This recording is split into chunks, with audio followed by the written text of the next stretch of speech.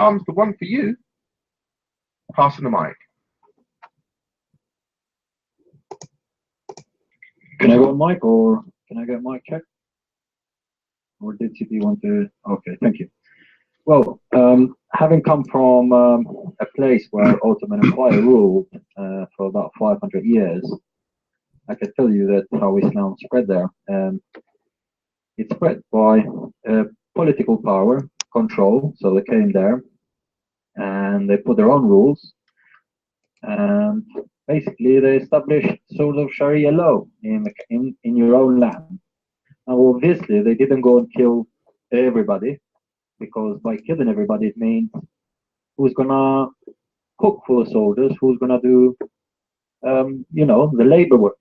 That's why Muhammad didn't kill necessarily all the Christians, or the Jews, because he needed them to, he needed them to do the farming and stuff. Yeah, who's gonna pay the jizya? So that's what it is. But what happened is, even today, I can take you to places where you have the Muslims in one side, the Christians in the other side. And the Muslims, they have the best land. So what happened is, when Ottoman Empire came, established their Islamic law and Sharia, the Islamic rule, basically, in order for you, if you wanted to be, say, like a local MP, or if you didn't want to pay jizya, if you didn't want to do this, you had to convert to Islam. If you converted to Islam, even though it may be the land that you already had, or you had before, your forefathers had, they would say, we can give you this land. They kind of selling it back to you if you convert to Islam. If you didn't convert to Islam, the ruler would actually pick up any girl that he wanted to go and sleep with him. And this is written in a history in my country. It's written. Now, I'm not going to go what Muhammad did. I'll probably let CP do that. I'm sure there's loads of that. But that's how Islam has spread. It has spread through that. All you have to do also, go and look what Iran was 30, 40 years ago. What Syria was. What Egypt, what Afghanistan was 20, 30 years ago. It was a civilized world. Islam would have died unless these people had taken over. All they did is they established the Sharia law, and the key thing that they have is that if you leave Islam, you will die. So it puts pressure, and it puts pressure on the family. So as a Muslim living in the Middle East, they would struggle to just come out and say, I'm no longer a Muslim, I leave Islam. Do you know what's going to happen to him? If he's lucky not to be killed, nobody will talk to him. He will never find a job and so forth. So basically, that's the reason why people don't leave Islam. That's how Islam has spread. All you got to do is you got to go and look at the history and how Islam spread on the first 100 years. How did Islam spread on the first 100 years? It wasn't by preaching. That's not what he was doing. It spread by control, by killing people, by oppression, and people had no option. You have to submit to that ruler because you have no option. You will die. He's in charge. He can do what he wants.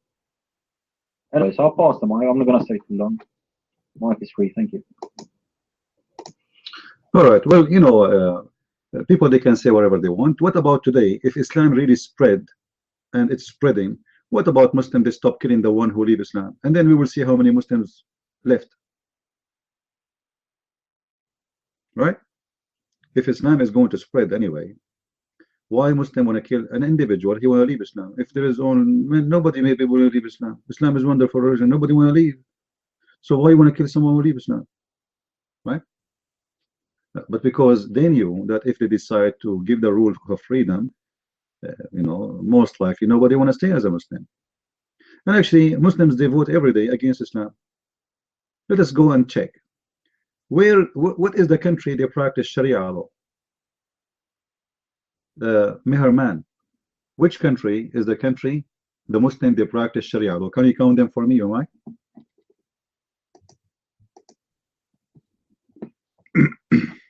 I think the GCC countries and the Middle East, they practice the Sharia law, if I'm not mistaken. No, Not even single country practice Sharia law, including Saudi Arabia. Not even single country practice Sharia law, including Saudi Arabia. So which country they practice Sharia law? I want to see your mind. Because no Christian in Saudi Arabia pay jizya, no Hindu, no etc. If you don't practice the whole law, this means the country is not really practicing Sharia law. All right? There is no Sharia law. For reality, there is none. So why the Muslims are not practicing their law if they are Muslims? Your mind.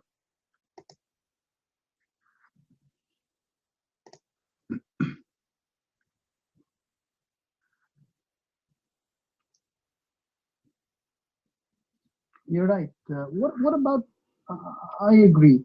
What about the Sufis that were enlightened during or after the Prophet's time? You know, they had an impact internally and created a lot of changes. We're talking about certain section of people who actually are doing wrong things by killing each other.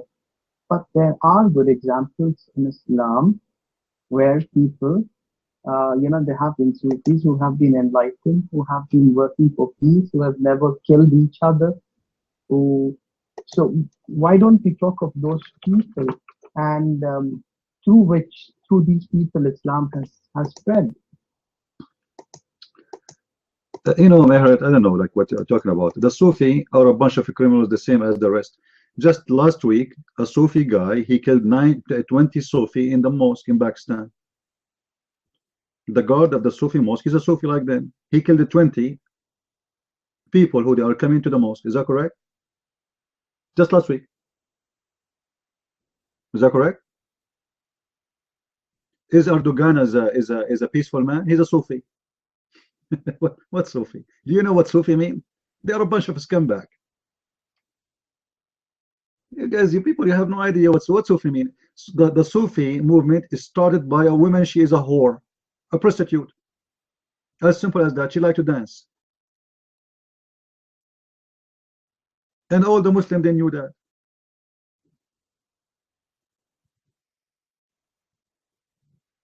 And at the end of the day, as I told you from the beginning, all the Muslims, Sufi, non-Sufi, potato, tomato, agree with violence, agree with killing, agree with child molestation, agree with beheading, agree with stoning. Find me one person he's a Sufi. Don't agree with stoning women to death, or cutting hands for stealing an egg, or lashing a woman or a man. They do not exist. So what do you mean they are like better than the rest? What do you mean better than the rest? This is a garbage. This is not true. But I think what's happening, you are going by some maybe you read some articles about the Sufi, but you have no idea who is a Sufi. Go and search, my friend, who is a Sufi. You see, this is what happened. The Muslims, when they are minority, they play victims. Even in Islamic society, which means, let us say if the Sufi, they are minority in the society, they play the cat. Meow, meow. They go between your legs and they wipe their skin with you, like to get your mercy. But when they are the strong, the story is different. If you go to the Ahmadiyya headquarters, Ahmadiyya, if you go in Ahmadiyya city, the whole city is Ahmadiyya, they treat you like a piece of garbage. But if you are in Ahmadiyya and you live in a city full of Muslim Sunni, you act like a cat. And this is exactly how the Muslims behave. Depend who they are, where are they, how many they are. When they are the majority, the things change. As an example, the Shia in the Middle East, they treat it in a very bad way. But the Sunni in Iraq, they are treated very bad now. But the Shia, when they were not in control, they were very nice with the Sunni.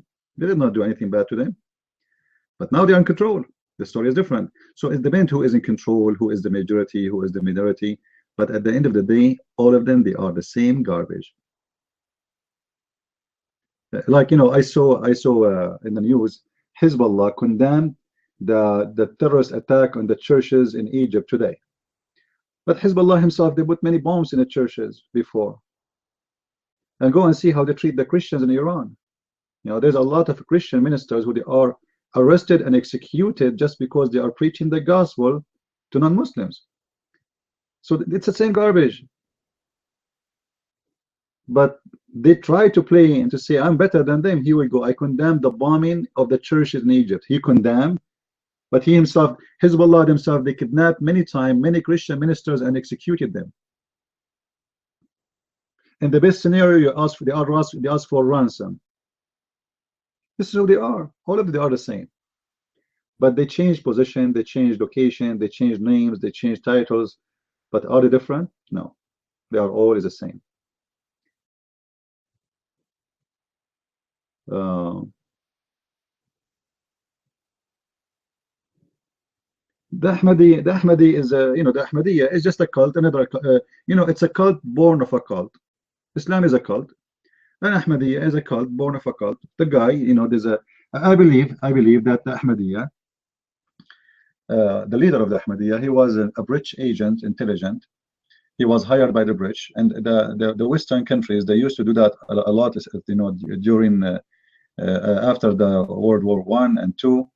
And the reason they do that, they try to use authority of religion to make the other nations subdue to them. As an example, when the British, they occupy India, they found a lot of resistance from the Muslims, more than the Hindus. So how the British, they are going to control the crowd of the Muslims in certain area where the Muslims are majority? So they come and they created this guy who used to work in the post office for Her Majesty the Queen. They gave him a salary, gave him good money, and they supported him. And he announced himself that he is the coming Messiah, and he ground some followers, and they support him in a finance way, so he can sponsor whoever believe in him, and to grow. And then he ordered his followers that it's okay to join the army of Her Majesty the Queen, and this is the whole purpose, to find people from the Muslims to join the army of the Queen, and to kill the resistance, against the British, occupation. They did the same in Syria, as an example. There is a sect in Syria. It's called Al-Murshidiyyin. They are a sect from the Shia, but those, the French intelligence, they got someone. He claimed to be the same as this false Messiah. He claimed to be, he is the son of the light, and he is supposedly, they call him a Nur al-Mudi, which means the shiny light. And what he did, they put electricity in the ground, and he put the lamp on in his skin, and the lamp will turn on. And at that time, people were like, wow, how this happened? It's a miracle. The French army, they hide food under the ground somewhere, and this guy, he say, I got a vision from Allah, and he told me that there's under that tree, there's a lot of honey, a lot of rice, a lot of food. And this is the time of where people, they were starving. So the movement was growing very fast, and then he have a big followers, and he ordered them that it's okay to join the French army and to fight with the French. So always they create those things. This is not something new. They create a sect, they create a false religion, born of a religion, so they can control the crowd. And the same now, actually, nothing changed. What they do is just the method. As an example, during the war with the Soviet Union, USA, the CIA, they are the one was behind the creation of Al-Qaeda. At least they were the one before sponsoring and financing Al-Qaeda more than anyone else. And even they give them training. I know why CIA want to do that? Because they want to fight the Soviet Union. So instead of fighting them by our army, we fight them by the Muslim army who die for the sake of Allah. In the same time, the American, they are happy that the Russian are busy, or the Soviet Union busy, fighting an enemy which is going to be make them lose a lot of source, and they will not have stability, and they will have it will cause their economy bad impact, etc. So this is something not new. It's going to happen, and it's going to happen always.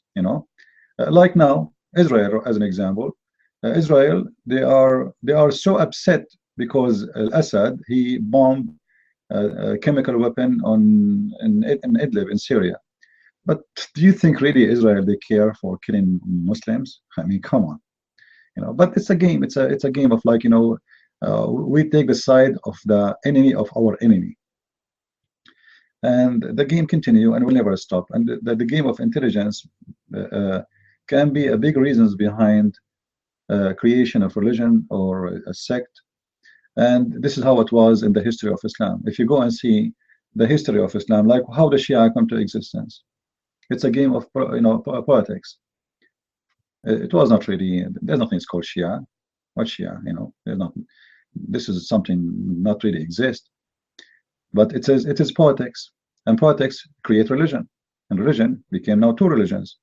And the Shia themselves, they became many religions, and the Sunni themselves, they became many religions, all because of politics. And even in Christianity, politics play a game to divide the Christians. Through history, kings, they use priests and they use churches to control the crowd, those believers, and how we can control them. We tell the priest what to say. We tell him what it's okay to do, what is okay not to do, and the priest, he depends on the priest if he is a decent man or he's a corrupt man, and etc. So religion always was used and transformed in many ways, in many methods, depend how we want to use it. However, that will not change anything. Islam is a bad, disgusting religion, and Muhammad is a very filthy, disgusting man. And whatever people want to say about Islam, prove what you say to me, Islam is a good religion.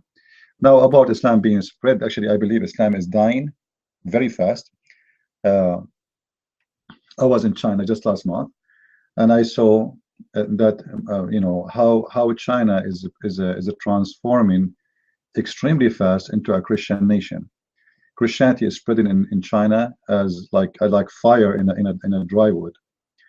And I will not be surprised if China wake up one day and they found themselves a Christian nation. The same as what happened in South Korea. And in South Korea used to be 0 Christians, and now the Christians in South Korea, I think there's only 10% Hindus left, 10 to 15%, and the rest are Christians.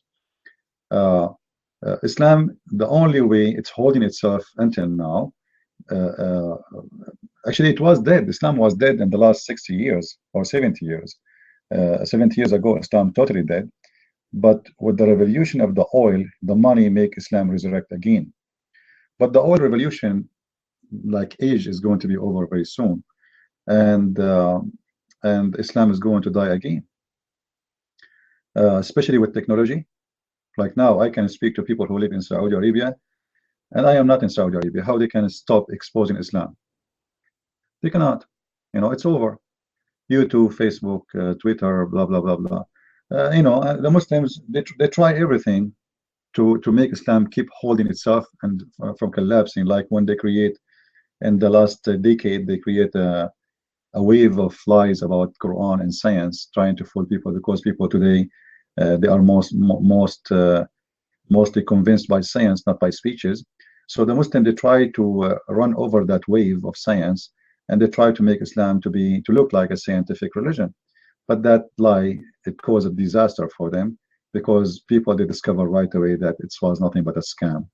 And actually it's having a very negative impact on Islamic religion, because it doesn't matter how much big the lie and how good you do it. At the end, the lie is going to be a lie, and people will see it. And that's why I say Islam really is dead.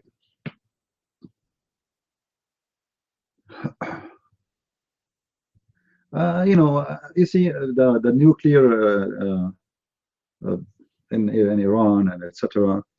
I believe this is always a joke. I am not really worried from Iran, because the Iranian, they cannot even dare to fart at Israel, and everybody know that. You see, all those speeches people they do is just for local investment. You will hear, even like yesterday, when Trump, he did attack the airport in Syria. People, they are thinking that this is a real attack, and this is a joke. This is like a cartoon movie.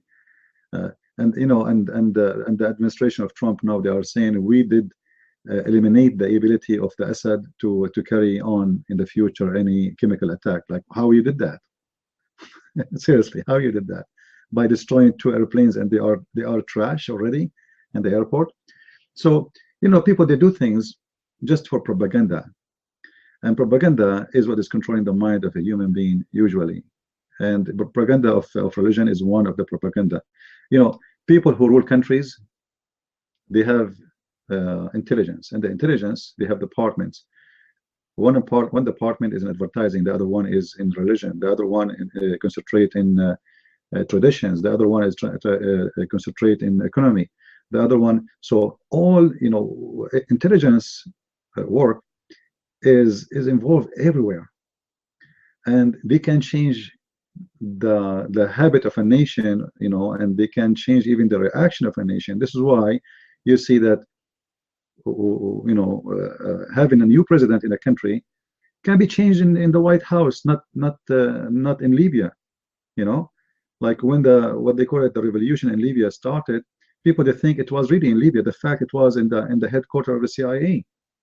You know, they sponsor, they give money, and they fuel things up, and etc. And then things go fast, and etc. And then here we go, we bomb al-Qaddafi, we take al-Qaddafi, and the country now is in chaos. Same as what happened in Saddam Hussein. Suddenly, the whole media speaking about Saddam Hussein. He have a nuke. He is dangerous, etc., etc., etc. And bingo, you know, we go to Iraq. So all is controlled by propaganda, and propaganda is going to make decision. And many people, they hear things about Islam, which is far away from what Islam is about.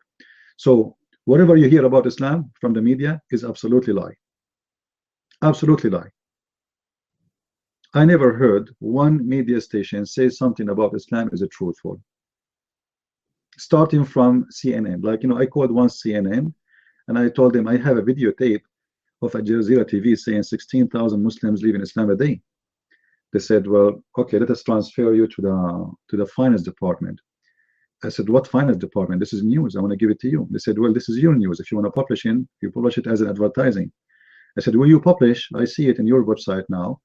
It says that Islam is the fastest growing religion in the world. They said, yes, but this is not our news. We publish it for someone, so you have to pay for it. So Muslims, they pay for that in news, but CNN, they publish it as a news. You see how much corrupt they are? When you see it in their website, you think this is a real news. But in fact, it was nothing but a news published by Muslims as a propaganda of the Muslims, and they paid for it. And when I called, they said, no problem, we will publish it for you.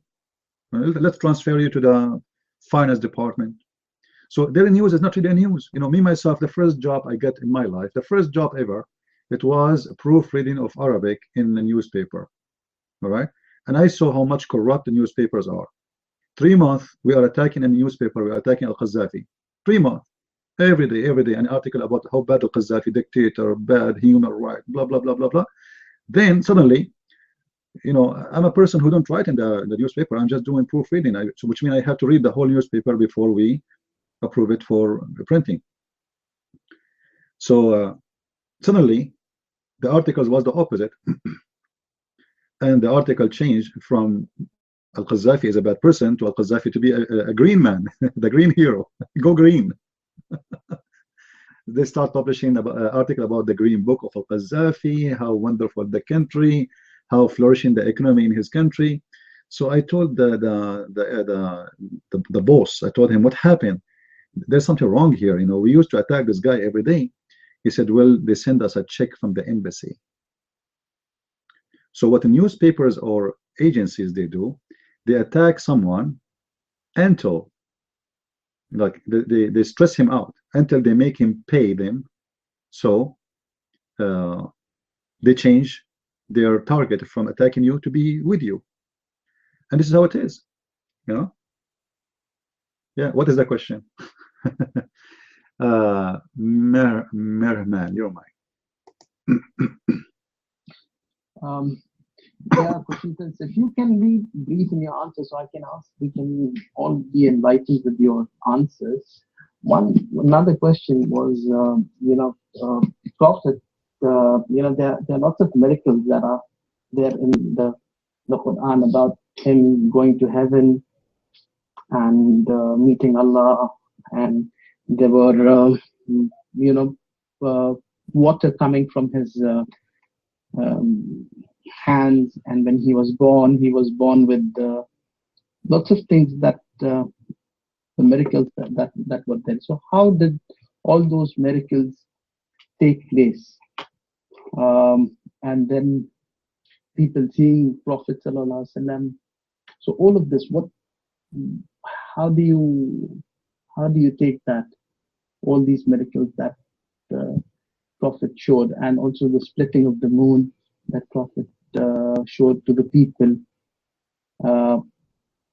so throughout, and then there was no food, so and then it was in a bowl, and then he distributed that to so many people. How all those miracles took place? Well, the miracle of the one you call it the splitting the moon, it's one of the most stupid miracles to believe in, and I believe you are a Muslim, right? Go to the chapter of Al-Qamar, verse number 1. It says the judgment day is near and the moon is split, but the judgment day did not come, which means Muhammad made a false prophecy claiming that the judgment day had come already, and the sign of it is the moon splitting. Now, no judgment day come, and this is a false prophecy, and there's no moon split. Who is the witness for the moon splitting? When the moon is split, you think only people who live in Mecca, they will see it? Guys, if the moon is split somewhere, do you think only one city will see it? One village? Or the whole world will see it? At least the countries where they are around, where they have the same time zone, so the Roman, they are in Syria at that time. Nobody, no historian ever in Iraq, the Persian, the Egyptian, nobody, no historian ever recorded that there's a moon splitting. Or what they know, that there's an eclipse happen always. So what happened to Muhammad? He saw the eclipse, and I can show you from the hadith how Muhammad, he go crazy each time he see the eclipse, and he start praying. Actually, there's a prayer in Islam, it's called the prayer of the eclipse. The prayer of the eclipse. So there's no such a thing. It's a joke. Secondly, about going to the heaven, Merhaman. Yesterday, a mule stopped in my front of my house and knocked at my door, and he told me to go with him to heaven, and I went. Do you have a proof? No witnesses. Give me one witness. He saw Muhammad going to heaven. No witness. How you can believe in miracles? They have no witnesses. You see, when the Messiah, he used to do miracles, there's thousands of people, they are witnessing every miracle he do. Not even single miracle happened without a lot of witnesses. How come Muhammad, when he do things, nobody see it? And actually, if Muhammad had miracles, it means the Quran is a stupid book. Because the Quran confirmed that Allah, he refrained from sending miracles. So how the Quran says I refrain from sending miracles, and then the Muslim, they say to us, Muhammad, he have miracles. That means the Quran is a corrupt book, because one of them have to be right and the other one have to be wrong. If we go to chapter 17, verse number 59, it says, وَمَا مَنَعَنَا أَن نُرْسِلَ بِالْآيَاتِ إِلَّا أَن كَذَّبَ بِهَا الْأَوَّلُونَ. And nothing made us refrain from sending miracles except that former generations, they considered them as a lie. If somebody can post the verse, chapter 17, verse number 59. So when the Quran says we refrain from sending miracles, it means Muhammad, he have no miracles. So who's lying here, the Quran or Muhammad or the Muslims? I have a book, I don't know if you know it, Merhaman.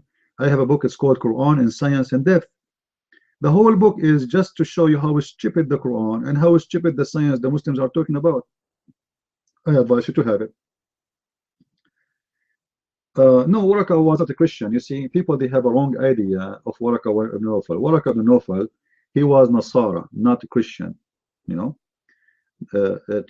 Today, because the Muslim, they consider Nasara, or all of us Christians, we accept their term when they say that. But the fact, the word Nasara have nothing to do with Christianity. All right. Khadija was Nasara, Waraka ibn Nawfal was Nasara, and there's many people around Muhammad was Nasara. But Nasara are not the Christians. All right. You can go to Amazon.com, just type my name, Christian Prince, and you will find the list of my books there.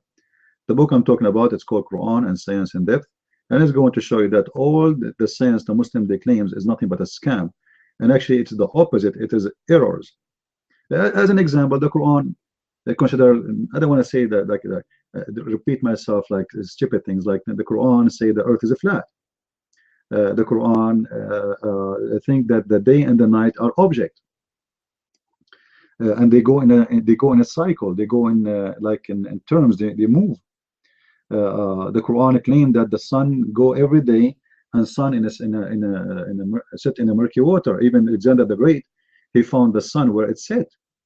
So what is the miracles? The Quran considered that the man have a sperm coming from his backbone, and the woman, she have a sperm coming from her ribs. You know, that's crazy. You know, chapter 86, verse number 7. So when somebody says to me the Quran has miracles, I laugh. You know, I mean, what are you talking about? The whole Quran, from the first page of the Quran, is an error, is a mistake. All the Quran, even the name of the Quran is an error. In Arabic, there's nothing. It's called Quran. This is a mistake. This is an Arabic word which is not Arabic, forced to be Arabic, and because it's forced to be Arabic, it's coming wrong.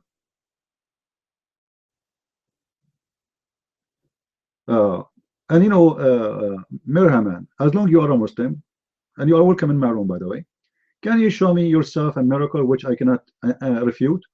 What do you think, guys? What if we give a chance to this Muslim here to give us a miracle which nobody can refute, something strong? What is the best miracle the Quran have? Do you have any idea? Mr. Haman, your mic. No, actually, I'm learning, so I don't have any proof that saying, you know, I'm born in a Muslim family, but I'm learning, and I'm being very honest. I'm just learning how what's right, what's wrong, what can really change me and change things around. So I've just read things and believe that, you know, Quran is the word of God. So that's what's being shown. So, but I've listened to some of your. It made a lot of sense what you've said in some of your videos, some of your audios.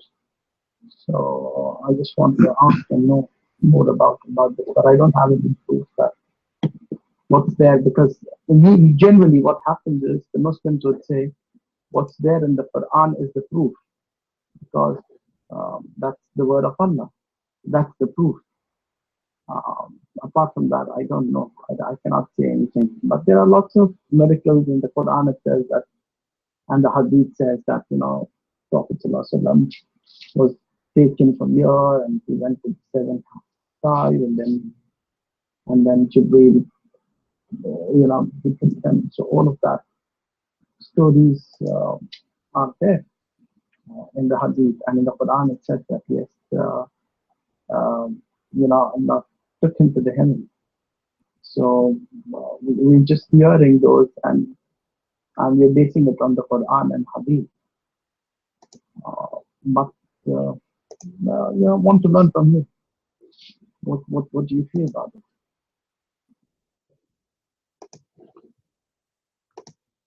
All right, you know, my friend, I'm trying to help you. This is why I'm saying, if you can give me a miracle the Muslim they claim is so strong, you can go, like the internet is full of them, and I will show you. I guarantee you. Let us make a friendly challenge between me and the Muslims, and you are the one who is the Muslim here, presenting them. I'm not someone saying they are the one who is challenging me, no. But let us say, go right now in Google and search and find the most strong, let us say, scientific miracle, whatever they have, something very convincing for you, and you give it to me. And the challenge is, can I show you that this is nothing but a scam? What do you think, guys? Is it a good idea?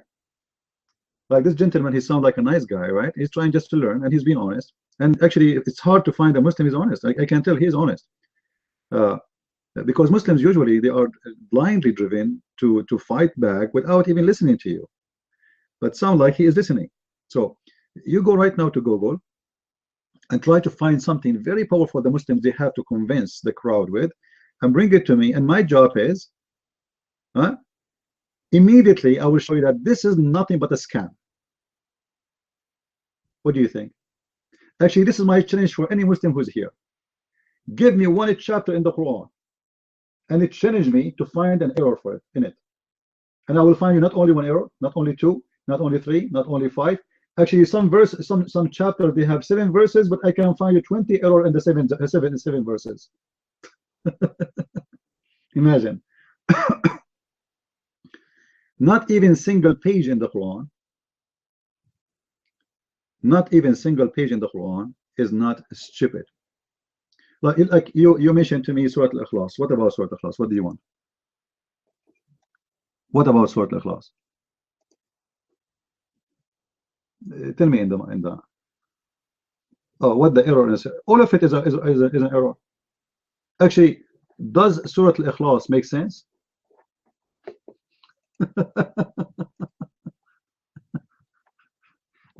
Haman, I want you to get ready, you know, and I will give you the mic, and you read for me from Surah Al-Ikhlas, and you tell me what is in this chapter have to do with God. What is in this chapter is lawful to be considered from God. This chapter has nothing to do with Islam, unless Islam is religion does not believe in one God. And let me read for you.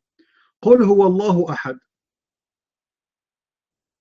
What ahad in Arabic? Ahad in Arabic is one of. One what? One of.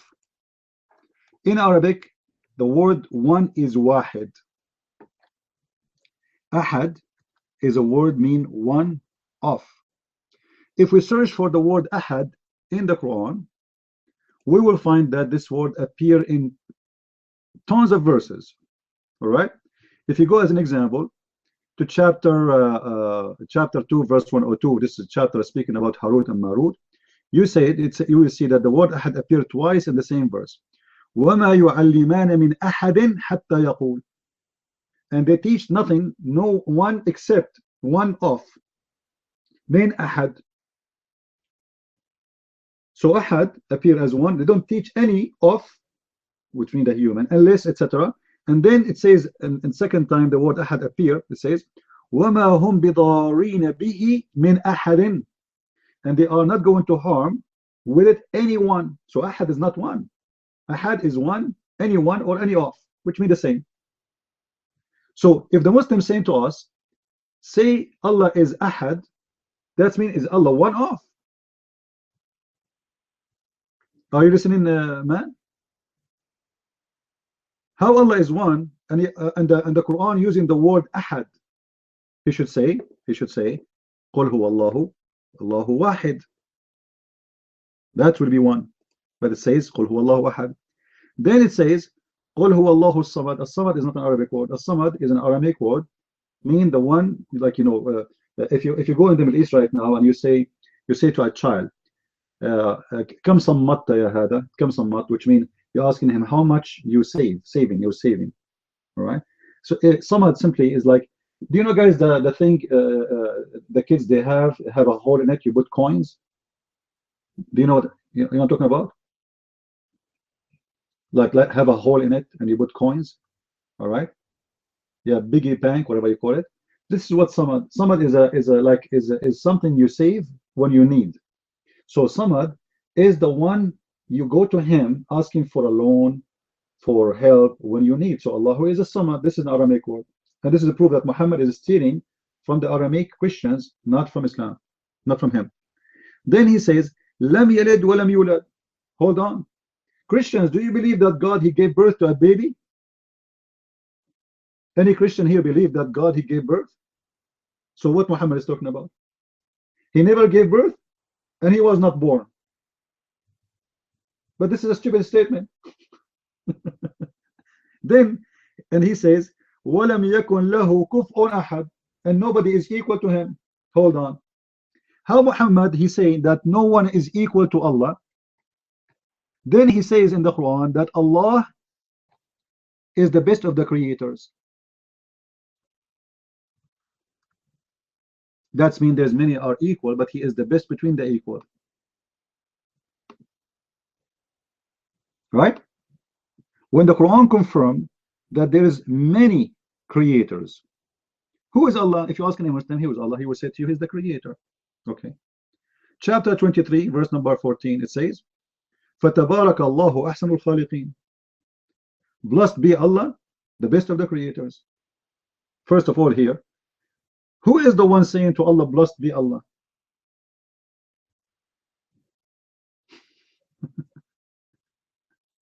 How Allah can say blessed be Allah?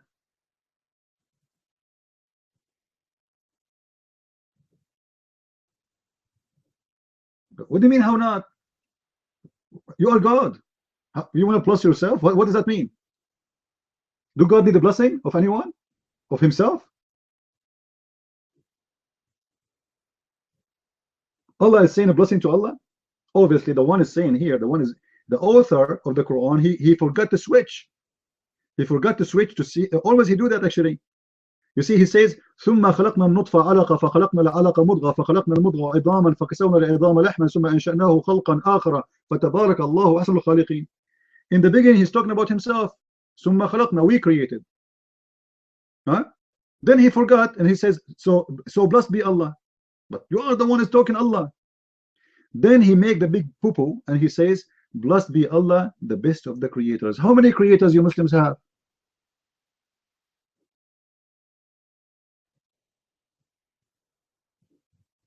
If we ask the Muslims how many creators they have, they will say to you, we have only one. So what is that there? Exaggeration? A lie? Allah lying, saying he is the best of the creators? Let me tell you about myself. I was number one in my school, but I was the only student. That's stupid, right? Imagine I claim I was number one student in the school, but I am the best of the student in my classroom. But I was the only student in the classroom. It's me, I'm cheating, I'm lying to you. I'm saying, yes, I'm saying I am the only one, I'm the best student, but I'm not telling you the truth that I am the only student there. So what's the point of saying I am the best of the students if there's no other students? So what I'm trying to show you, you see, I'm just answering the first one, and you will see how many mistakes. Then the same chapter we are reading from, chapter 23, verse number 14. ثم خلقنا النطفة علقة فخلقنا العلقة مضغة. Somebody guys posted 23:14. How this can happen? Allah is saying that the sperm became a clot, a congealed blood. First of all, the sperm never changed to anything. The sperm go inside the egg of the women, activate the egg, and the sperm will be destroyed. He will carry the DNA message from the male and activate the egg, and that's it. The sperm will not transform to be something else. This is false information. Then how is going to be alaqa? Alaqa is a dead blood. You know what alaqa is? If somebody have an injury and he have a dry skin in his skin, like when you have an injury, the skin will dry, right? Unless you have a disease. Some people, they have a disease, illness, their blood will not dry so easy, and that can be very dangerous. So scab, right? So that is alaqa. How? What this guy is talking about? This is dead blood. And then the alaqa became a mudra, became a flesh. That's false. and then the mudra became bones. That's false. And then we cover the bones with the flesh. That's a disaster.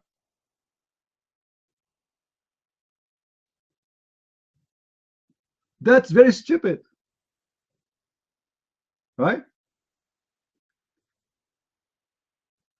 At the same time, the same mistake about Allah is the best of the creators appear again in chapter 37, verse 125. The mic is yours, Rahman. Or can you tell me how you say your name? I'm trying to figure it out. Go ahead. Yeah, you can call me Rahman. That's fine. Thank you so much for your detailed explanation. I'm just wondering, when there are so many errors as you are pointing out, when we talk to or what we understand, it's completely different because first of all, I don't know Arabic, so we have to depend on the teachers who teach us, and what they teach us is completely different to what you're saying now. Ahad is different and Wahid is different, so it's completely different. Um, and what we hear from Zakir Naik and what we hear, it's a completely different story altogether. So, um, really, uh, I have to be patient myself to really understand what's right. And, and he's speaking really, I mean, I understand what you're saying, but try and understand my position. I'm also trying to learn. I have to, um, unlearn what I have learned actually, and what have been told. So, well, thank you for so much of your explanation, and it's been great to have understood from your end. And I need to learn because the fact that you know Arabic, it has a distinct advantage. You have a big advantage to understand and explain things from a different perspective than me. Um, so it's great to learn from you as well. Thank you. You know, the best way, Rahman, to do.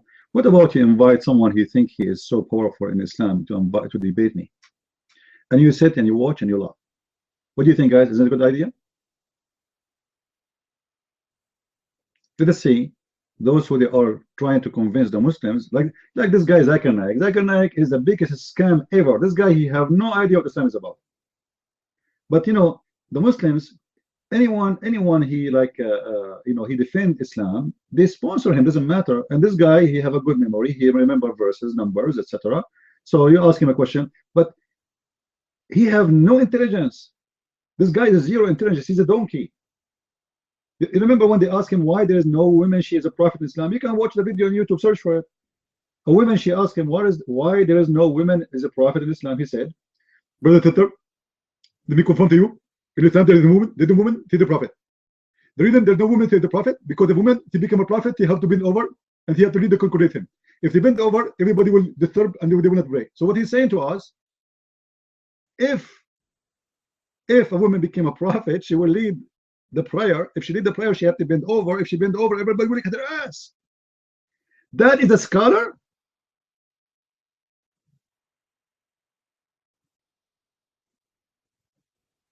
This is a scholar teaching. If I can get Zakir Naik in front of me for 15 minutes, I will make him shish kebab and hummus, and there's no left over. He said, they asked him, you can search whatever I'm saying to you about him, just to show you that this guy is a scam. They asked him, why in Islam the women, they don't have a reward, while the man, he have the hur. So look what he said. He said the Quran, brother. Should I make his voice? The word hur in the Quran is the plural name. It can be male or female. So he's claiming, the liar, he's claiming that those hur is not a word for females. It's for male too. So the female, they will get hur too. Search the video in YouTube. But just if you go a verse after it, you will see it says that this hur, there's no man touch them and no genie make them bleed. Have you ever heard of a man he have a bleeding from losing his virginity?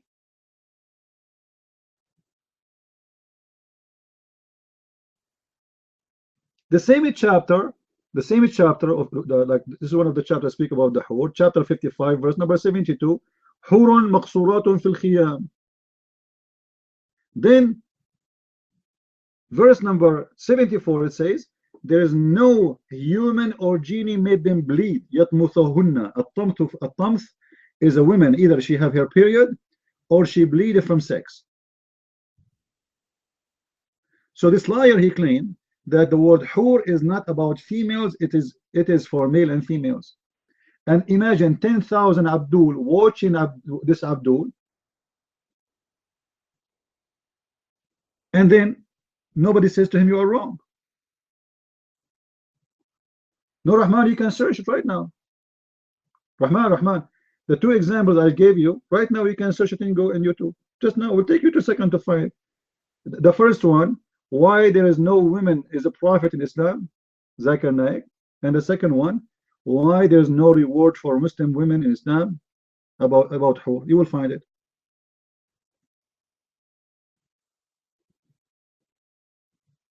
This is Islam, my friend. This is exactly what Islam is about. You see, what the Muslims they do, they flood you with false information, and they make you unable to think about it, because this is God, this is the Prophet, this is the Holy Prophet. Like when they say the Holy Prophet, I mean seriously, what is holy about Muhammad to make him holy? Name for me one guilt a human being can do and Muhammad did not commit. Even he himself, he claimed that he was raped. When his cousin and his son-in-law, they came to visit him, he said, فَأَمَّا إِبْنُ عَمِّي فَقَدْ هَتَكَ عَرْضِي. They asked him, they want to see you, your cousin and your son-in-law. You want to see them? He said, regarding my cousin, he raped me. He هَتَكَ عَرْضِي.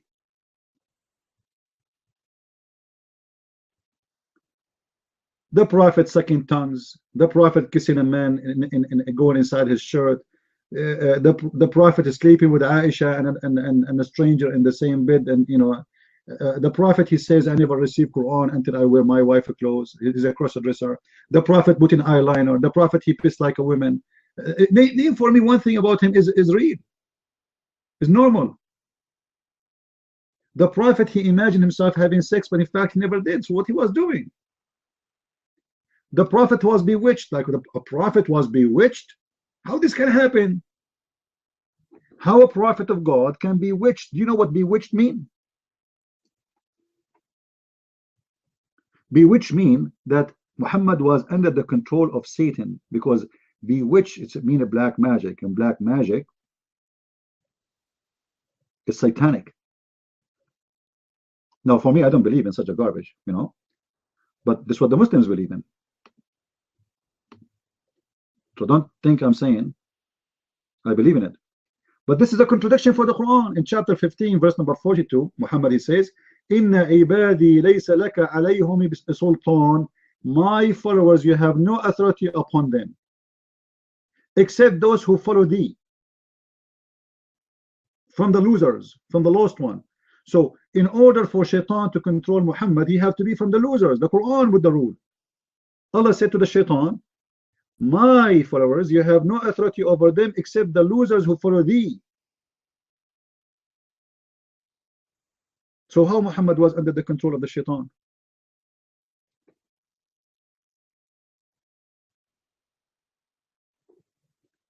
LL2Y. Listen, I see my text, your text for long, and you are welcome to speak to me and to attack Christianity, no problem. But text terrorists, I don't like them. So do you want to come to the mic?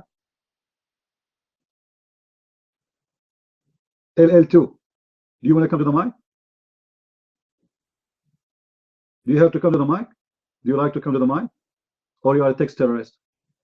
All right, look like you are a text terrorist. You see, I welcome everybody. You can say whatever you want. You want to ask me questions about the Bible, you want to attack the Bible, no problem.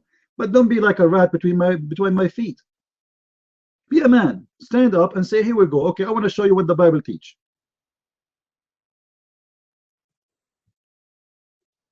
Sitting like a rat between our feet, you don't dare even to ask the question, you coward.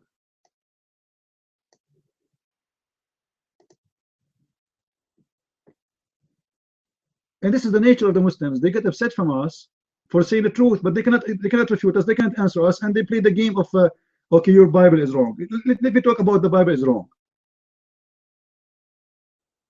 The story of the Bible in Quran is the most stupid story. Why? Allah, he sent 124,000 prophets. Allah, he mentioned 25 of them in the Quran. Like what? What about the rest? Are not important. Allah, he said 125,000 prophets, all their books is gone. Allah decided to protect only one book. Like what? What's happening here? Why? Why does God, he sent the book to Isa, he sent the book to Abraham, he sent the book to David, he sent the book to Moses, he sent a book to Sulaiman, he sent the book to every prophet, but he don't want to protect any book except the book of the Quran. Makes sense.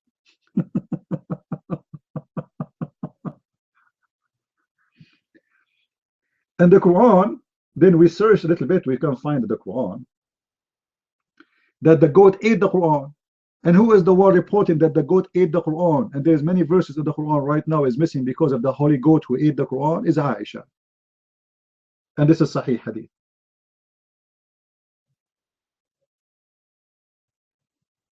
And actually the funny story about the goat, if somebody had the Hadith, post it for us, please. The funny story about the goat, that the goat, in order to eat the Quran, because remember the story is what? The story is saying that when during the death of Muhammad, we preoccupied with his death, and the one is talking is Aisha. So a sheep get in. I don't believe it's a sheep because those people don't grow a sheep; they grow a goat. Grow and get in, and she ate the Quran. But hold on, close your eyes and imagine this: there's a guy, and where was the Quran? Was under the pillow of the Prophet. Now Muhammad is dead, and he is sleeping in the pillow. He's dead. How the goat get in and they flipped the Prophet and took the Quran from under his bed, under his head? Any Muslim can answer us? In order to do that, that's mean when Muhammad was dead, the goat jumped in the top of his bed, meh, and she started dragging Muhammad away from the pillow, meh, and she took the Quran from under the pillow. That is an insult to the Prophet. Where is God? Where is Allah? The Quran was eaten by a goat, and now there is verses from the Quran are missing. And what is missing, guys? The goat ate what? Ate the stoning to death verses and the adult breastfeeding. Until now, those verses, we cannot find them in the Quran. Until now, those verses are not there. And yet the Quran, the Muslims, they say to us, the Quran was preserved by Allah. If a goat was able to destroy the Quran of Allah, goat, what about a cow? What about a hungry mule? Let us see what LL2 want to say. Go ahead, LL.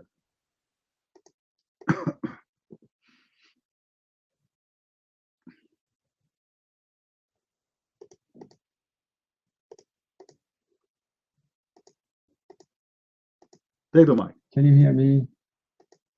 I just wonder why you thought me in here is like a church and you preach here and you only allow last to talk over you. I doubted you because you say stupid things and you have nothing to say. And when we give you the mic, even your mic is not working.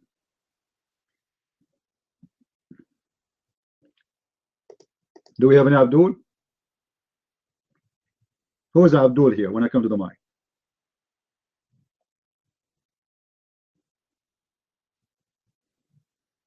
And this is why, guys, my books in my house, I have no goats. All right? Because I want to be sure that the day I die, the goats will not get in my bedroom and eat all my books. And this is why I bought my books in Amazon. So the goat, she cannot get to Amazon. I imagine the goat, she sit in my keyboard and she can log into Amazon and she can get my books from there and eat them. That would be horrible. I mean, come on. I will sue Amazon for that. You know? And imagine Amazon, they give me a call and they said to me, your goat contacted us and she said they want the books. What? Your goats contact us and she want books. So the Quran is preserved, but the goat ate the Quran and the verses are missing. And this is who is the witnessing for this? Aisha. In different hadith, Umar al-Khattab, he said, I'm afraid that time will come and people, they cannot find the verses of stoning to death in the Quran. It's a confirmed that there is verses. Where are they? What happened? The goat ate it. With my respect to all goats, this goat specifically was an ugly one. I mean, leave the breastfeeding for adult in the Quran for the sake of Allah, because that would make the Quran more funny. I wish the goat did not eat that verse. But I believe strongly it is not really the goat who ate that verse. I believe it was Aisha who ate it. She don't like it.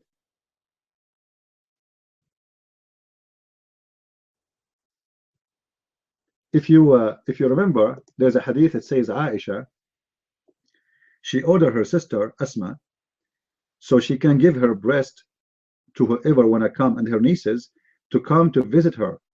So imagine Muhammad, he taught his followers that anyone wanna enter upon a woman, she is adult, you have to suck her breast until you are satisfied. 10 times. 10 times? Let me go and visit my neighbor, the Muslim. His wife, she will give me her boobs for 10 times to suck it. I mean, isn't it, this is a stupid religion? They forbid the women from showing her face, but she can give her nipples to a stranger and he suck it?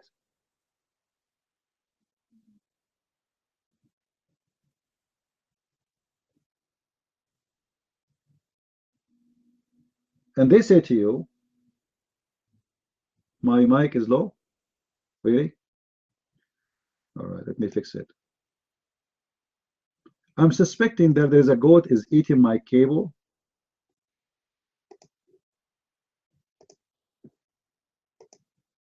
It might be the goat. You know, the goat is eating my cable, the same exact goat who ate the Quran. Sound fishy. It's better now? All right, thank you. Let me know if, because you know, the computer, I think automatically, because I have the speakers close to my microphone, so I think what happened, the microphone go down automatically. Do we have any Abdul here?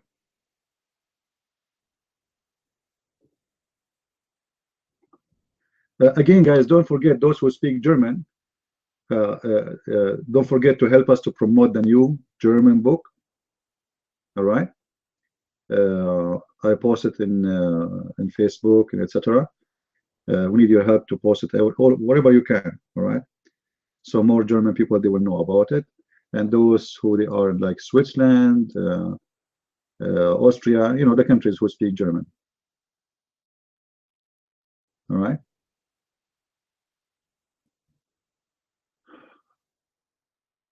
I know that story. What story? Sorry, I wasn't looking at the screen. Whose brother had... Oh no, I do not know that story. Like, you know, Faith, you are talking to Christian Prince and you want to teach me a story about Muhammad. Come on, are you joking? Is that a joke? Like how you can say to Christian Prince, do you know this story? Are you serious? All right, you're right. Yeah, your stomach is lying, you know, it's true. Like there's a lot of stomachs in the Middle East. It's very well known that Middle Eastern people, their stomach does lie. It's very well known, you're right. Well, I don't know. Eventually, you might forget something, right? I mean, that happens to everyone, you know. But this is my favorite. This is one of my favorite stories. And to be honest, I can't even remember where I heard it from. I think it might have been actually you that told me this story. It was quite a while ago. And then this guy, he goes to Muhammad and says, Muhammad, my brother has a bad stomach. And Muhammad says to him, tell him to go eat honey. Yeah, the honey story, yeah. So he goes away, he comes back a couple of days, and my brother's getting really sick. He goes, well, he's not eating the honey. Tell him to go eat the honey. And so the guy comes back 3 or 4 times. And Muhammad keeps sending him away, telling him to go eat the honey. You know, he's not eating the honey. And eventually Muhammad says, you know, this guy goes, my brother's near death's door. You told me, you know, that eating the honey would cure him. It's not cured him. And Muhammad turns around and says, your brother's stomach is lying.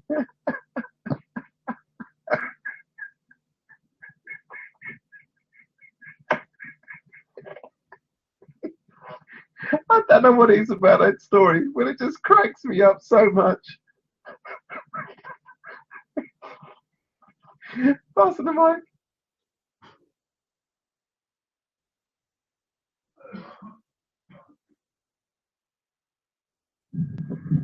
He forgot to say that he needed some camel piss, some camel urine, and instead of that, he confounded with the honey.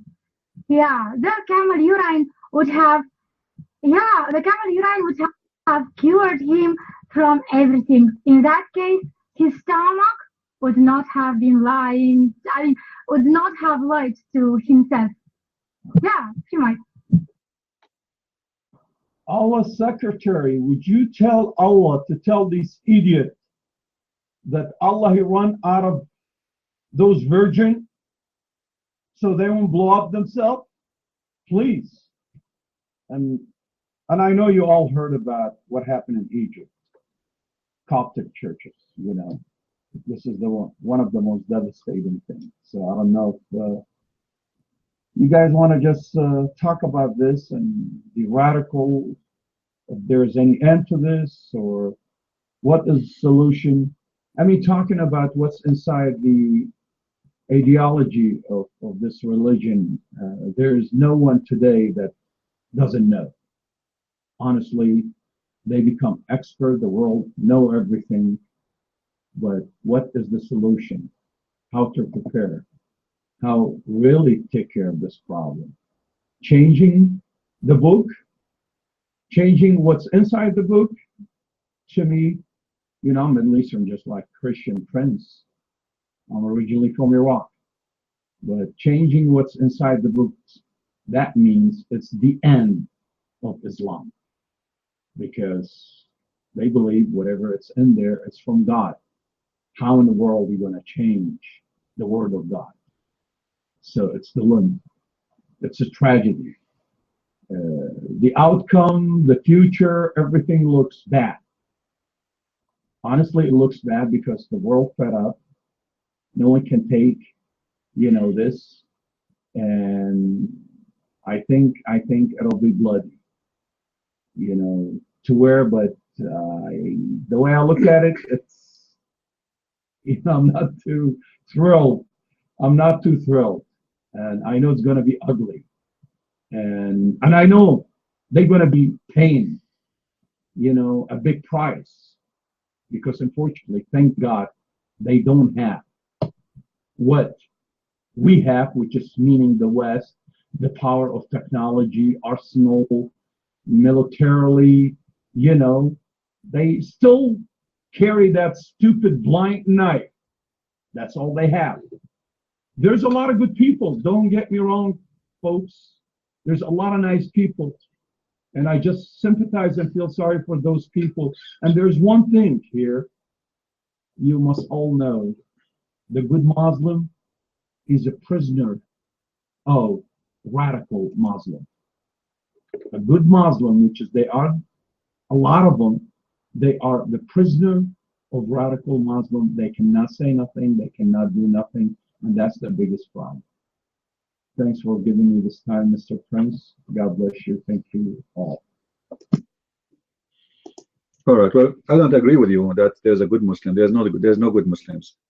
The second you say you are a Muslim, and you believe in Muhammad and his teaching. So the good Muslims, maybe you are the one I'm talking about, is a Muslim by name, but he's not a Muslim no more. You know, yeah, there's people who they are Muslim by name, but they don't believe in Islam. But a good Muslim, that's impossible.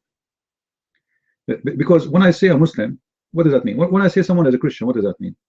This means he believes in the teaching of Christ and he want to follow Christ. As simple as that.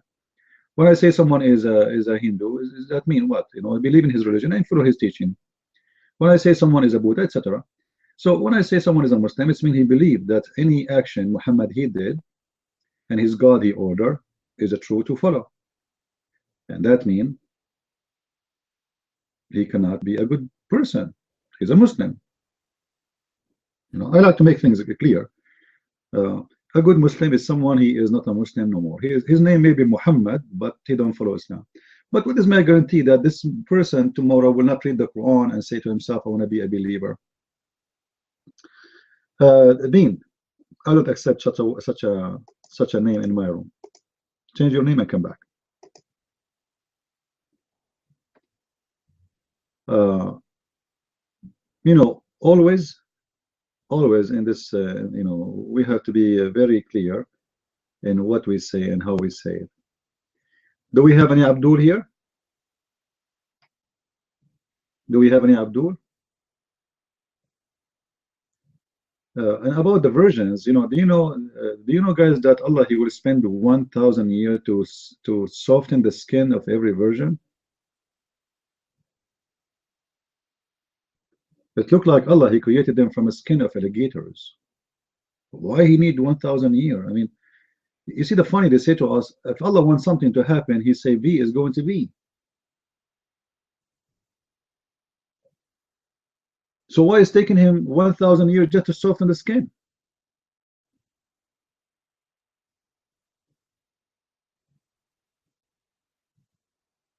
Where is B? The B is not there. You go and buy some Nivea, you know. There's tons of product, you know. Go and ask, you know, those actresses what they put in their skin so you can get soft skin. You do not need 1,000 a year. It doesn't take them 1,000 years. 1,000 years just to make the skin smooth. So how long is it going to take him to create one version? If 1,000 years just to make the skin smooth, how is it going to take him to brush her teeth and make them white?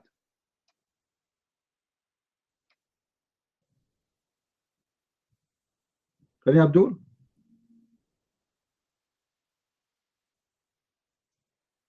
Any beautiful Abdul here or handsome Muslima?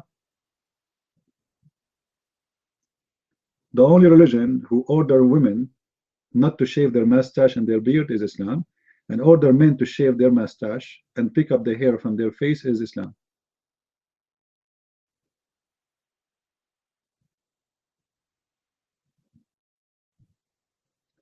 Coptic or anti-Semite in their nature. How is that happen? Trump, you are super smart. How that happen?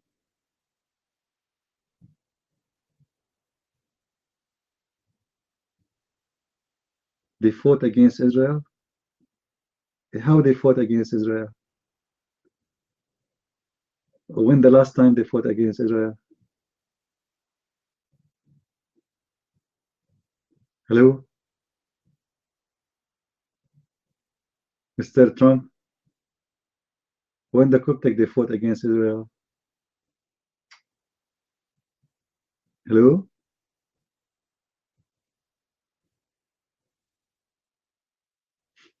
Stupid. Do they have their own country? They have their own army? They have their own president to decide to fight who? So what? They have to, because they have no choice, you idiot. If I am an Egyptian, I'm serving in the army, what I can do? If you are right now an American citizen who joined the USA Army and you don't want to go to war to Iraq, and your president say you go, what do you do?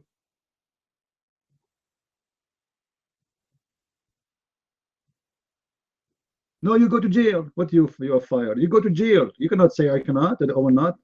And a soldier, he go wherever his president send him. They have to serve for 2.5 years, you idiot. Every citizen in Egypt, he have to serve. It is not a choice. You have to serve.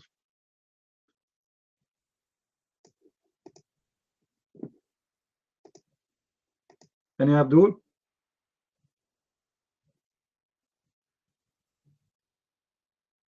Especially in the time of war, actually, you will be executed if you refuse. In the time of war, if you refuse to go to serve in the army, you will be considered betraying the country and you will be executed.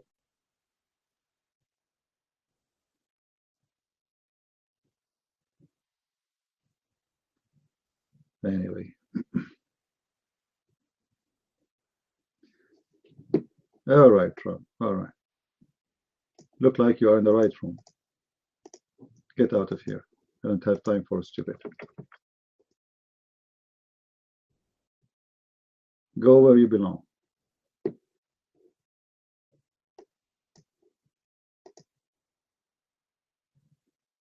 No, they have to serve in the army. They have to serve, but they don't give them important positions. You know, they are like just, you know, because they need them still. They are you know, almost 17% of the population. You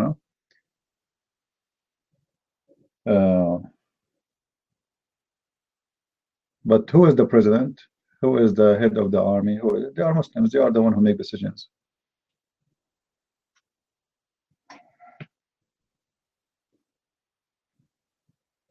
Same time, if I have a country and Israel, they attack me, it doesn't matter if I am a Christian or not. Then I have to defend myself.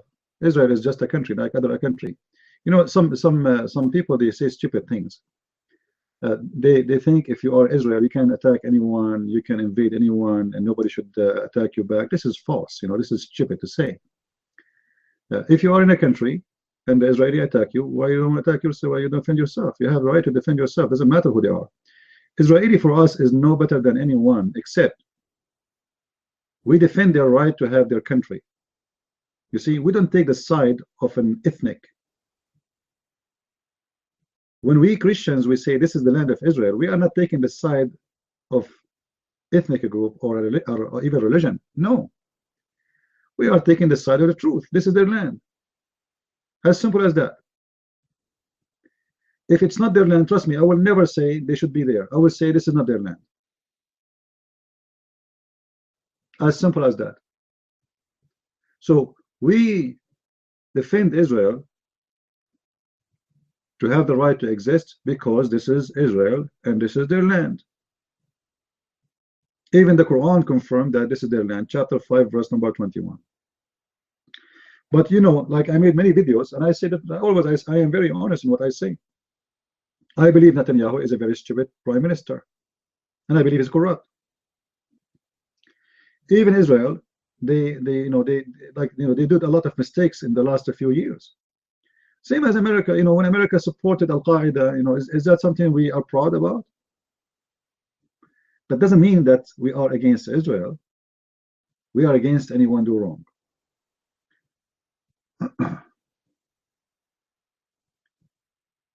If you see my hand hit by accident, no problem.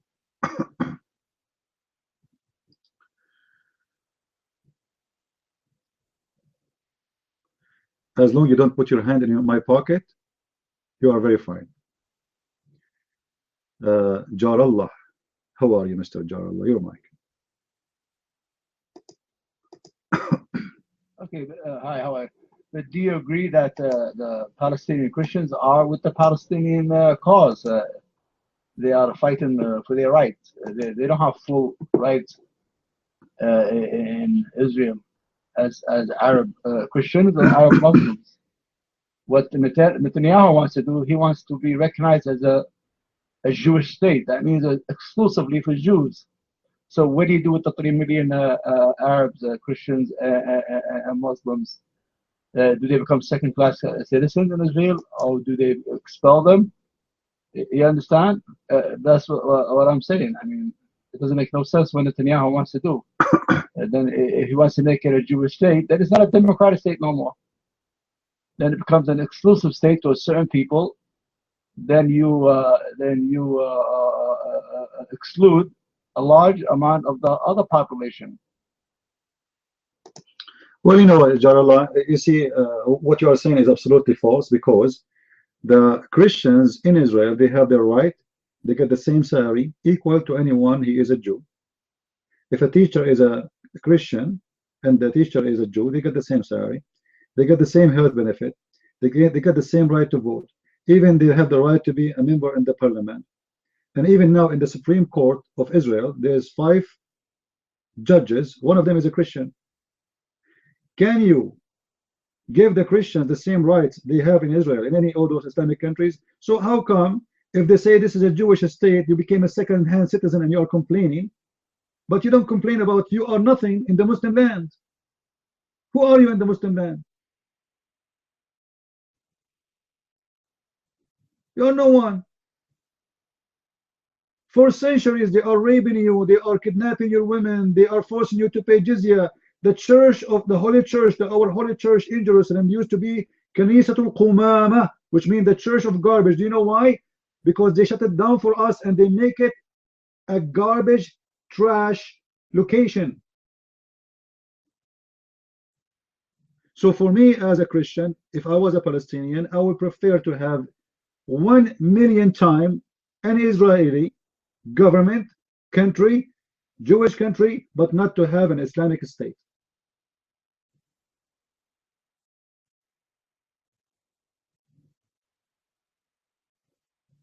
We have to have honesty, my friend. Christians in Israel, they have a lot of advantage and they are enjoying their life. They can build the churches, they can go to the church, they have the right as a vote, they have a right of a citizen, they have a member in the parliament, and there's a lot of them actually, they are scumbag, they are helping the Muslim terrorists. But yet they claim to be Christians. I just saw in the news there's a guy, his name, last name is Ghattas, right? He's an Arab, he's a Palestinian Christian and a member in the parliament of Israel, but the scumbag, he was smuggling cell phones to the Muslims in the prison.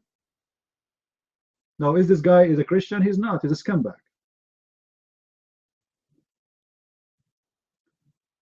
There's two friends I know. They are Palestinian Christians. They told me their story. They used to throw rocks with the rest of the Muslims at the Israeli soldiers. One day they get arrested for throwing rocks. When they went to jail, everybody got a blanket. Like they go to the cells where you are, right? And they say, two of you come to collect the blankets. So they go there and they collect the blanket. Everybody got a blanket. But when they came back, they did not give the two Christians blankets. Why? Because they're Christians. So the Christians, they said themselves, okay. So we go and we fight with them, we throw rocks with them at the Jews, at the Israeli soldier. But when we go in jail, then they remember that we are Christian, not one of them. So this is what they do. They use you when they need you. And when they don't, they dump you. You are just a Christian. The same as they did in Syria. In Syria, during the French occupation, there was a prime minister, he's a Christian. And why he became a Christian? Because the French occupation, they said it's not right that all you Muslims you rule. You have to share with the community, the rest. So the president is a Muslim, the prime minister is a Christian. The Muslims agree. This guy, he went to the United Nations and he made a speech. And based on that speech, he brought independence to Syria. Before he arrived to the airport, the Muslim, they took him off from his position and they say, we don't accept any Christian to be a prime minister. So they used this stupid guy to get rid of the French, and then they cancel all the rights for the Christians in the country. That's what they do. They use you when they need you. When they are weak, they kiss your shoes. They kiss your, we Christians, we should, we Muslims. Like I remember once when I used to live in the Middle East, the Muslim said to me, "Why you don't hate the Jews? Don't they? Isn't they the one who killed Jesus?" I said, I thought they did not. According to your Quran. You see how they try to fool you? They want you to believe right now that the Jews, they killed Jesus because they want you to hate the Jews. But not even a single Muslim believe that Jesus was killed by the Jews. Just because they want to use you, they want to fool you, they want to make you hate the Jews. So we should be smarter, right? Don't make them fool you. I prefer to live in a Jewish state. Actually, I want it to be a Jewish state. I support Israel to be a Jewish state. Because Jewish state mean they will not allow the Islamists to take over in the future. Jewish state mean that the one who is ruling the country is not interested in forcing my children to convert to his religion. What's wrong with having a Jewish state? I have no problem with it. And why it should not be a Jewish state? It's their state anyway.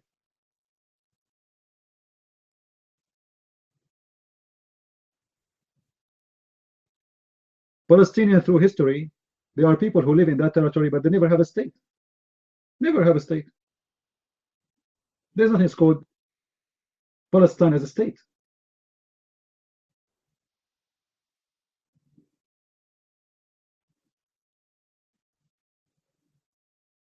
So we Christians, you know, especially those Christians who live in the Middle East, they are driven by certain propaganda. You know, because you live there, you open your TV, etc. All the propaganda is teaching you to hate the Jews. You know, I remember when I was a kid, like, you know, the teacher is teaching us that Allah, He made the Jews pigs and monkeys. First time I saw a Jew, even though it was long after I heard the story in the Quran, I was looking at his ass to see if he looked like a monkey or something, or there's a tail of a pig is coming out. He don't look like a pig. Because you grow in a society, they teach you that they are pigs, they are monkeys. You know, in your head, the Jews are disgusting, they are ugly, they're even though you are a Christian, right? But day and morning, noon, afternoon, lunch after lunch, even when you are taking a shower, even in the bathroom, the guy, the speaker in the mosque is speaking about the Jews. Allah curse the Jews, Allahu Akbar, they are monkeys, donkeys, monkeys, blah, blah, blah, blah, you know. So all your life, there's one thing is coming to your head, poison, saying to you the Jews are the most ugly creatures ever, and they are pigs and they are monkeys. So first time you see a Jew, you start looking like, where is the monkey? Well, is he going to jump? He's going to walk like a monkey, or maybe he would jump in the mud now.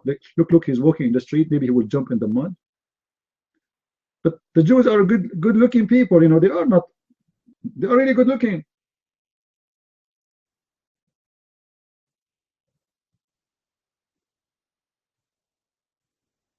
There's no monkeys around.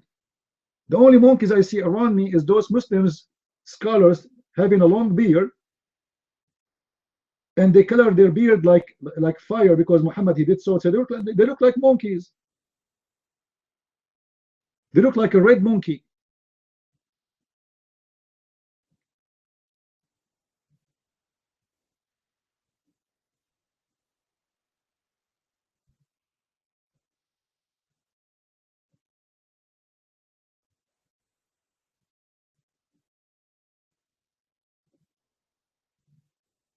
Do we have any Muslim here?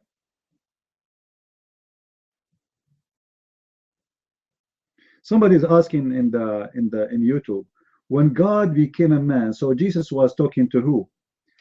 This is why we Christian, we believe in the Trinity. Look like you do not know what the Trinity means. When we say God became a man, that is the word of God who present itself as a man in the flesh of a man. Still, that man who is the Son of God, he speaks to his Father. This is what the Trinity is. Trinity does not mean that Jesus was talking to himself. And obviously, the one is asking the question, he have no idea what a Trinity means.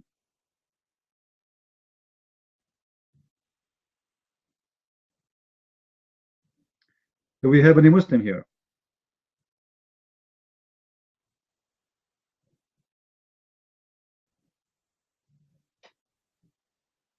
Any smart Muslim?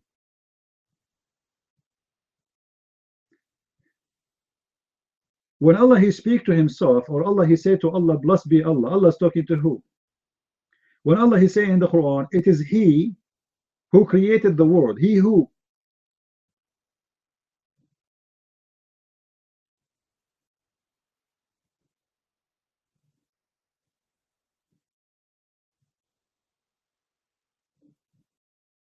He who? Allah talking to who? Talking about he. Who is he? Do we have any Muslim here?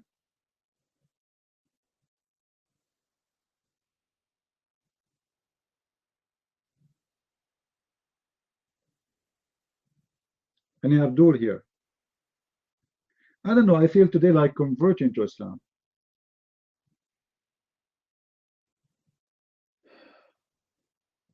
Because, I don't know, today I feel like I want to get some versions. You know, imagine if suddenly Allah, he sent me 72 versions right away in my bedroom. I mean, do you think I'm going to keep the room talking to you? Do you think I'm crazy to stay to talking? Oh, no way, I will be busy. I will go to the kitchen. I will make like 70 sandwiches, put them next to me in the bed because I don't want to go to the kitchen again. You know? And that's it to the bedroom. 72 women, and each one of them, her butt is 1 mile. I mean, look how much digging you have to do to find the treasure. Rubies. I mean, what is inside that butt to the point it's 1 mile? What is going to hide there? 1 mile butt? But my only worry, if those women, remember, in the heaven, you can do whatever you want. You know, you will be smoking shisha.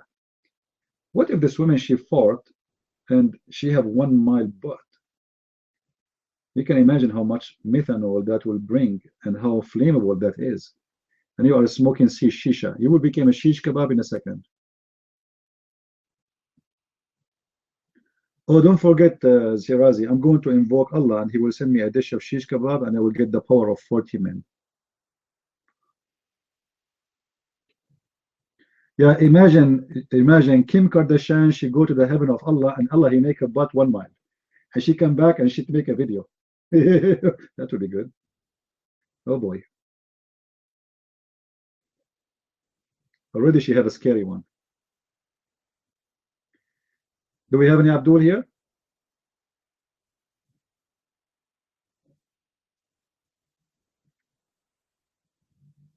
You remember when we opened Saturday? We asked the Muslim about the 70,000 women, the Muslim he will have. He said the Prophet was exaggerating. You remember? He admit that his prophet is a liar. He said the Prophet, this is a statement of exaggeration. But exaggeration is meaning it's an exaggeration of lies. It's meaning you are saying to me that you agree that Muhammad is a liar, yet you say that he is a prophet. How you exaggerate? You know what the point of exaggeration here? To say a lie? He said no, it's a motivation to go for war. So you are lying to them so they can die for you. You are lying to them saying you will get 70,000 women, but the fact there is no 70,000.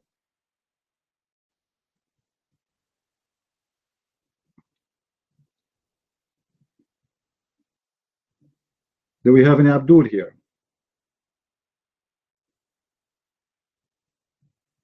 Could you please explain a statement that Quran is also hadith? Well, the Quran says that the best of the hadith is the Quran. So hadith means a speech, all right? So the Quran itself is is a collection of hadith. As an example, in chapter 4, verse number 87, it says, "There is no God but He," all right, and He will gather you in the day of judgment. And who is going to tell better hadith but than Allah? Who can tell better hadith? Go to chapter 4, 87.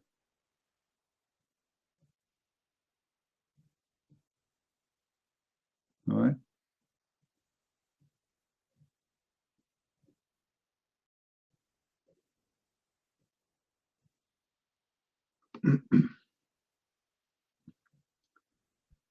So Allah is the one who speaks better hadith, or the best of the hadith. And even the Quran actually never been called in like the Muslims statement about the Quran. They should call the Quran hadith too, because look what Allah He said in the Quran. Supposedly Allah is talking, chapter 39, verse number 23. Allahu nazzala ahsan al-hadith kitaban. Allah sent down the best of the hadith as a book.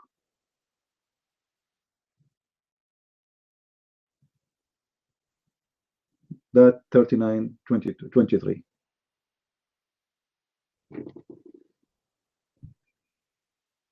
You see it? The word statement here is hadith. The translation, this is statement. This is not statement. This is hadith.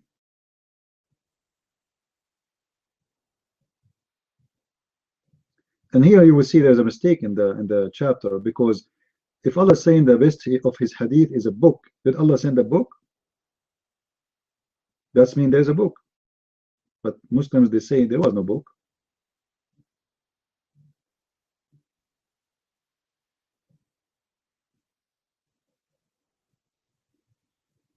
Any Abdul?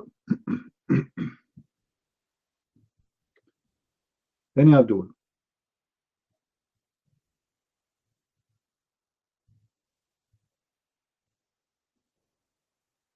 Even the Quran, when he challenged the people to make Quran, what he says to them?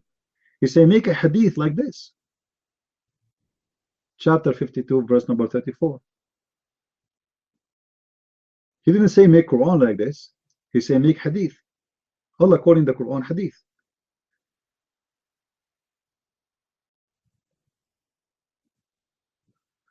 Well, I will tell him not to be stupid and not to do what the rest does.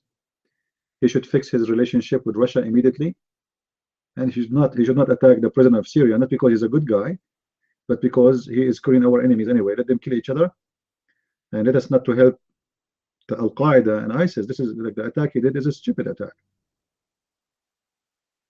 Why you want to waste your weapon? Shoot the right one. You know that the Al Qaeda, they're trying to attack Christian villages in many cities. They are like, you know, do something to do that. Not this guy fighting them. He's fighting them. What's your business? And even if he used a chemical weapon, I mean, this is a joke. He is attacking Al Qaeda, and I don't believe even he did use the chemical weapon. I believe it's a joke. You know, it's a lie. However, even if he did, Saudi Arabia killed more than 10,000 civilians in Yemen, and nobody complained, and Trump don't open his mouth, and Obama never opened his mouth. 10,000 just because they are considered your friends, you let them do whatever they want.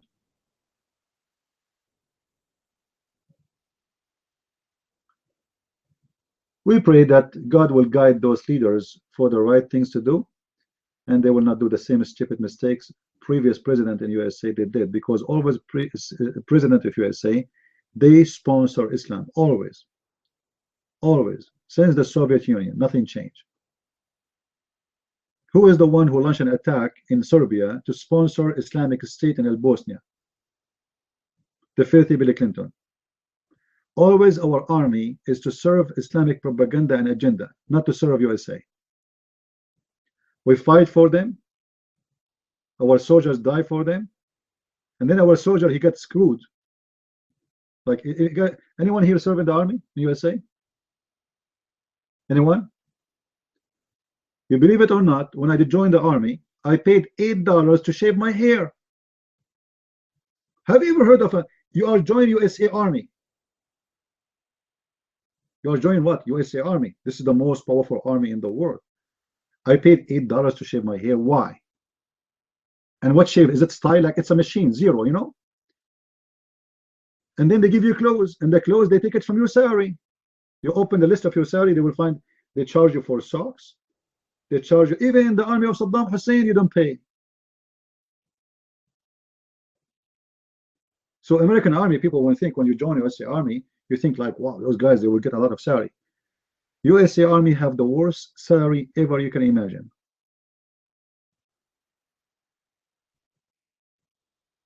Oh no, nothing for free. I got the list. It says this is for sport shoes, this is for socks, this is for the uniform, this is for underwear, this is, you know, everything is taken off. They take about $400 from your paycheck for all those things and the food you eat. And this is the USA Army. At the same time, our army blood is for free to serve the Saudi. Anytime the Saudi they are in danger, we send our army to defend them.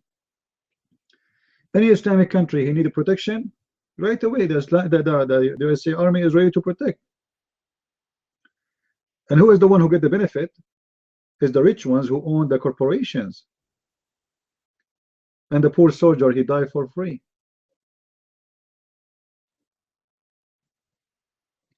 How are you, Abdullah? You see, Abdullah, if Trump is an idiot, that means your Prophet Muhammad is the best of the idiots.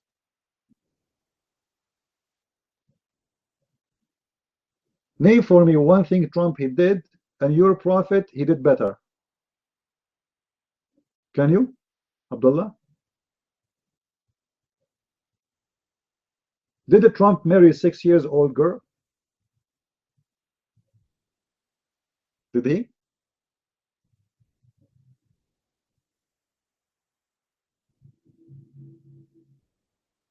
You know, I supported Trump for a very simple reason, because if Hillary Clinton, she won, this woman, she is totally under the control of the Muslims.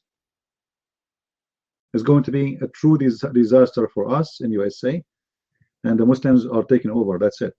You know, Obama 8 years, Hillary Clinton 8 years. That means the Muslim controlled the country for 16 years, and God knows what else.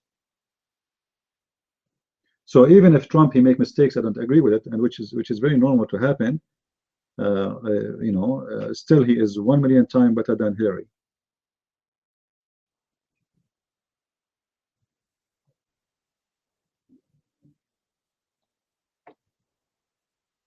We will see how he's smart. You know, for me, I judge by the fruits.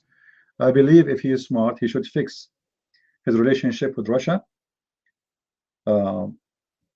He should focus in attacking Al Qaeda and ISIS, because the terrorism danger is increasing so fast.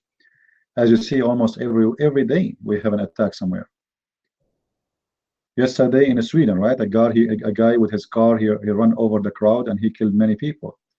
The day before it in Germany, the day before it in France, you know, etc.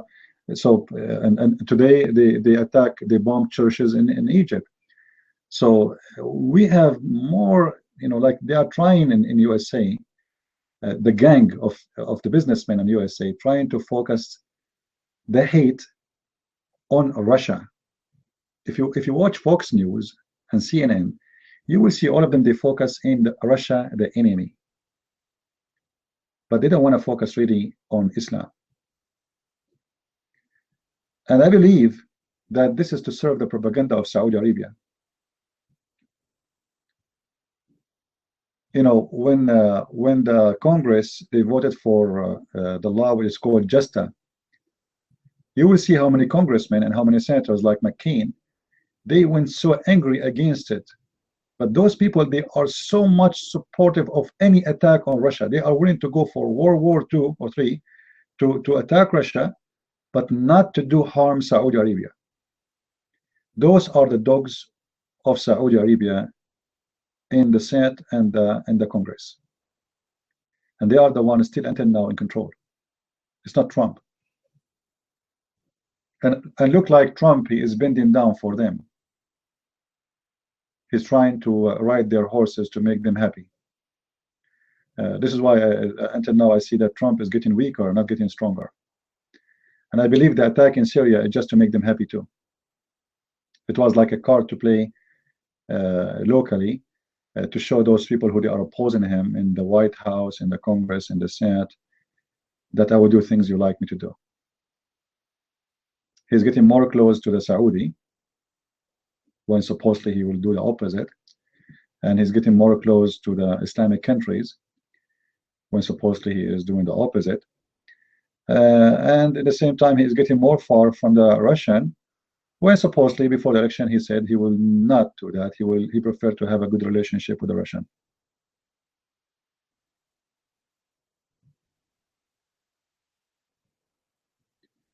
Yeah, and why he want to have a safe zone anyway? You know, the safe zone is very, very funny. Safe zone. Safe zone from who? They have a safe zone already. The Turkish, they are controlling more than 200 kilometers inside Syria. What safe zone? It's a joke.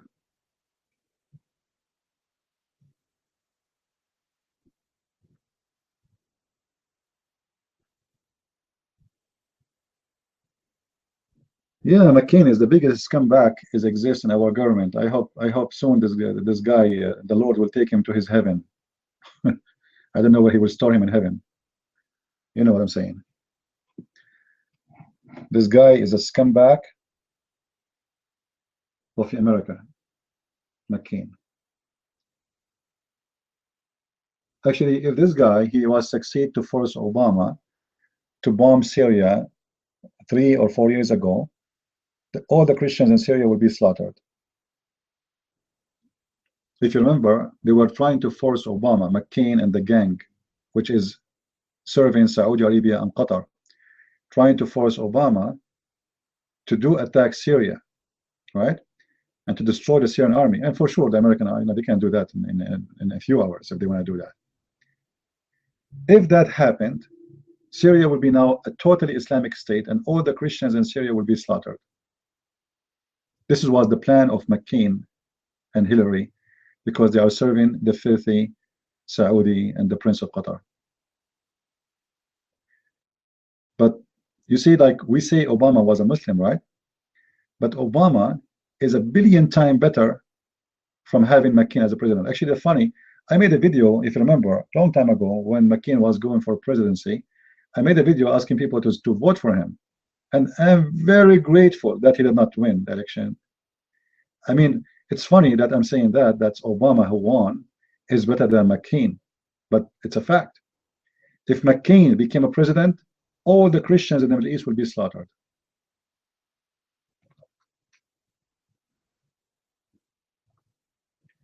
McCain always is the one, McCain, and there's a senator, his name is Graham. Those two are the scumbag couple who work for the Saudi. Have you ever heard of somebody vote against his people for the sake of the Saudi? This is what they did when they voted for Justa. They voted against USA. And the funny, those people, they are in the position for 35, 40 years. I mean, we speak about Saddam Hussein, that he's a dictator, he don't leave his chair. Why this guy, McCain, is the only senator who won in always in Arizona? There's no other person in the whole state of Arizona. He owned the job.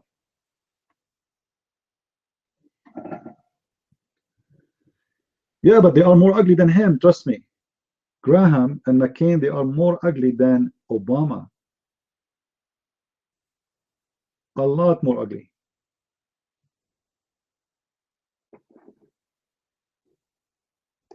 And if Hillary Clinton, she became a president, I will not be really surprised if she make a war, if she cause a war with the Russian and destroy USA and the world, and the only one will be happy is the Muslims. Because this filthy woman, she's mad. She's a warmonger. She loves war. Now, don't think that because she's a woman, she is going to be peaceful. She is a mad woman.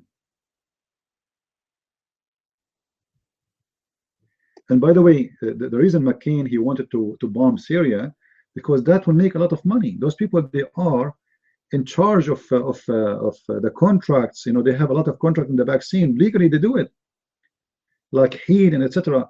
Any attack the USA Army they go to do, right away they sign extra contract for ammunitions, weapon, etc. with all the big corporations in the state.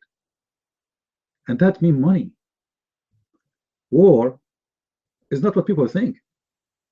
War for those people is money, a lot of money. All the high officers who they are retired from the United States Army, they right away open a company, and the company is like this: security consulting, army supplier, army security, or whatever, you know. And what they do then, all the contracts of the Pentagon is going to be given to them. And those contracts is extremely high money, hundreds of millions of dollars. I remember I was offered a job in Afghanistan to work as a translator and as a consultant because I have a degree in Islamic law. If you have only high school, the salary is $210,000. Imagine, high school, just because you speak Arabic. 210,000. And now because I'm going to be both, I'm going to be a translator and I will be a consultant because of my degrees, the salary can go up to $400,000 a year. Now, later I learned that the contract is a subcontract, which means you are going to get less than 30% of the true salary. What does that mean? It means the contractor, the original contractor, is the one who will get the 70% of your salary and you will get 30%. So what is the salary they are getting then? You see how they fabricate? That means if someone, he will get, let's say you have high school and you get 200,010, and this is 30% of the salary, right? That's mean the salary is what, 500,000 and more. So they sign a contract with the government that they should pay them for every translator $500,000, and they spend 200, and they get to their pocket 300,000 immediately. You see how much profit, how much crazy money they make? And those contracts, they go always to higher rank officers who retired from the army. They open right away a company, and all the Pentagon contracts go to their pocket. And the government, from your tax, they give them money, which is nothing but a theft. Because why you are paying them $500,000 for every employee when he is going to cost you 200,000 only? And why the army don't hire them directly and save the 300,000? And they knew. Yeah, the army is a huge business. This is why war is a lot of money. This is why they want to go in war. They want to invade Syria. If they invade Syria, a lot of money will be made from this war. The same as what happened in Iraq. USA will lose a lot of money. Don't take me wrong. The one who will make money is those businessmen, the gang, not USA. USA will lose a lot of money. You know?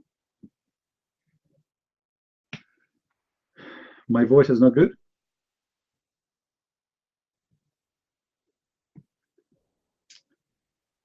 It's fine.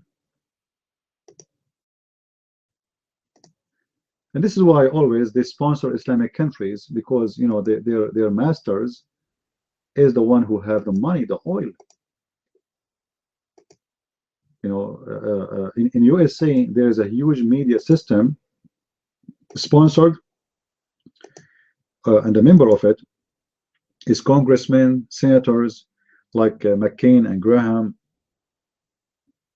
who their job always is to protect the interest of Saudi Arabia and Qatar and Emirat.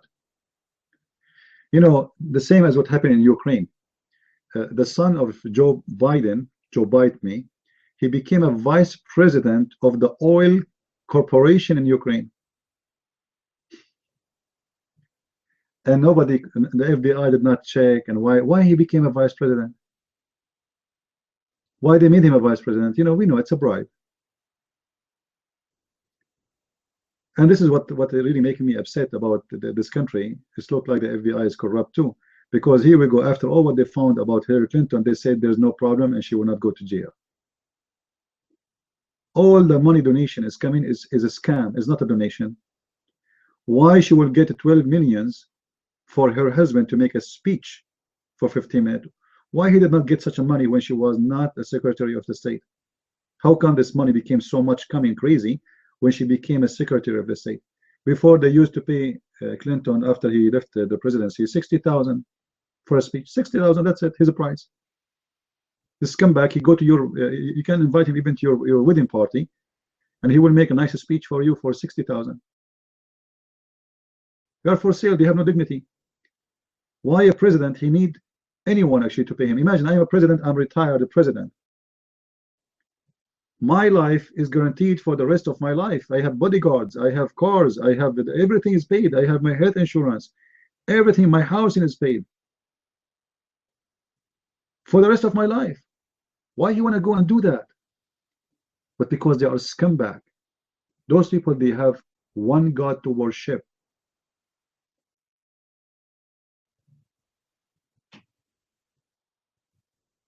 That is money.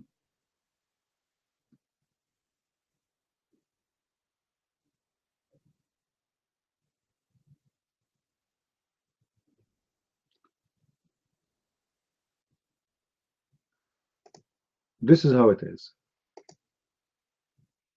And you know, the naive people, they think that when somebody is going for Congress or senator or even president, they think they are fighting to serve you. They are fighting to suck your blood. Do you think really Trump he is going to serve us as much he will serve himself first. That's very normal to happen. I believe that the business of Trump will flourish now. You cannot imagine how many companies they want to sign contract with Trump right now. For sure, Trump, he will say, I am not doing business no more, it's my kids. But come on, we know this garbage doesn't work.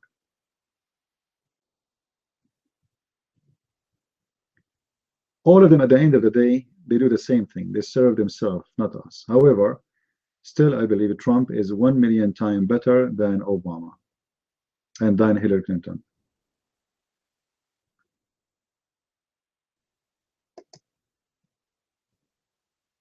And if they want to try to control Trump by money, it's going to be very costly.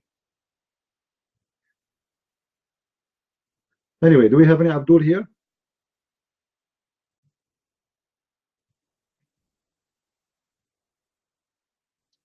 By the way, if you receive my book, if you receive the German book, and you finish reading it, maybe it's too early to say you got it, some of you, but if you have it already, don't forget to make a review, please.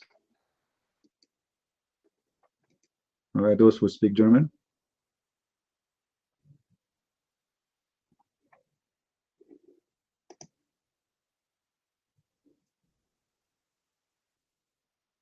Any Abdul?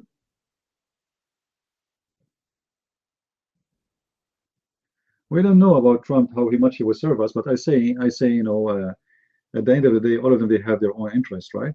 And that's very normal, you know. But I believe he's better when it's come to security, when it's come to safety, economy. He will do a lot better than the rest of them. And I cannot judge him until 4 years go. 4 years from now, either we say he was a wonderful man, or we say he was just a scumbag, the same as the rest. But I support him. I voted for him. And still, I believe he is the best choice we have until now between all the other scumbags we have in the stage. Any Abdul? No, don't write a nice review, my friend. This is not what I was saying. I was saying, write a review. I did not say write a nice review. Just be honest about what you have. You know what I mean? There's a Muslim, she wrote a false review. Amazon, they will take her review off. You know, they saw it already. She don't even speak German, but she is reviewing a German book. Her name is Samira. The only one who can review a German book without speaking German is the Muslims. She did not even buy it. You know, like she did not buy the book, but she can review the book. And she doesn't speak German, but she can review the book. It's a miracle. Yeah, it's a miracle. Here we go. Shirazi, he was saying the same word I said. So what if he uses a chemical, you know, weapon? So what? So what? Why he should not? The Muslims are using chemical weapon against his army too. Why the West go angry if he use it, but they don't go angry when the terrorists they use it? They put car bombs. Just today they put they put bombs in the churches in Egypt. So we can punish this guy, but the terrorists, we support them. We send them arms and weapon and money. Why he should not? And actually, I believe the whole story, it doesn't make sense for me, because I know that he will never do that. Few years ago, almost US said it was going to go and destroy his army, and he knew that this is very red line. He cannot do it. So I believe strongly either Russia is the one who did it, or they bombed a storage for Al Qaeda full of chemical weapon and cause, or it might be a fabricated story, the same as the one happened 3 years ago. But I don't believe that he did. And let us say Russia did. Is America going to hit Russia? So, you know, look how funny the world is. When somebody is weak, suddenly everybody want to practice ethic with him. You know what I mean? When somebody is strong, Everybody go blind. When the Chinese took over the Tibet for more than 40 years now, who dared to say to the Chinese, we are going to attack you? They took the whole country overnight. Nobody talk about it. Who dare? When the Turkish invade Cyprus and they took half of Cyprus overnight, did the American move their army to defend Cyprus? And this is wrong? No, they go blind. When the Saudi invade Yemen and more than 10,000 civilians get killed, do you see the monkeys in the Congress? They are jumping crazy. How they can do that? No, they are their friends. They are the one who is supplying them with money. They go blind. It's about who do it, my friend. It's not about what they do. When Saddam Hussein attacked Iran, we sponsor him. He's the one who attacked them. This is the truth. He is the one who did the aggression. We sponsored him. When Saddam Hussein attacked Kuwait, we attack him. The same guy. If he attack our enemy, he's a good guy. If he attack our friend, he's a bad guy. You get the point? Was Saddam Hussein a good guy when he attacked Iran? He attacked Iran, not Iran attacked him. No, he is the one who started the war. We sponsored him. He was a hero. We give him support. We give him intelligence information. We send him a trainee, army officers. We told the Saudi and the Kuwaiti to supply him with money, endless money. Yeah, 9 years of war.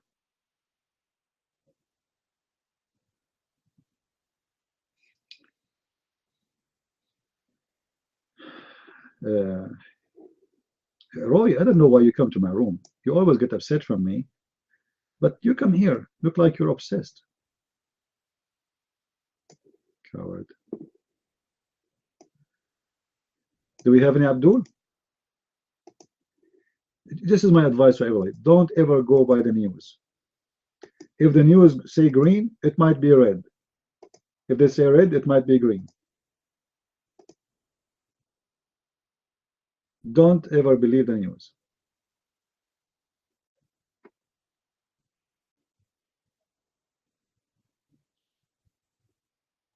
Most of the time, they say the opposite of the truth.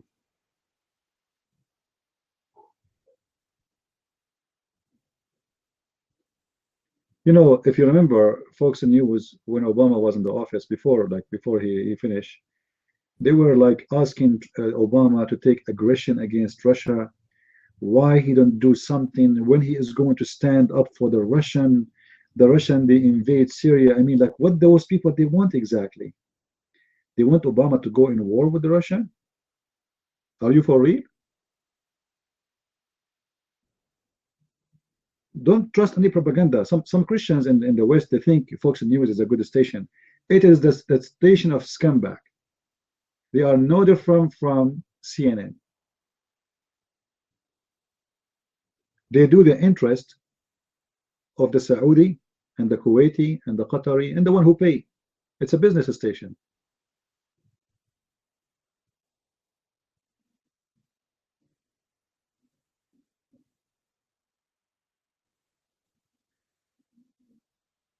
And they, what those stations they do so they can get your interest, they hire someone you like, they hire the good ones. Like Sean Hannity, I like this guy, most of the time he's right. But they hire the good ones so they can fool you too. They put in their stage, in their display, some good names so they can fool the crowd what is behind the whole propaganda.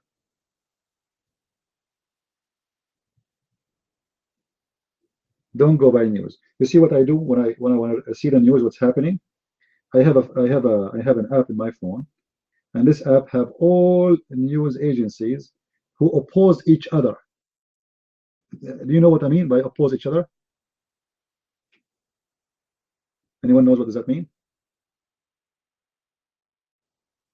Which means the same news, they report the same news but in different way. So in order to get the conclusion about the real news, you have to read the news from both, and then you stay in the middle. because both they will lie about the same news. I have one in Arabic, you know, Arabic app. So as an example, I have news agencies from Muslim Sunni, from Shia, from atheist group, from Russia Today, from Fox News, from Reuters, from etc. And then you have to balance and see where is the true news in all of this, because all of them they lie when they give news. All of them, with no exception.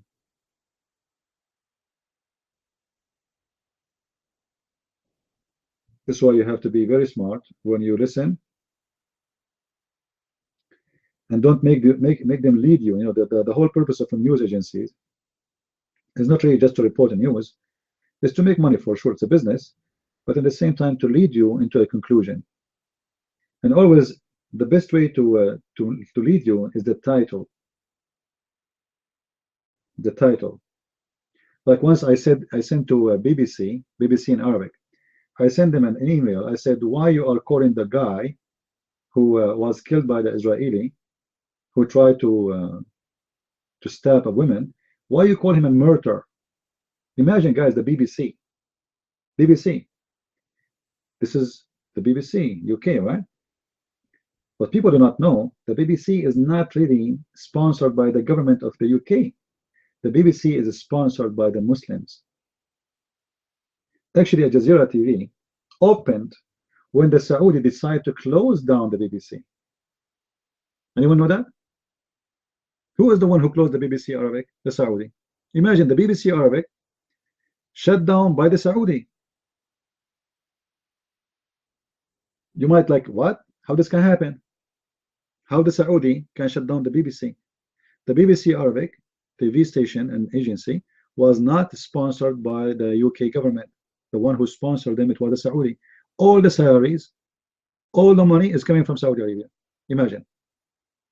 So one day the BBC, they made an interview with someone who is opposing the Saudi royal family. This interview caused the BBC to shut down. The royal prince, he called the BBC, he said, we shut you down. No money. Before the end of the day, the director of the BBC, he told everybody to go home. It's over. The Saudi is the one who closed it. Same as there is a British agency. It's called Sky News. Sky News is the same. Go and see who is the one who owned them.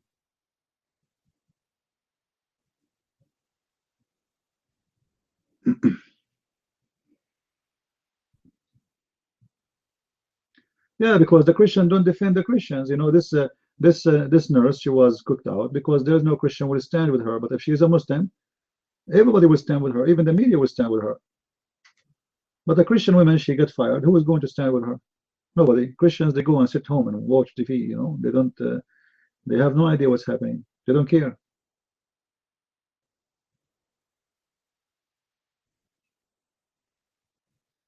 You see, the Muslims through the last 60 years, they did a lot of investments in the West. The Prince of Qatar, he owned almost every stadium in France. They are even buying parks. They are buying, you know, sport team, football teams. What is in Europe left? They did not buy it. This is why their influence became so great. This is why you see the Prince of Qatar is the one who decide what is going to happen in France politics. Holland, he is the representative of the Prince of Qatar. He is his servant.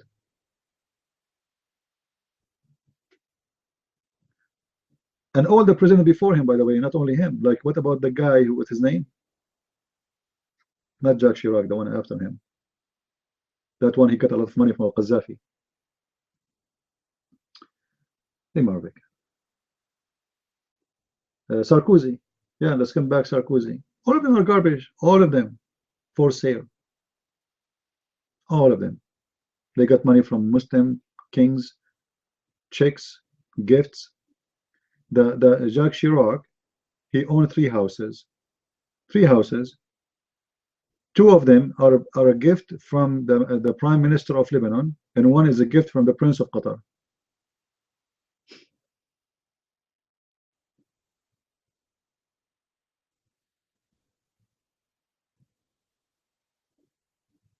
This is how it is.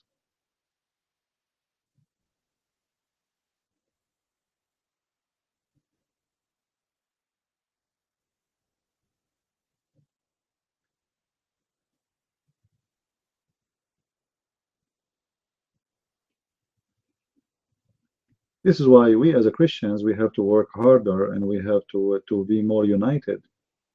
And this is why you notice that I am against division between the Christians. Sometimes people don't understand why I'm doing that. Like, you know, they think this is I'm trying to be politically correct. I am not politically correct. I reject any division between the Christians. I believe all of us as a Christians, doesn't matter what church you go to, we should be united, because there's a war on us in our churches, in our faith, in our belief. And the one is launching the war is not the Muslims, it's our own governments and our leaders before them. They are using them to destroy us. You will notice that they are giving more and more rights to Muslims, but you cannot say the word Jesus in the school. But they are giving them a room to be a mosque in the school. You cannot say Jesus in the in a university, but you will have the whole bathroom became for the Muslims, so they can do ablution. So you have to think and look around you to see what's happening. And it's not their fault. It is the Christian fault, because they don't do anything and respond. Still you vote for the same guy. You see, when there's an election, you have to study the person you are going to vote for. So what his history, he voted for what he opposed, what he agreed upon, before you go and do your vote. Those people in politics, all what they worry about is the power of vote. So if they notice that the Christian became united and they have a vote, then they will listen to you carefully.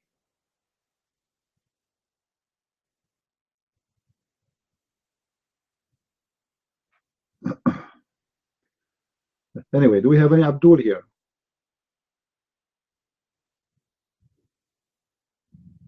Anyway, like, you know, the last election, what happened with the Trump, it was a great thing for us as a Christians, because it was like a revolution of the Christian people, because they are the one who made really the difference happen. It wasn't just you know, because the only one who was supporting Trump is the Christians. This is the truth. The rest are totally against him.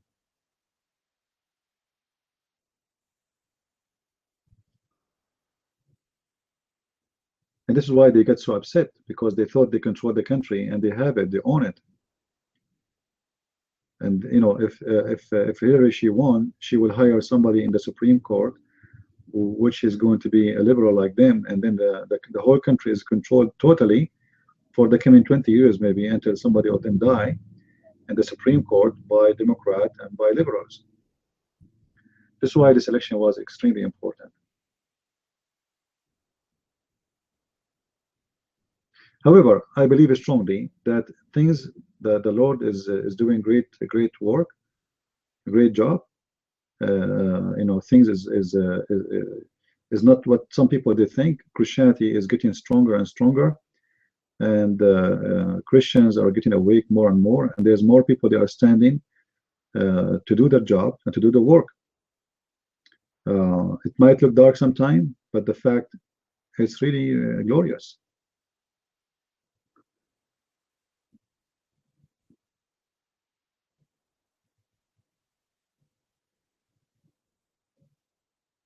Any Abdul? Anyone saw the video I posted in Facebook? I recorded when I was in China. I posted in the website, in the Facebook, Christian Prince Facebook, the official one. It's a short video, you know, because It will take forever to load a longer video.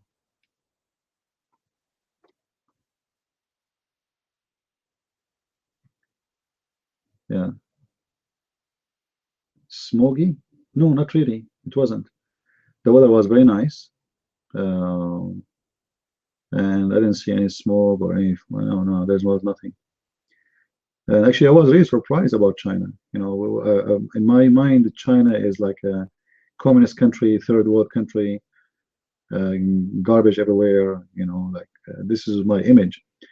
But I was surprised. You know, I mean, even the Chinese people, like their clothes, the cars. It doesn't. There's nothing in China is communist, except the party is ruling. I mean, if you go in the street, you don't see any sign of communism.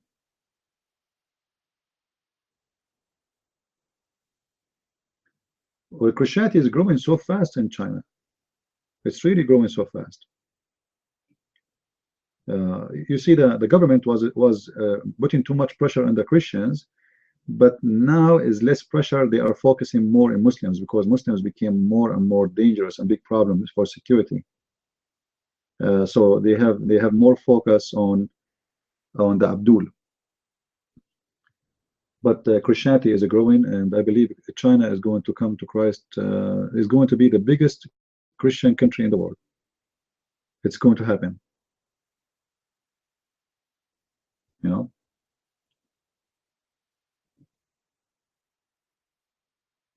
But is it China is what we think? It's not what we think.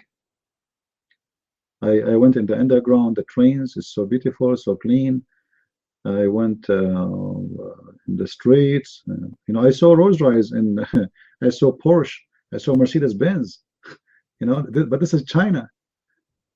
Actually, I tape it on my camera. You know, like this is China. You know. Yeah. So you know, like when we live inside a box, we have a wrong idea about other countries, and you will not really know them unless you go and visit them and see by your own eyes. The price of iPhone in China is $1,000, and guess what? A lot of Chinese have it. And I said to myself, if this is a communist country, how somebody can afford to pay $1,000 to buy an iPhone? You know what I mean? How they can afford it? Unless they have they have a good income. Papos, your mic, go ahead. You know, this is actually the best time for Christians to go up into Muslim countries and take over them. But see, the Westerners, they don't want to do this. I mean, right now, if you take a look at the Middle East, the Arab Muslims, they're basically losing.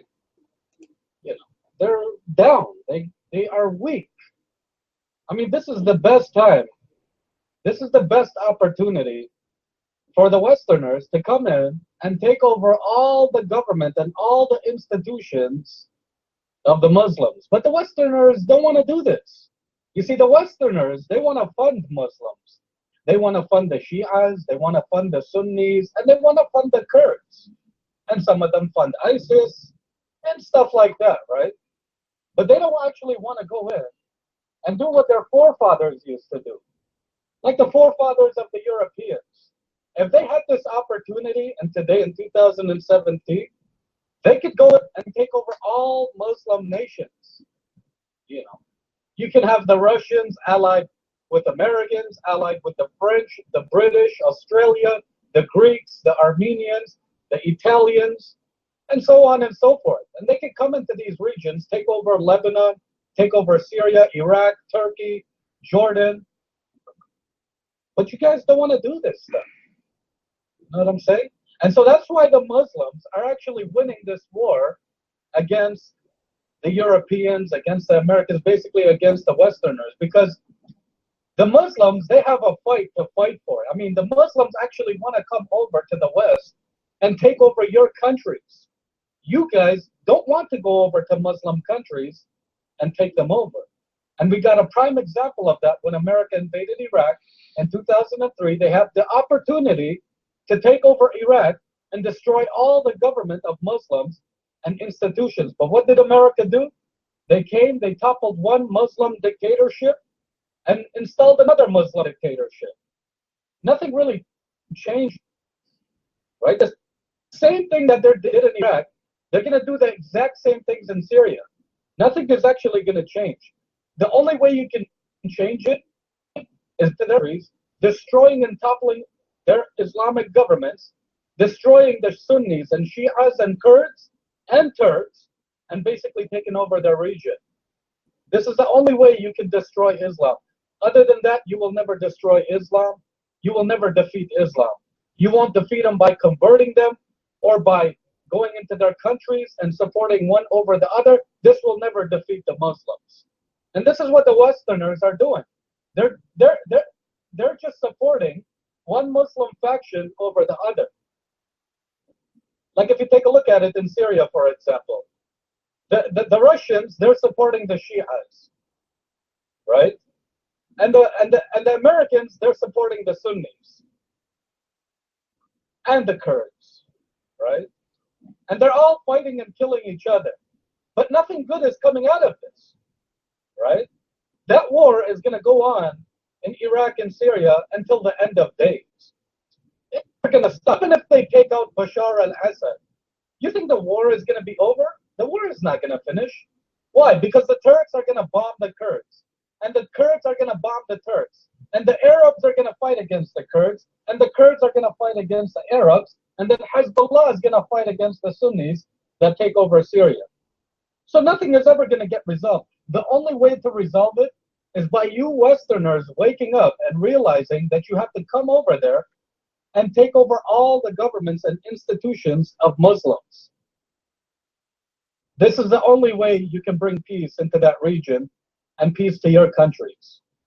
Other than that, no peace will ever occur in these regions nor in your countries. Muslims are still going to come into your countries, and there's nothing you guys can do to stop them. Actually, you know what's even funnier? Your people are actually converting into Islam. Many Westerners are converting into Islam. That's the most messed up part about it. Like right now, you live in the West, and a Westerner who doesn't know anything about Islam converts into Islam and starts hating on the West.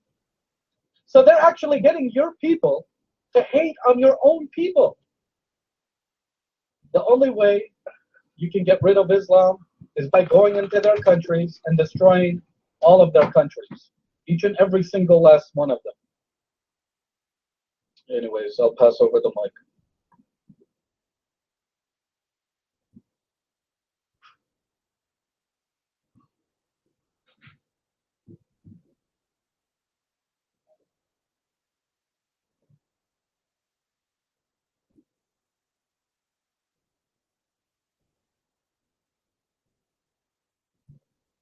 You know, you Westerners should start doing to Muslims what they do to non-Muslims in their own countries. Like what the Muslims just did in Egypt. How many people did they kill in Egypt? How many Christians did they kill? They bombed a church, 2 churches. They killed about, what, 40 people, 50 people? Why don't you Westerners repay them back? Pay them back. Do the same things to them as they're doing to the non-Muslims.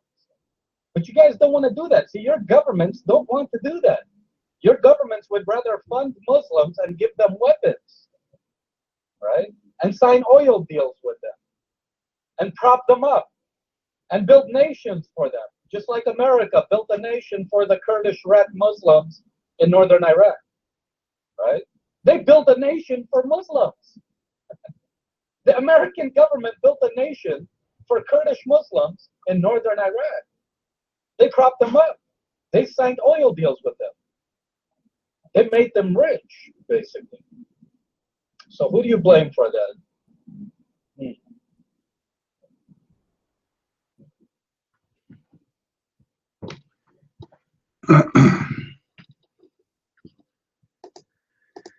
All right, this is your opinion. I believe that's not really the scenario, because the Muslims fighting Muslims is better than you going in war and taking over them.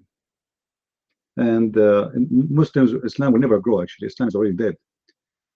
Because what you mentioned yourself is a proof that Islam is dead. All Muslim countries are living in chaos, and Muslims themselves, they are desperate to leave their own land, because this land, which is governed by Muslim leaders, it became a trap. So Muslims, that's why I say the Islam is a self-destruction religion, and Islam destroyed itself from a long time ago. And what is left now is not really Islam. And when you say there's some Western convert to Islam, I don't see really a problem there, because sooner or later, most of those people, they leave Islam. If you do little work, the Christians, if they do little work, those Western, they will never convert to Islam. And not only they will not, you will make the Muslims leave Islam. So I don't believe that the solution is going to go and take over their land, because that will not change anything. That's not really the way. You see, the Muslims, they don't really fear you attacking them and controlling them and occupying them. Actually, that will be for their benefit. But they fear more, and I'm talking about the believers, the real believers, they fear more somebody exposing their prophet and showing how stupid he is. That's what they fear. Now, the war in Syria, if it stopped or not, think about it. It's for the benefit of the West that this war will never stop in Syria, in Lebanon, in Libya, in Egypt, even in Algeria, even in Morocco, because all those countries, they are living in a chaos. In Pakistan, in Afghanistan, it's for the benefit of the West, because these wars are sucking the resource of the Muslims and keeping them way behind. And the Muslims, if they flourish, then they will attack you. Like now, they are not flourishing and still they're attacking you. But imagine if they have really, if the Muslims are problem-free, if their countries is not suffering from problems. Imagine if Erdogan, he have a strong country. So all those countries are suffering, which is giving you a space of peace in the West. And I'm not really worried about the Muslims. This is not really my worry. What we are doing here is just sharing education, so the Christians can do their best part in refuting and exposing this cult. And this is the way to destroy Islam. If you think we cannot convert them, you are mistaken. Islam is a very weak religion. Just give us a voice. And the old days is over when they can block you and they can stop you from speaking against Islam. It's gone. We have the internet, we have satellite. So the days of nobody can hear, nobody can say, nobody can talk, it's over. There's a Middle Eastern program in a TV station. It's called the Station of Al Hayat. Almost this station is watched by every Muslim house in the Middle East. And there's a guy, his name is Rashid. He's an ex-Muslim, he's from Morocco. This guy, for sure, he's not working alone. But he is the one who is the host of the program. His program is shaking Allah and in his chair, because their TV go almost to every house in the Middle East. And they are doing a really great job. And a lot of Muslims, like, if you see how many Moroccans are leaving Islam, you will not believe it. If you see how many Muslims from Tunisia, from Libya, it's really scary for the Muslims. So things are changing very fast. But because, the nature of Islam, usually those who leave Islam, they don't go and post video of themselves on YouTube, say, hey, I left Islam, because, the danger still. So they choose security over publicity. And this is why most of their stories is hiding. But are they leaving Islam? They are. Big number. Like you mentioned, the Kurdistan, the Kurdish. A lot of Kurdish became Christians too.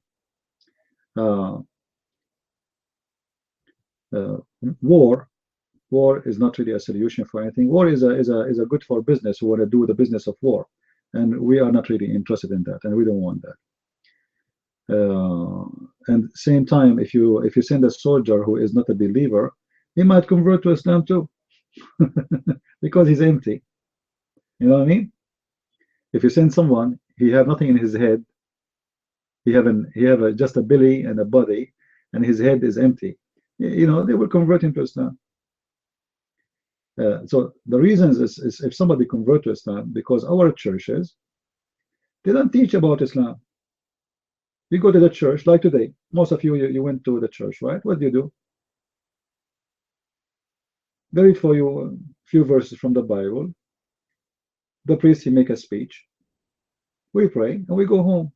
But there's no real education. There's no real teaching about how to refute people, how to can answer other faces, you know, how we can answer the Jehovah's Witnesses, Muslims, Mormon, etc. This is why those people are flourishing in some places, because Christians churches became like a club for association, not a club of education. You know, but I'm not really worried about Islam. And if the Western they choose to be stupid, everybody will pay for his price, for the price for being stupid. But I believe, you know, sooner or later the Western, they have no choice but to wake up and to do something about what they are facing in their own countries. But I don't support really war, you know. War is not a solution for anything, and is not something, you know. War is just an easy word to say, but in reality is a different story. Go ahead, Papos, your mic. Christian Prince, tell the honest truth. Can you go into a Muslim majority country and speak about Islam like how you're speaking about Islam in this room? No, you can't. So why do you guys allow the Muslims to come into your countries, the West, and speak about your religion the way they speak about it on Pelton? Why do you guys allow that?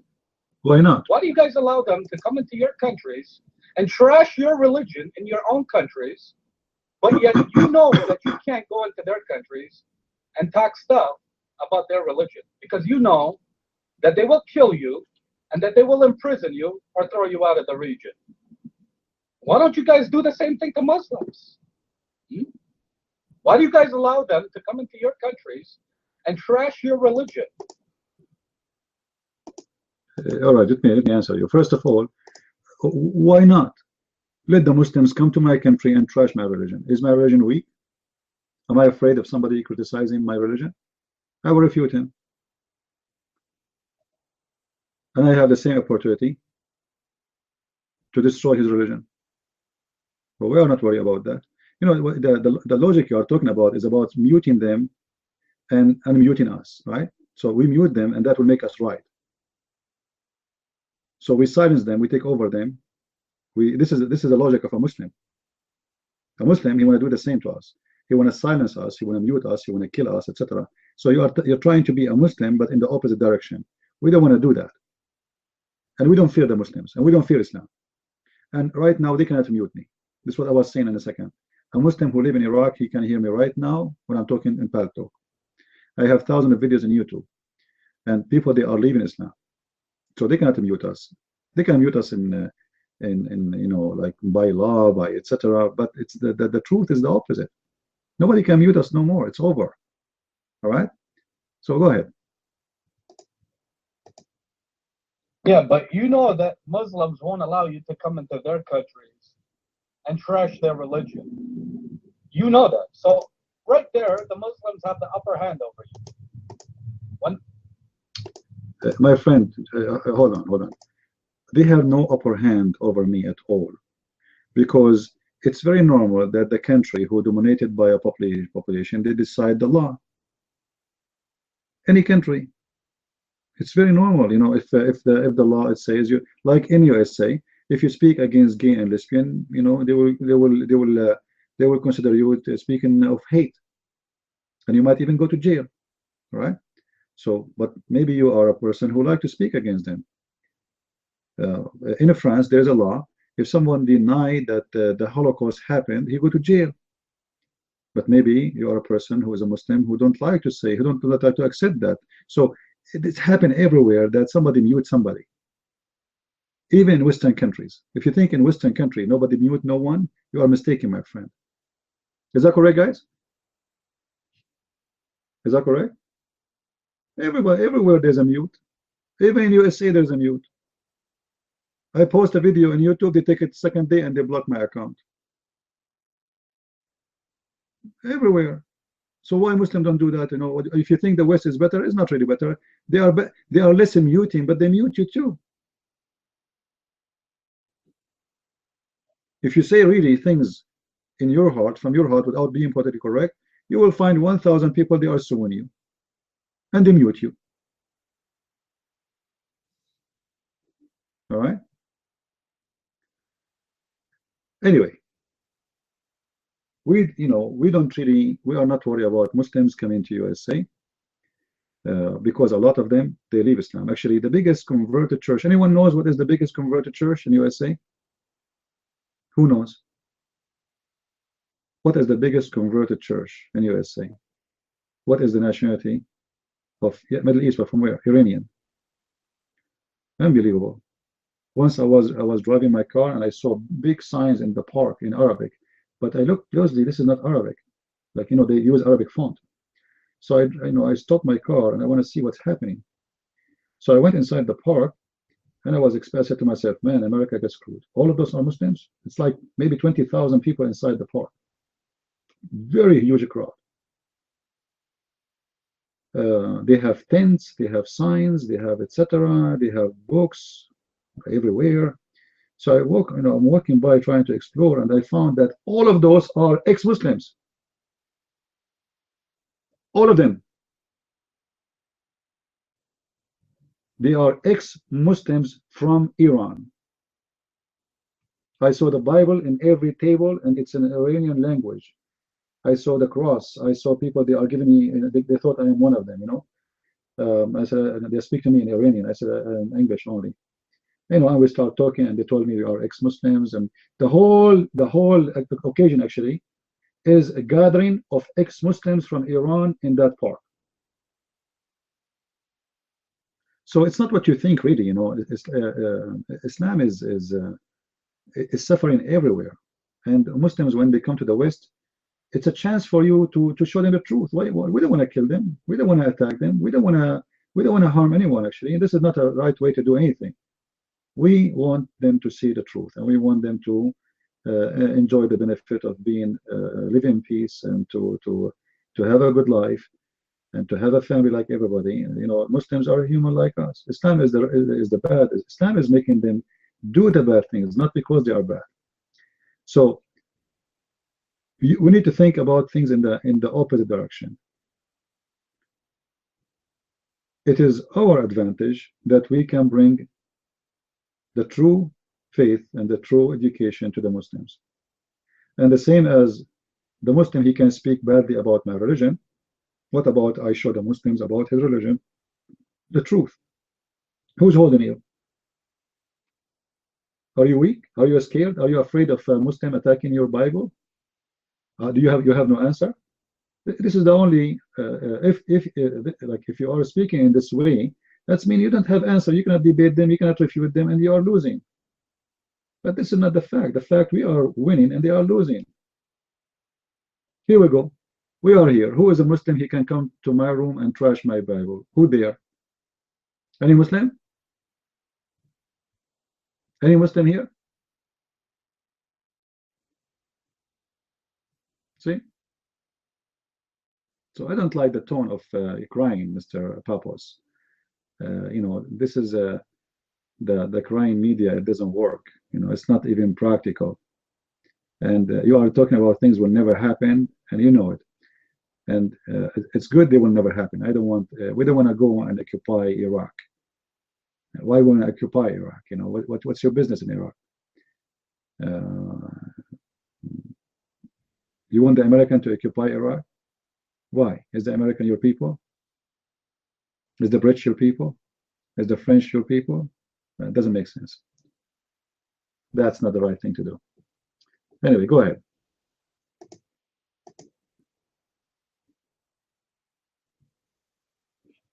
See, that's my point right there. Now, you said that, Germany has a law that if you deny, the Holocaust, you can be fined and thrown in prison. But why doesn't Germany have a law that it states if a Muslim comes into this region and denies anything about Christianity, we'll fine you and throw you in prison? So what, you're making the Jews better than Christianity? Is that what it is? Huh? Why do you guys make the Jews like they're better than Christianity or something? What? All right, I look like I'm wasting my time. This is not about the Jews better than the Christian. This is about people, they are preaching hate against the Jews, because if you deny the Holocaust and you are saying it's a lie, etc., you are ignoring the fact of the death of more than 6 million. So this is not about siding with the Jews. No, it's not. This is not true. The German, they don't force the Muslim to shut their mouth. And at the same time, they don't force you to debate them. What you are talking about is really crazy. It's not even smart. All right. But democracy is limited everywhere in the world. Everywhere in the world, there's limited of democracy. What people they think about democracy, they think it's absolute. There is no absolute democracy anywhere in the world. There's things you can say in certain countries. There's things you cannot say. All right. In some countries, if you say something, you will be killed. If you go in India and you insult their religion, they might burn you alive. They might kill you, and they are Hindus. So you have to be careful. There's Hindus who attack churches, and they even burn. I saw a guy who was burned alive. He's a minister, a missionary. He was burned alive by the Hindus. So this is happening everywhere. When people they are living in the cave time, they want to mute. They want to mute someone. They use violence to stop him.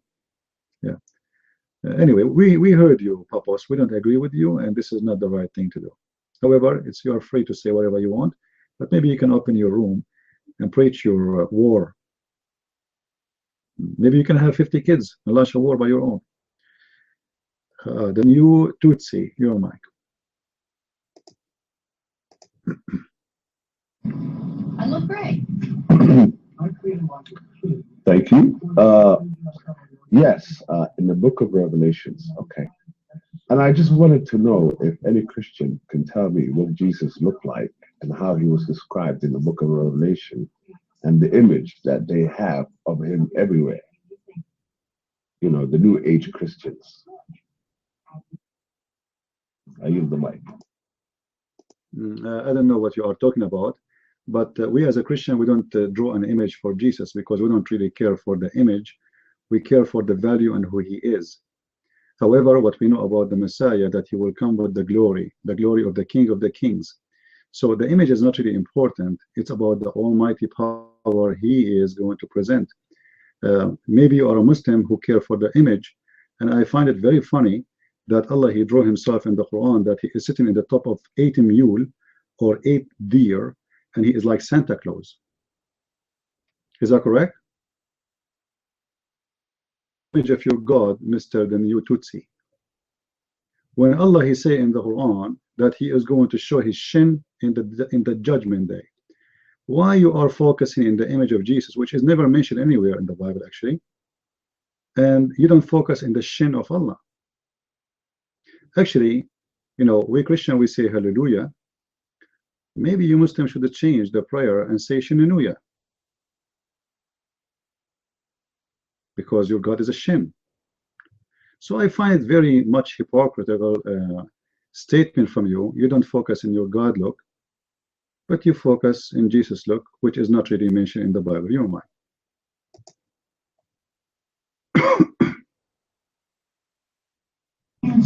Well,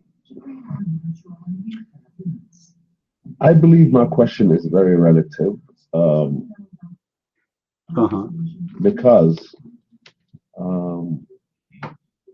the image that's portrayed as Jesus everywhere, as you know, is not what is written in the book of Revelations.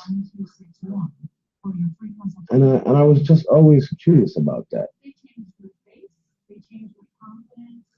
of the TV. Oh, excuse me.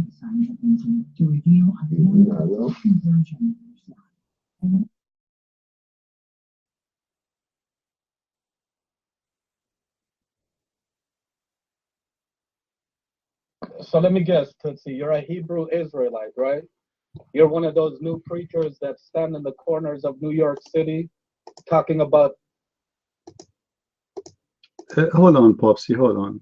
Hold on. Tutsi, take the mic again and say what you said. I did not hear you. What is your religion, sir? Your mic?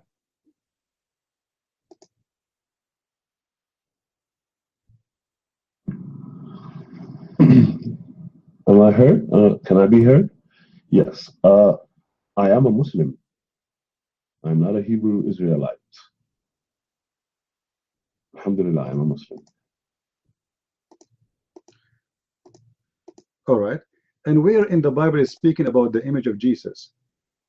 Can you show me that, your mic?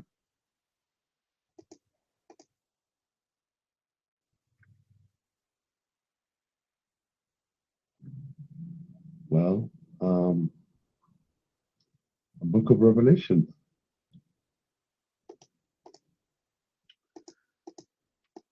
I don't see that. Can you show me? I'm blind. What do you mean the book of Revelation? Don't you have a verse? Go ahead.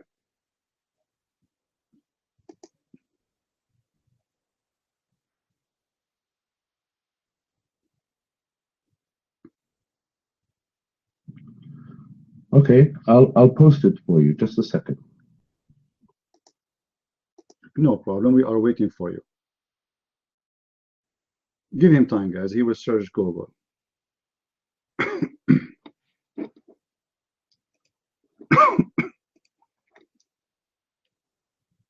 I hope you will find it.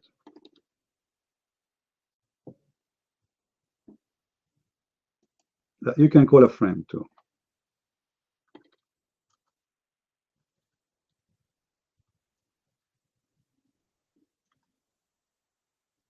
It's really weird that you are talking about something but you don't have it handy. I mean, oh, but you know that it's in the book of Revelation. All right.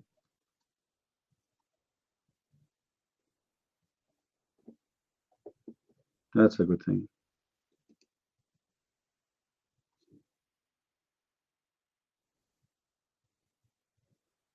You remind me of your prophet when he said that the Jews, they worship a guy, his name is Uzair. They asked him where. He said in the Torah. But there's no Uzair in the Torah. Until now we are looking for Uzair, we could not find him.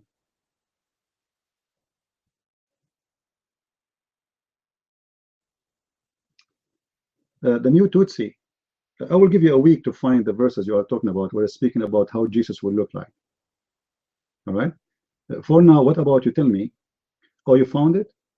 The hair on his hand was white like a wool and white as a snow, and his eyes. Okay. And this is about Jesus, right? This is about Jesus, Tutsi. Take the mic.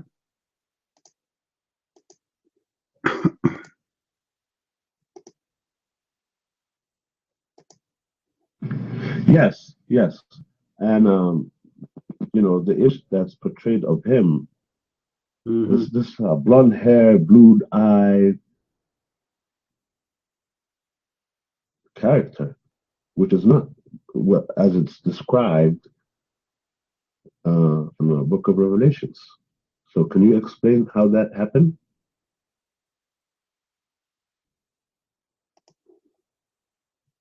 Ken, I don't see any of what you said. It's an absolute lie. Where it says a blue eye and a blonde guy, what are you talking about? Where we can find that? Can you read for us? Go ahead.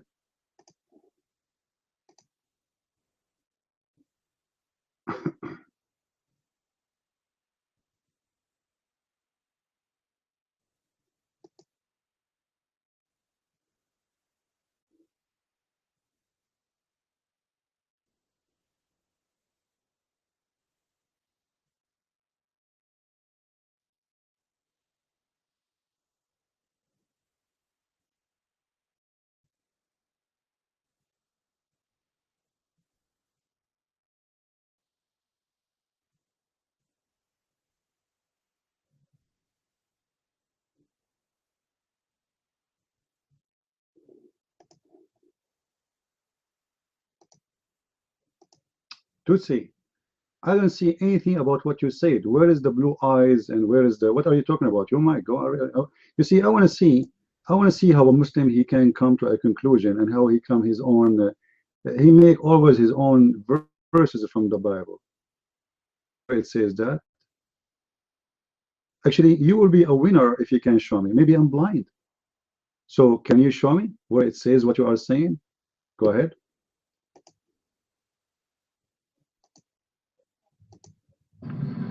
Well, sir, if you read Revelations 1:14, you would read that his feet were like brass, and his eyes were red, and his hair. Okay, so this is a blue eyes. You just said red, right? I just heard you saying the eyes are red. A second ago you said they are blue. The color is changing now. You're right. No, I'm reading what the Revelations 1:14. Yeah, but my friend, you are the one who said in the text that his eyes is a blue. And you are the one who told me, actually, no, on the mic, you said that his eyes is a blue and his white. So where is the blue eyes? Your mic. Walk into any random church and you would see that image. Blonde hair, blue eyes. My friend, you are very mistaken. I have an image in my house because I bought my house from people before me, and they have an image of Jesus and a picture of Jesus as a black man. If you go to Philippines, Jesus is a Filipino. If you go to Africa, Jesus is an African. If you go to Europe, he's a white man. If you go to Israel, he's look like Hebrews, he like the Jews. If you look to Ethiopia, he's Ethiopian. He have a curly hair. So what you are saying is very stupid, my friend, because Jesus is all of those. He is black and he is white and he is blue eyes and he is dark eyes, and because his look is not really important. This is why you don't see in the Bible anywhere it's describing really what Jesus is talking. He look like, because why do I describe Jesus how he will come back, but they don't describe why Jesus how he was? Correct, guys? In the whole Bible, we don't see Jesus is the description that he was tall or short, he was brown eyes, or he was blue eyes, or he was a green eyes, or black hair. It doesn't say anywhere, because his look is not important. The book of Revelation have deep meaning. This is not about a look, you idiot. What you see there have nothing to do with the look.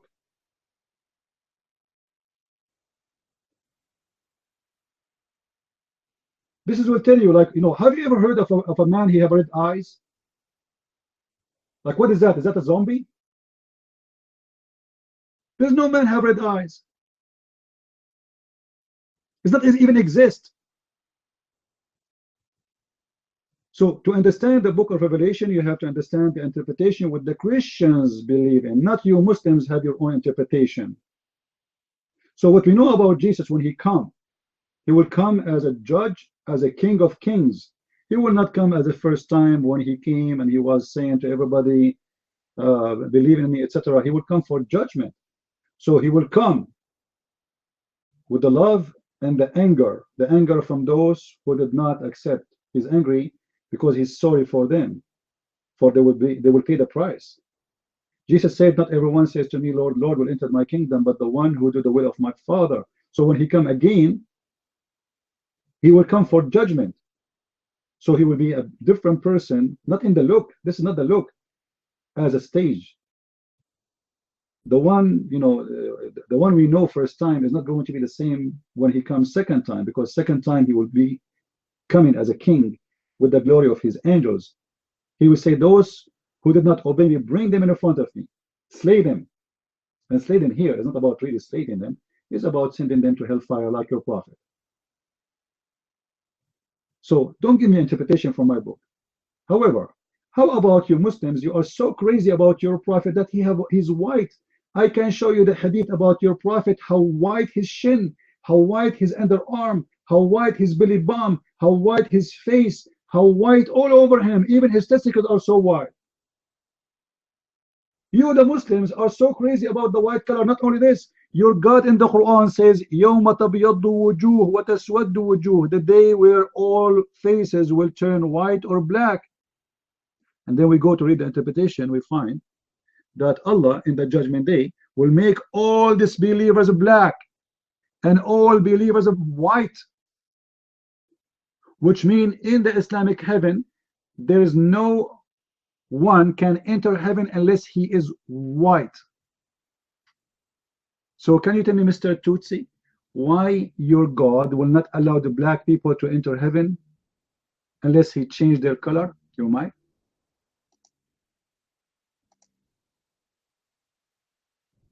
You know, I came here with respect, an inquisitive mind. You asked me a question, I answered. You don't cry. I did not insult you. Guys, did I call names? Did I say anything wrong? Don't cry. Don't make an excuse to run. Now answer. Why in the Quran you will not enter heaven unless you are white? And why Allah will make all non-believers black?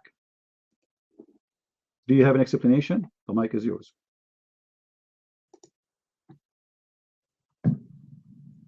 Yes, you called me an idiot. Instead of explaining to me what I asked, you called me. Oh, stupid idiot. My friend, I'm not calling you an idiot. You are. Because you are the one who come to our room saying that Jesus have a blue eyes, which is not true. So this is not a name calling. All right, now answer me. Why in the Quran in chapter 3 verse number 106 Allah will make all the believers white and all disbelievers black? Your mic.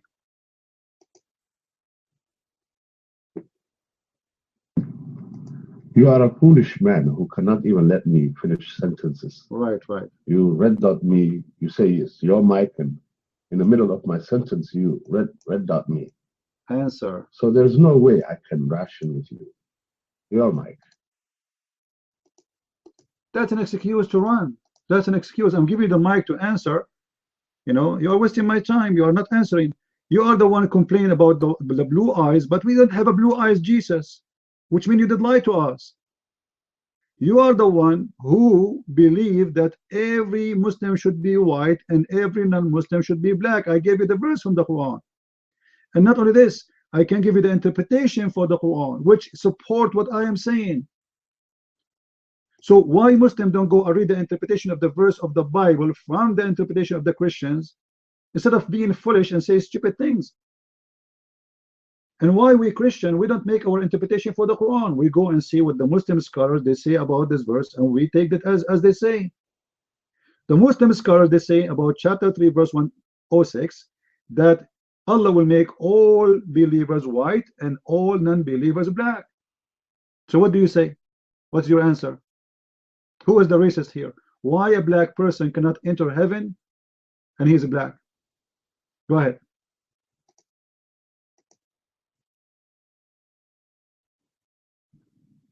Jesus in Asia looks Chinese.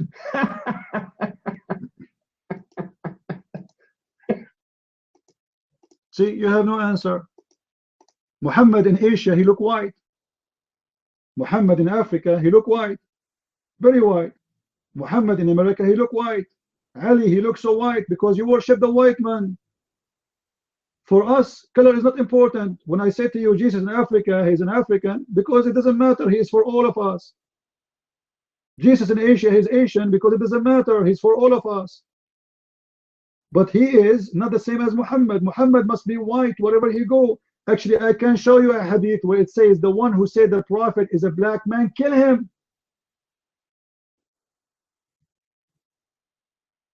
Can you laugh? Even your God Allah will send an animal, her name is a jassasa.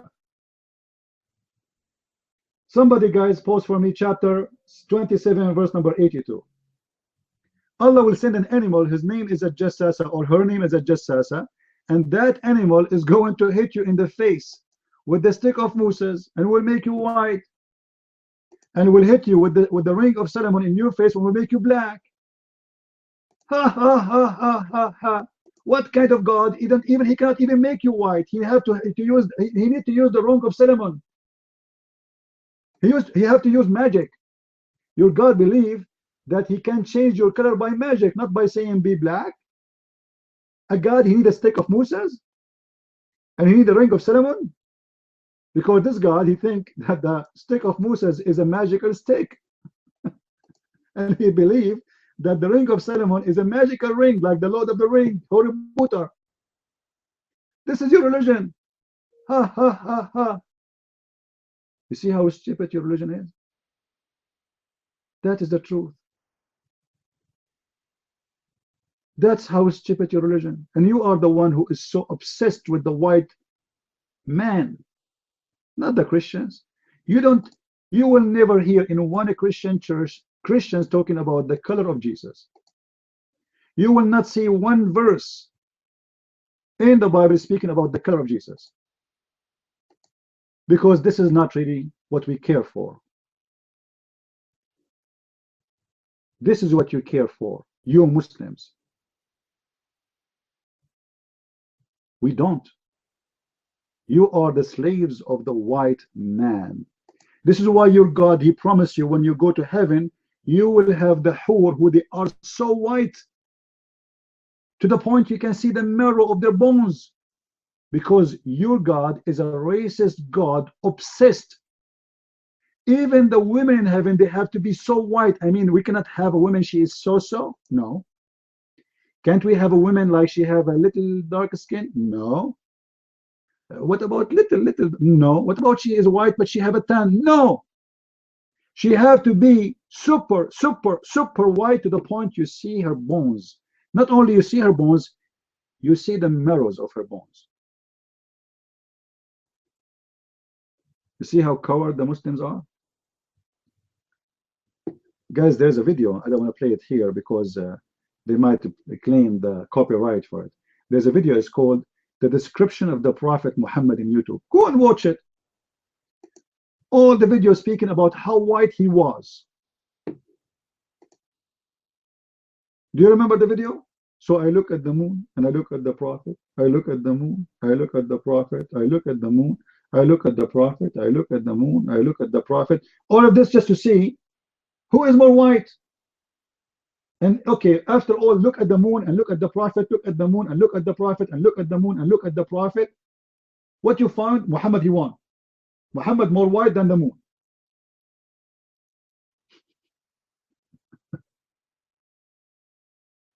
You see how stupid the Abdus? They want to claim that we are the one who care for Jesus to be white. That's absolutely garbage.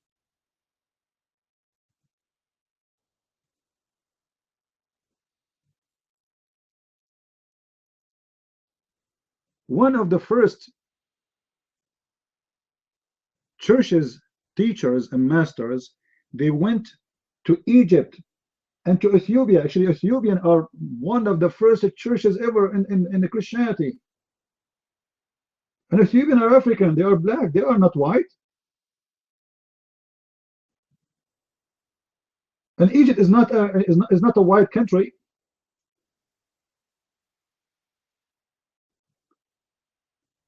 We have apostles, they went all the way to India. They went all over. They did not went to the European only. They went to Ethiopia, they went to Egypt, they went, you know, they went to Persia, they went to India, they went. There is in India right now, you can go and search it. There's the Syriac Orthodox Church in India. Actually, first time I found about it, I was surprised that they have such a church. And I said to myself, maybe those are new convert Hindu became a Christian. And I was wrong. I found that though this churches exist for forever there.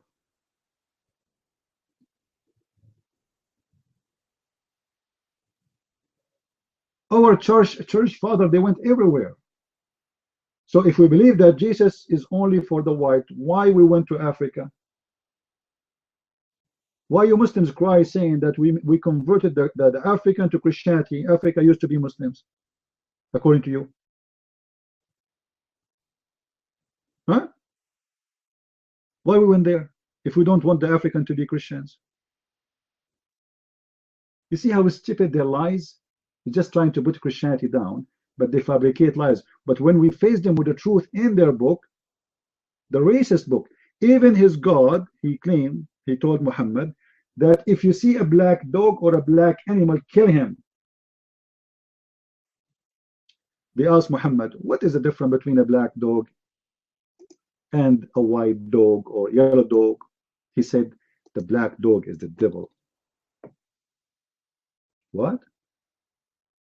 The black dog is the devil? Are you serious?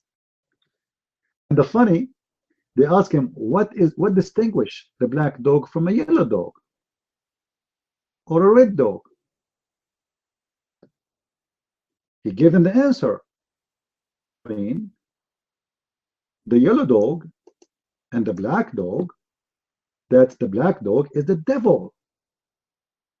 And you are talking about racism? We are going to kill a poor dog just because he is black?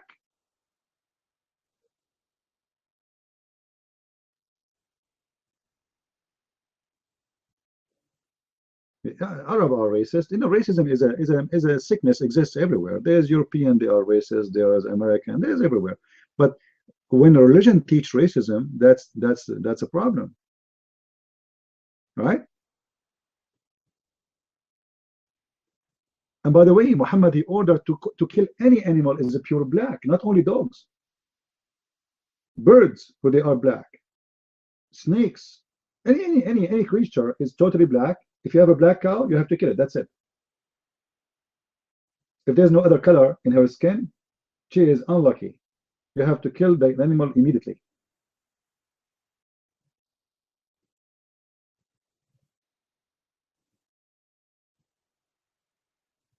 The Muslim, they will say to you, well, how come we hate a black, but we kiss a black stone?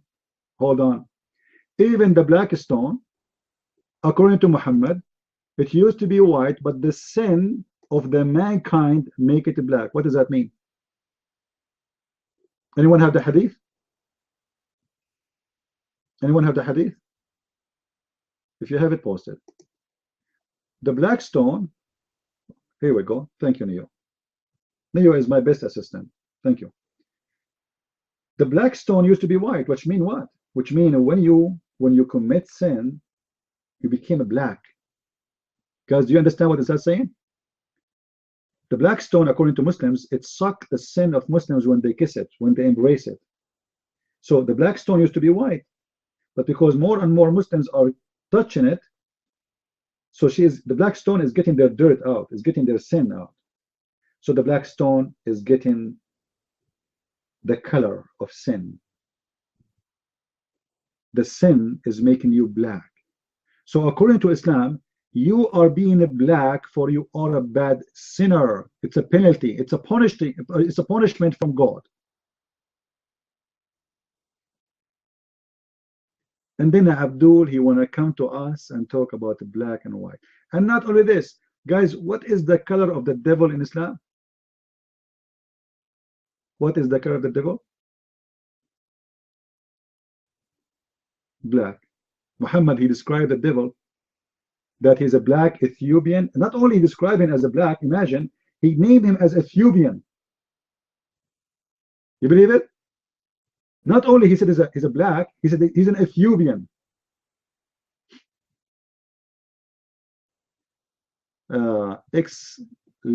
Tra, your mic.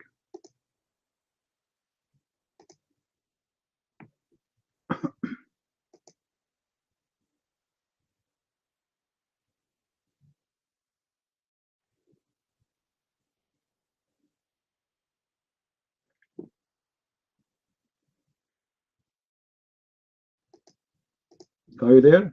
Extra or no? Okay, put your hand down. Do we have any Abdul here? So you see, when you put them in the corner, right away they run away.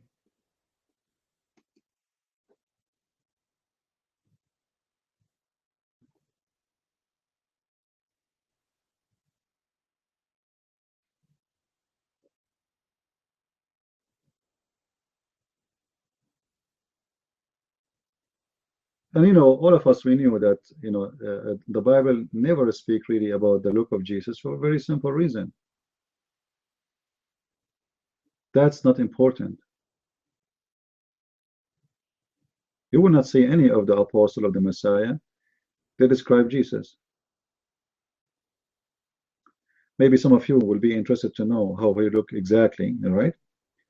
But because I think that was not mentioned for a reason, because the Messiah is for everybody. Somebody is a racist, he might use that description to make it for a certain race.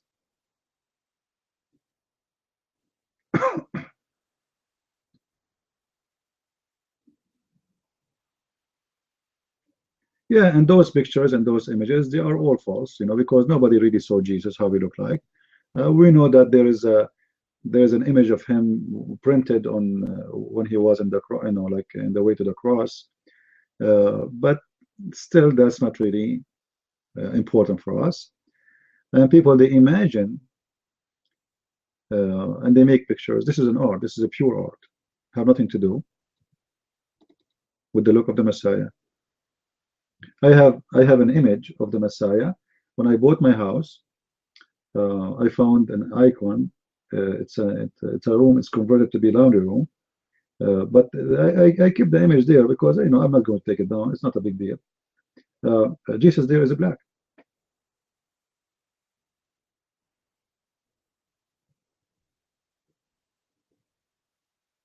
And the strange, those who own this house before me, they are blonde people. They are white, but they have an image of Jesus as a black.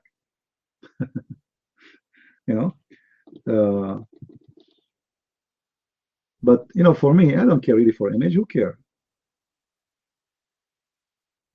I accept people to draw images as a piece of art, but for sure we reject and we refuse to pray in front of images, to pray in front of statues, and that is not right. The Lord is not an image you pray for. He is not a statue. He is not an idol, and we are not pagans, right?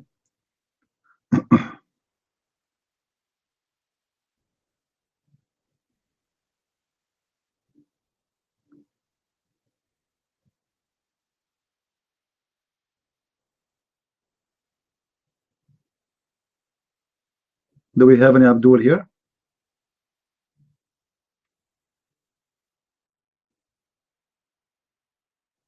Do we have any Abdul? Who is next? Who is the next Abdul when I bring victory to Allah? No Abdul when I bring victory?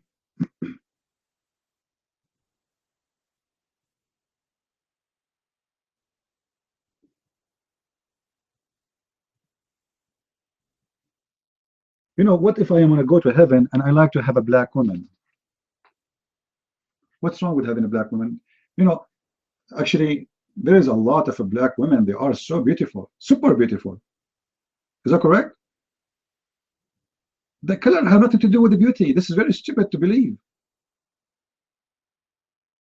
There's Asian women, they are so beautiful. There's white women, they are beautiful. There's black women, they are beautiful. There are the brown skin, they are beautiful. What does have to do with the beauty? You have to be mentally sick to think that the beauty have to do only with the color.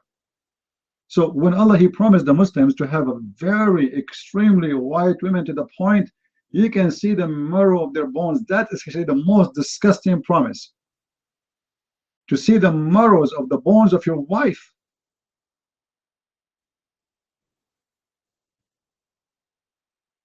It's like marrying a jellyfish, and you can see things, you can see the blood moving around.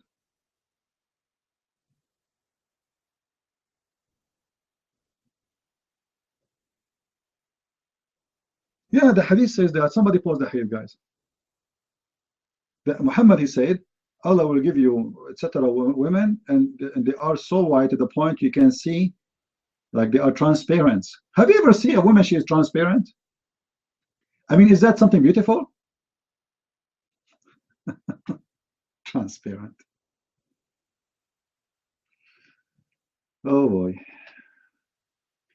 Imagine you and your wife, you eat a barbecue or sausages, and then you see the sausages jumping in the stomach of your wife because she is transparent. And then the sausages turn to be into poo-poo, and then you see the poo-poo still inside your wife. and then you see the teeth of your wife because she is transparent. You know, as long as you see the marrows, you see the teeth, what is inside the teeth. I mean, you will be kissing what? That is a scary image. This is a terror.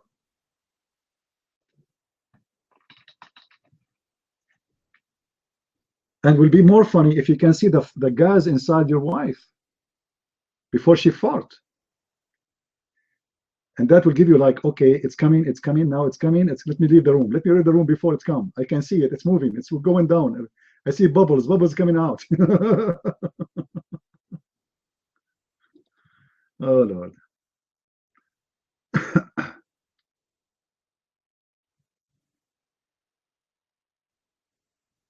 Oh, boy.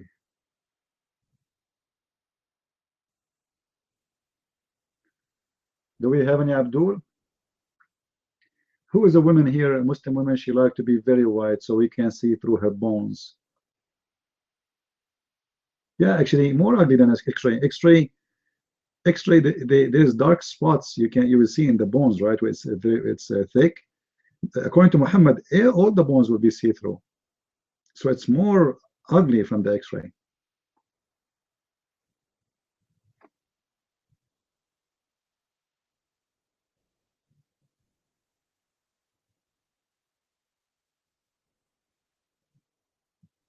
Any Abdul?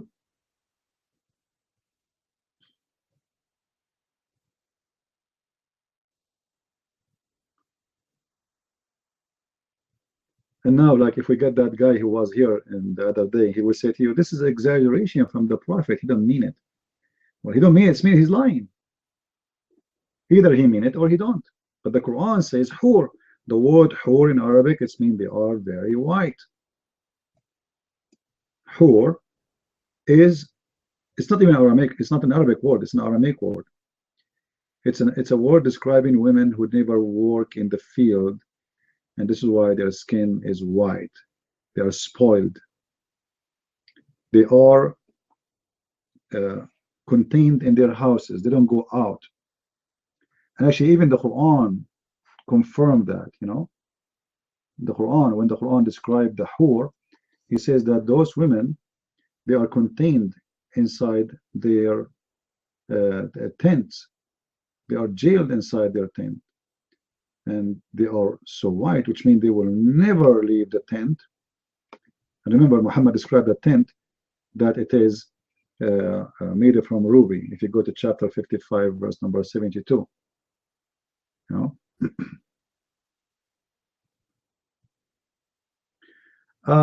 You see, hur, it can be grapes too, because hur is something you see through. It's white, the grape. You can see the liquid inside. Like if you put it inside, facing the sun, right? Especially like in the Middle East, mostly they have the white grape. So you put it in the front of the sun, you can see through. You can see even the seed, right? Yeah. So it can be, but the word hur specifically is about very white to the point you can see through. You know, if somebody is so white, extremely white, you can see the vein, is that correct? Under the skin. You can see details, you can see it in different person.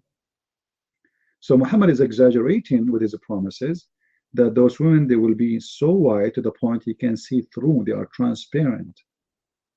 But for sure, by doing that, you know, he made it very stupid and very ugly. However, this is present the mental state of the Muslims in the time of Muhammad. Those Bedouin, they love white women. You know, everything before it was different taste of beauty. As an example, before people, they like, with my respect to all women, I mean, I will use the word fat, but I don't mean an insult. They like the heavy weight women, you know, whatever you call it, fat, whatever you call it. So before, if you are a big size woman, you are lovely, you are the beautiful. Like in Arabic, until now, there's a song they sing for there's a song that says that there's a woman, her name is Lala, and the camel could not carry her.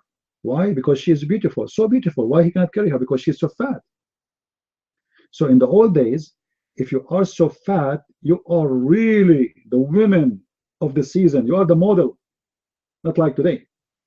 This is why Muhammad, you notice he said 1 mile the size of her ass. Now, did you ask yourself why he's promising them a woman she have a size of 1 mile ass?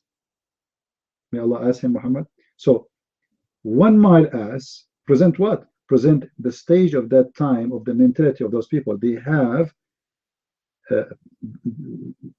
certain kind of a beauty in their mind. A beautiful woman is woman, she is so big, she have big butt.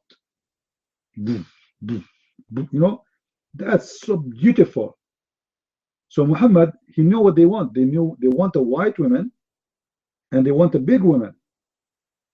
So he told them she will be very white and her butt will be 1 mile. The funny, he did not describe how big her breast will be.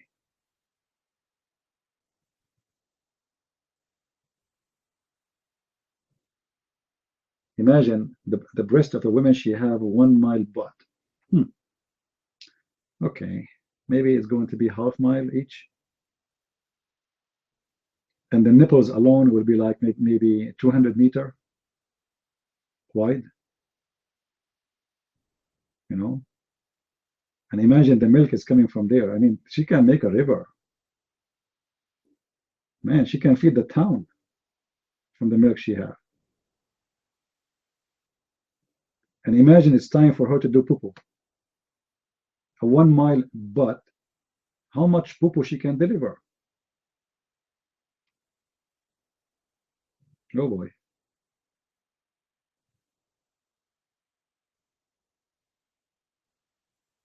Any Abdul?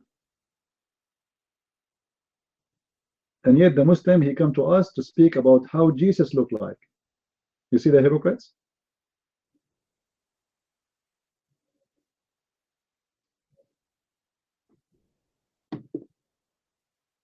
Do we have any Abdul here?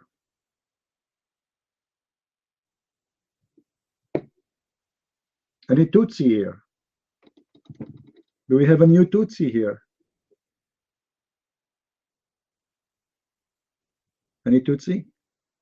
Tutsi.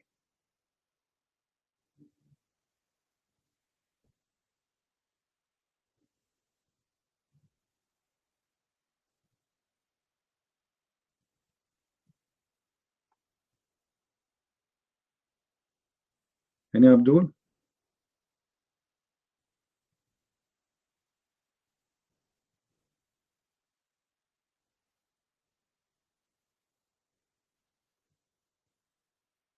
Who is going to give me a surprise from the Muslims? I want a surprise. Any surprise? Any Muslim want to tell us that Jesus have a blue eyes? Just wait, next month the Muslim, they will come to our room and they will say to us, Jesus have the same hair as a Trump.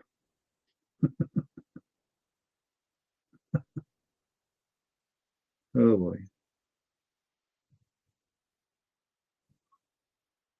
Any Abdul? Get internal hell for having bang bang from the backside if they knew. Yeah.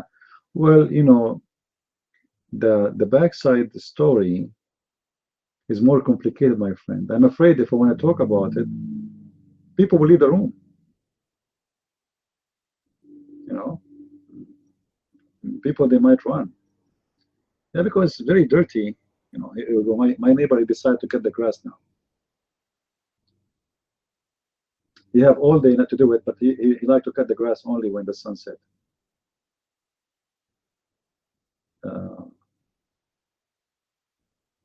No, we can talk about it. Muhammad, he have a lot of funny stories about the back. As an example, without talking about that topic, Muhammad, he forbid Muslim from looking at their women private part from the back, and he's talking about the anus. That's like Allah will curse you if you do that. I mean, why is that? Why if you see a woman, she's your wife, you see her naked from the back, Allah will be angry. What's the problem?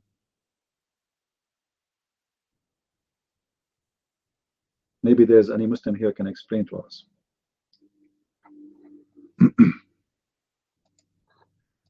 Any Abdul?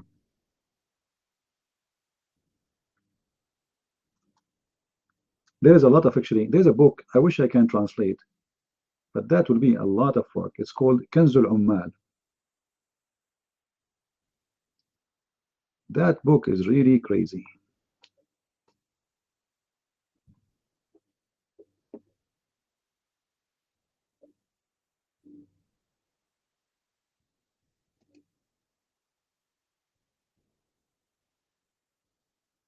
Kanzul Ummal fi Sunan al-Akhwal, which means the book of treasure in the best in the best of speeches, or you know.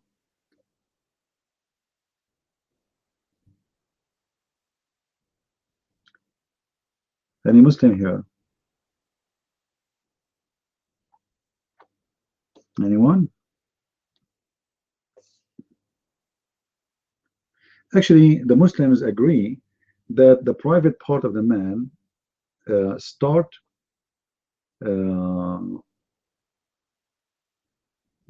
like, you know, actually there's many opinions, but most of them, they believe that the private part of the man start from his knee.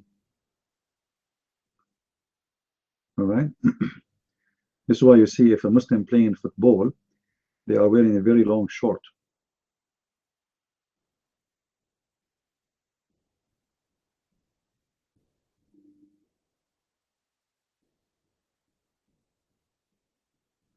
However, the women, she have 10 private parts, and one of them is her voice, and her face, and her hands, and her hair. So even her voice is a awra. Awra, I mean a vagina, a private part.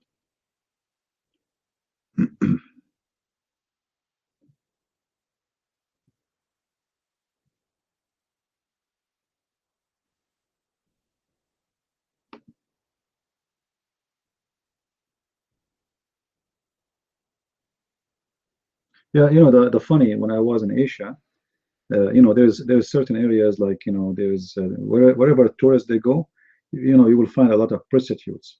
You know what I mean?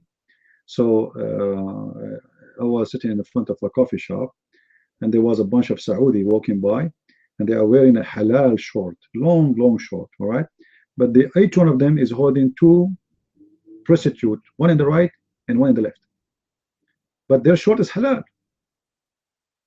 You see, he's a good Muslim. The short is halal. He is not wearing a short like those Christians or Jews or Hindus. No, he is wearing a, you know, halal short, but he have 2 prostitutes with him. Yeah. Yeah. And he eat halal food too, and they drink halal whiskey. All right.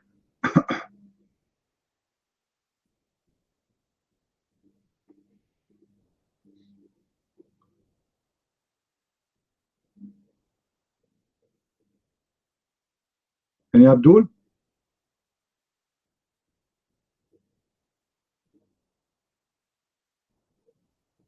Any Abdul? Actually, prostitution is halal. You know that, right? The prostitution is halal in Islam, as long the girls they agree to do the prostitution. It's absolutely halal. It's not really forbidden. If you go to chapter 24, verse number 33, it says that, you know, and don't force not your girls to do prostitution unless they agree to do it. And even if you force them, Allah is all forgiving. So the condition here, try to make them agree to do prostitution. If they agree, it's fine. However, even if you force them, it's okay. So it's halal. It's, you know, it's officially, legally halal. This is why you see the when the Muslims were invading other countries, you know, especially when the Islam was flourishing by occupation, the poor Muslim, he have like 20, 30 women who he forced them to prostitution to make money. They go to war, and women is part of the spoil. There's a caliph, his name is Harun al-Rashid. He have in one palace more than 10,000 women just for belly dancing, not for anything. Those are the pretty ones. The rest are like for kitchen, for cleaning, you know, 10,000 women, pretty women, young women, just to dance for him. And for sure, sex, etc. Those are the pretty women.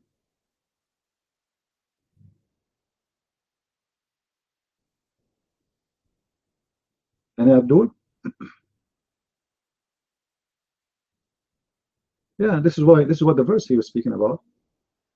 You know, because the women, they came to Muhammad complaining to him, saying all the men, they are not having sex with us no more. They have a lot of prostitute, and they are you know, they are beautiful. And those prostitute, by the way, they are not a prostitute. Those are mostly Jewish women, Christian women, whatever women. They kidnap them from their houses, from their husband, and they force them into prostitution.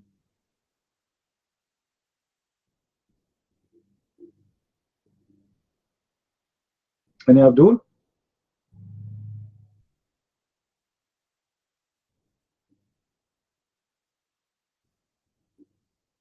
Yeah, because you know, even the wives of Muhammad, they were complaining about Muhammad with his slavery business. You see, Muhammad, one of his name is Ba'i al-Abid, the slave seller. When the wives of Muhammad, they made a strike against him, and Allah, he made a verse to support Muhammad against him in chapter 66, verse number 4, in the chapter of At-Tahrim. So why they were striking? Simply, they found him having sex with the slave women in their beds. You see, this man, he don't even respect the wife bedroom, so he bring another woman to her bedroom and he sleep with the women, and obviously they are watching.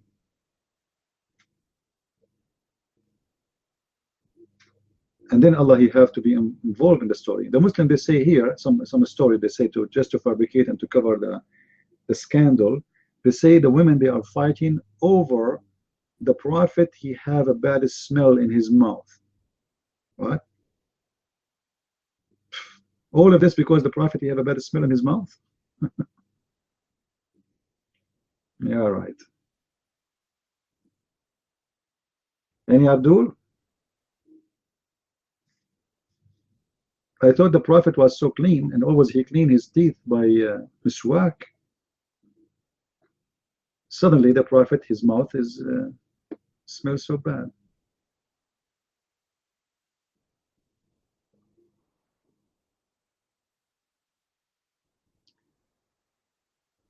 We have someone in YouTube, I don't know his name. I cannot really read the name correctly. Let me see how we can read this name. A kid. He's posting chapter 2, verse 109. I don't know this person is a Muslim or not. What about you come to our room and talk to us? Any Muslim want to come to the room here, talk to us?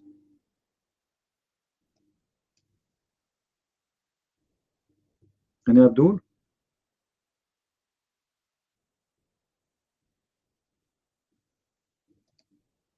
No one?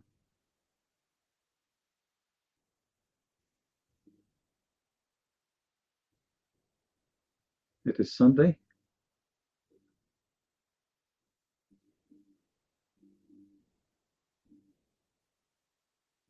You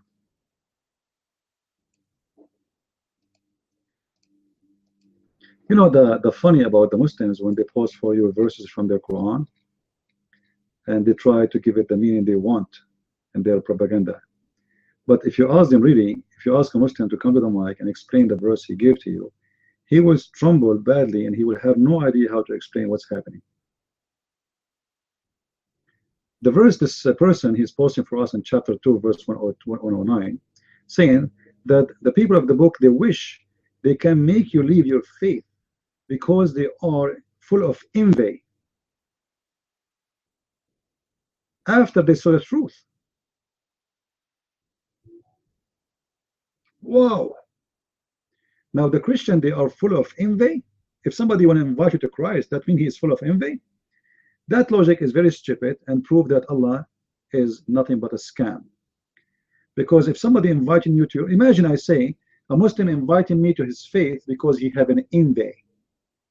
Isn't it? This is a stupid statement.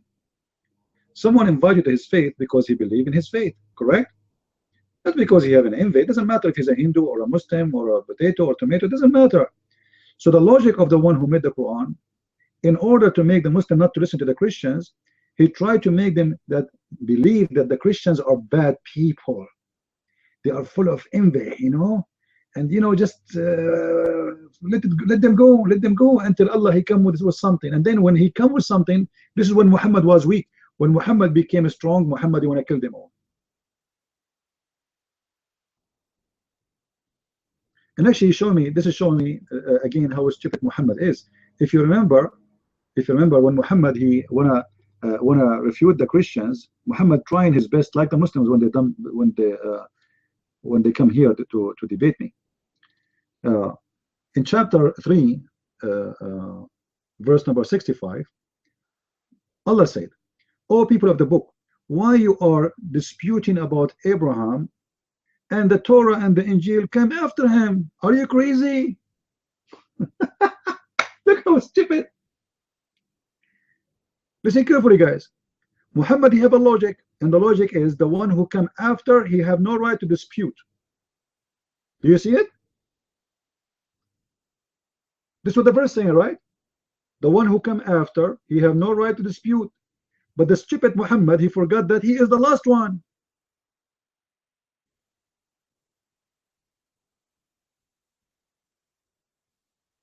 This is mean Muhammad, he have no right to dispute about Jesus with the Christians. And Muhammad, he have no right to dispute about Moses with the Jews. And Muhammad, he have no right to dispute with Abraham because he's the last one to come. This is how stupid Islam is. And this is why it's funny when you see a Muslim posting verses for us, but yet you do not know what the verse is saying because it's so stupid. Why you dispute about Jesus if you came after Jesus? Why you dispute about Abraham if you came after Abraham? Why you dispute about Moses if you came after you came after all of them?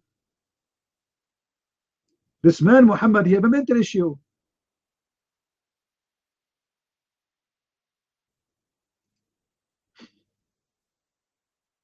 This man, he have a mental issue. Imagine, guys, I am the last one who come to a party. All right? I am the last one who come to a party. And then I say to you, the one who come at the end, he have no right to eat. And then I go to the table, I say, you have no right to eat because the one who come at the end, he don't. But you say to me, you are the last one. I mean?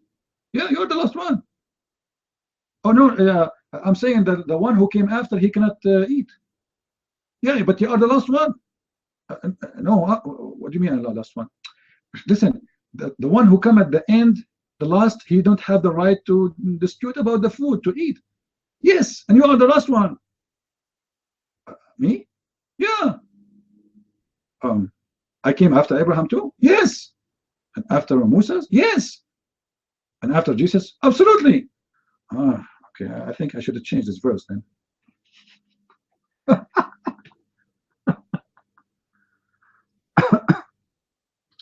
Don't post fake translation.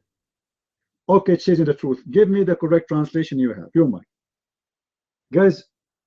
Chasing the truth. He's saying we are posting fake translation. Your mic, Mr. Chasing the truth. Give us the correct translation. We are listening. Go ahead.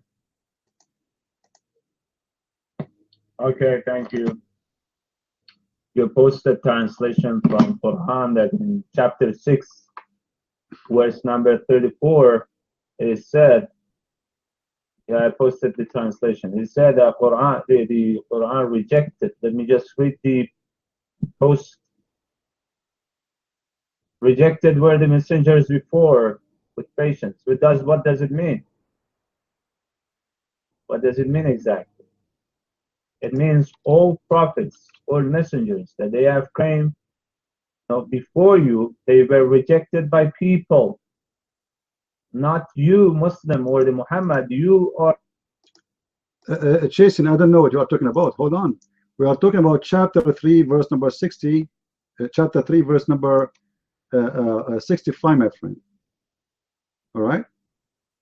chapter 3, verse number 65, not chapter 6, 34. All right, the mic is yours.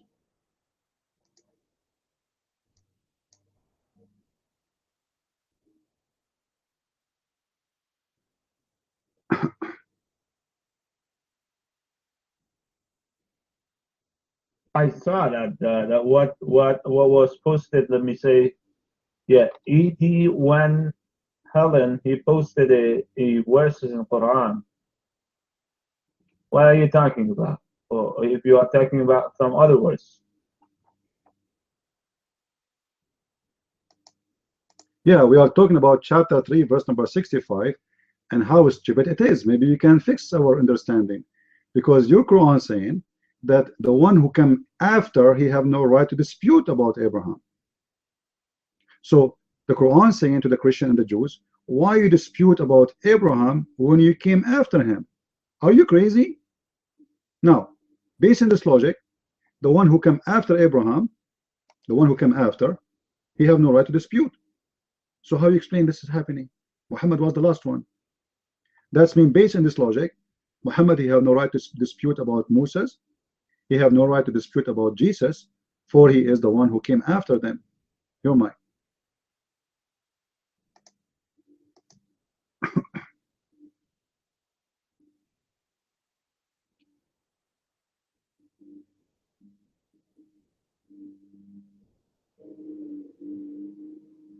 He will play dead now.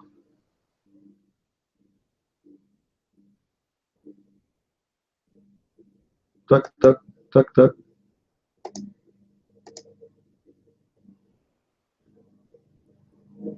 Tuck, tuck, tuck, tuck. What happened, Jason? What happened, my friend? What's happening? You know, I think it's very clear. The Quran saying the one who come after, he have no right to dispute about the one who come before. But Muhammad, he came at the end. So based on the logic of Allah, Muhammad himself, he have no right. Here we go, he's out. He's out. he was so hot, so excited, and then when he found that his God is dumb, he decided to flee. This is God talking? Are you serious? God saying the one who came after, he have no right to dispute about the one who came before? But Muhammad is the last one. Look like Muhammad, he think he is the first one to come. And he came before Abraham. Right? Any Abdul?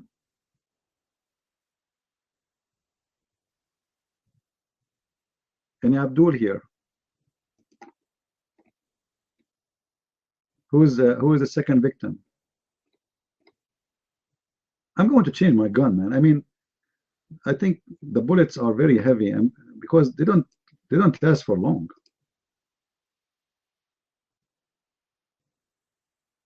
الرقيق القدر اليهود يا warrior رسولك كان قدر لليهود وغير اليهود صعلوك من صعاليك العرب جرثومة وأتحداك أن تأتي إلى المايك يا هذا. Warrior, if you are a warrior for Allah, how come you don't dare to come to the mic? Is that what warriors do? You hide behind the black rock? You see, the last time I challenged Allah, as I've been told, he was hiding behind the black stone. In some stories, in some hadith, they report that Allah was hiding inside the black stone. Let us see how warrior you are. Put your hand up.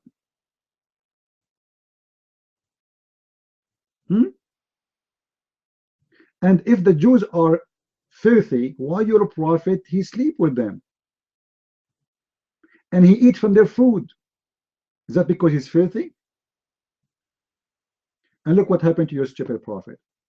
He ate from the hand of a Jewish woman. She put poison for him. And he died like a rat.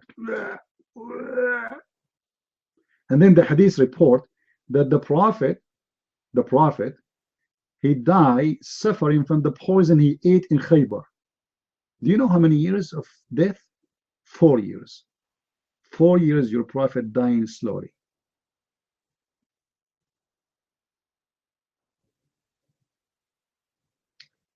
Actually, the video I made about the death of Muhammad, I think it passed the 60,000 already of a review. The Muslims are leaving Islam after watching this video.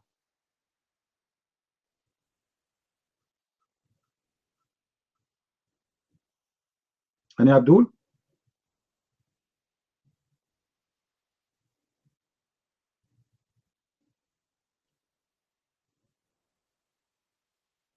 Any Abdul here? Any powerful Abdul? Look, the warrior of Allah is sitting like a shish kebab in the room, but he don't dare to come to the mic and defend his God. But you know, actually, I have to be honest here. You know, Islam have a lot of powerful stories which nobody really can, I mean, defeat. I can give you many examples.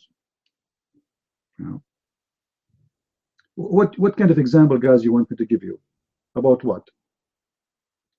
Speaker 12, your mic. Y'all know I got the gold in here. Oh yeah, I like the way it sounds.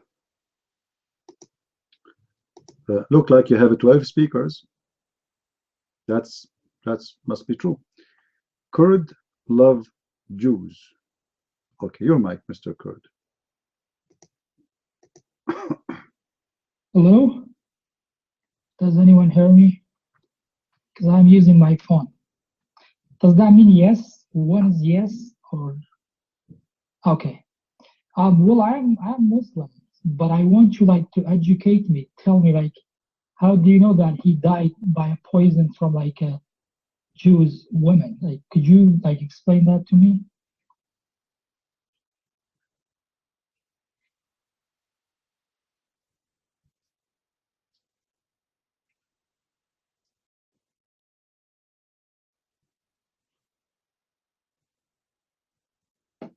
Would you, anyone can answer my question?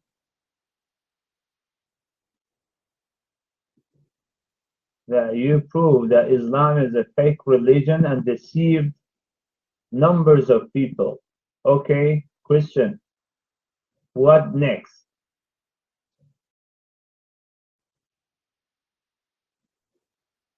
I'm Muslim. I'm telling you, we are fake. Because there is like no way we can go to heaven and have like 72 virgin, and each virgin has 1,000 of another slaves behind that virgin. What? Like, how about all women? Huh? When they die, they will get like 72 men too? Wow, we are good.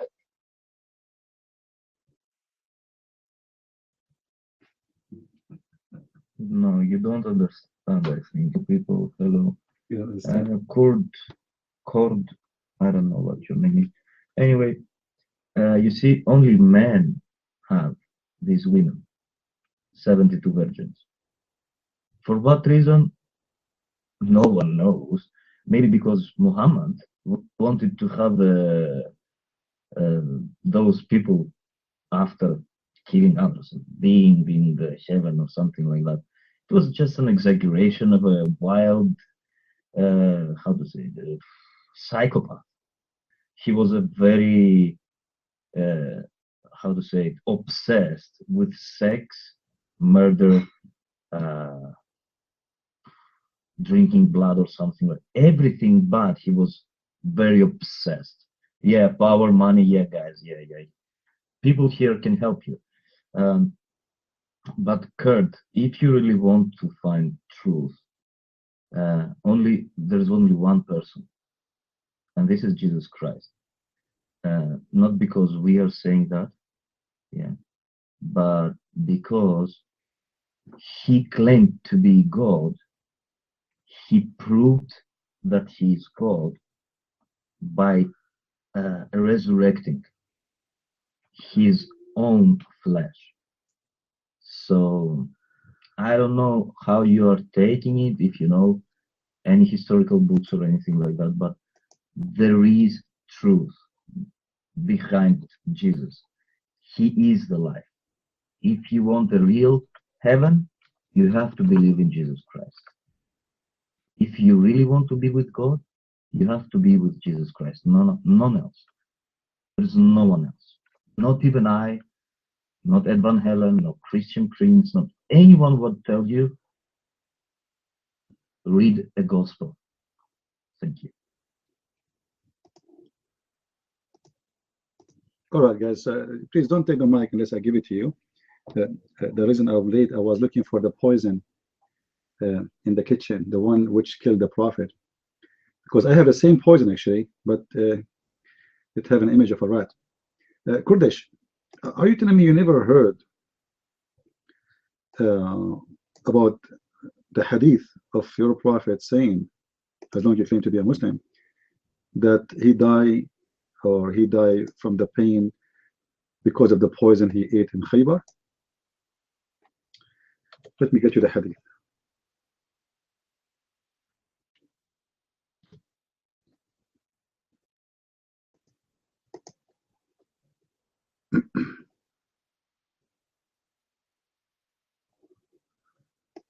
Actually, here we go.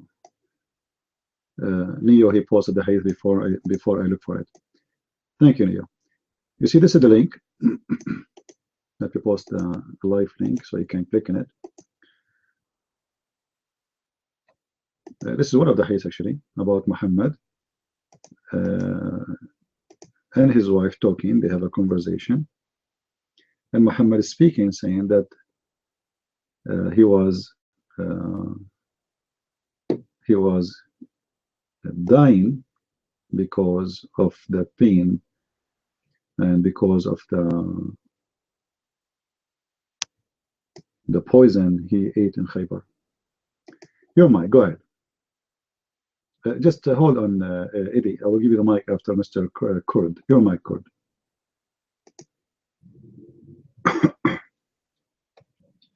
Well, I never heard of that, but because we do have a movie also talk about how Islam is came, and at the end of the movie when he died, it's just showing that he just naturally died from aging and he left just like that. He never talked about poison or anything like that. I'm Muslim. I was born Muslim and I came from a big family, but I honestly start having a lot of doubts. But not because but I think there is no God, there is no religion, it's all lie. That's what I believe. Well, you don't want to believe in God, that's your business. Islam is fake. The story of Muhammad's death alone is a proof that Muhammad to be false. So a Jewish woman, when Muhammad asked her, why you put the poison for me? She said, well, if you are a prophet of God, Allah will save you. If you are not, we will get rid of you. And Muhammad, he said to her, well, Allah will not give you power to do that. So Muhammad claimed Allah, and no such a thing can happen to him. But later Muhammad exposed himself and he say that the poison in Khaybar is the reason for me. And actually even Aisha, she said that Muhammad in the element of his death, he used to say that I still feel the pain caused by the food I ate in Khaybar. At this time, I feel my aorta is being cut off. So Muhammad was really suffering badly from the poison, and that again exposed him to be a false prophet. Now, there's 1 million reasons to prove that Muhammad to be a false prophet. However, if you're here to ask questions, feel free. Islam, everything about Islam is wrong. Science is wrong. Even Arabic words is wrong. Even spelling pronunciation is wrong. Like as an example, Mary, she is the sister of Harun, sister of Aaron, but Mary, she was not exist in the time of Aaron. Moses, he spoke to the Pharisee. Moses spoke to the Pharisee. Are you sure? How this happened? You know, it's a madness. You know, it's like I don't know what to say. It's endless. By the way, here we don't mention all the stupid things Muhammad he said because it's endless. But we concentrate on things which is very easy to prove, and people they can see it clearly. Otherwise, there's endless proofs of Muhammad false prophethood. Eddie, the mic is yours. And if you have any question, Mr. Kurd, put your hand up. Thank you, Christian Prince. Yes, in the Quran, it says that if Muhammad was a false prophet, that his aorta would be cut. It says it right there, Quran 69:44 through 46. And then the hadith that Christian Prince was talking about is says that he was killed from exactly that. So, I mean, there it is in their own writings that Muhammad was a false prophet. Simple as that. And guess who I learned that from? Christian Prince. Mike Free.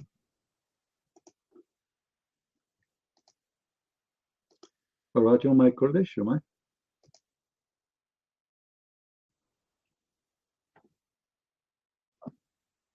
Yeah. Can you hear me? Hello? Yeah, okay. Is there any like Muslim like me here? Is there any Muslim here? Okay. I do have a question for the Muslim because just like me. Why like no Muslim like you? Why God like doesn't want us to drink like drink and eat pork or have sex while he's like promising us when we go to heaven we will have a river of whiskey and beer and all that. I mean, why when Prophet Muhammad was still exist he had the right to have sex whenever whatever he wanted, but for us it's forbidden. We cannot have it. I mean, I'm Muslim. I've been praying. I used to go to mosque. I'm still Muslim, but I have doubts. I do. So if anyone here, I would appreciate an answer.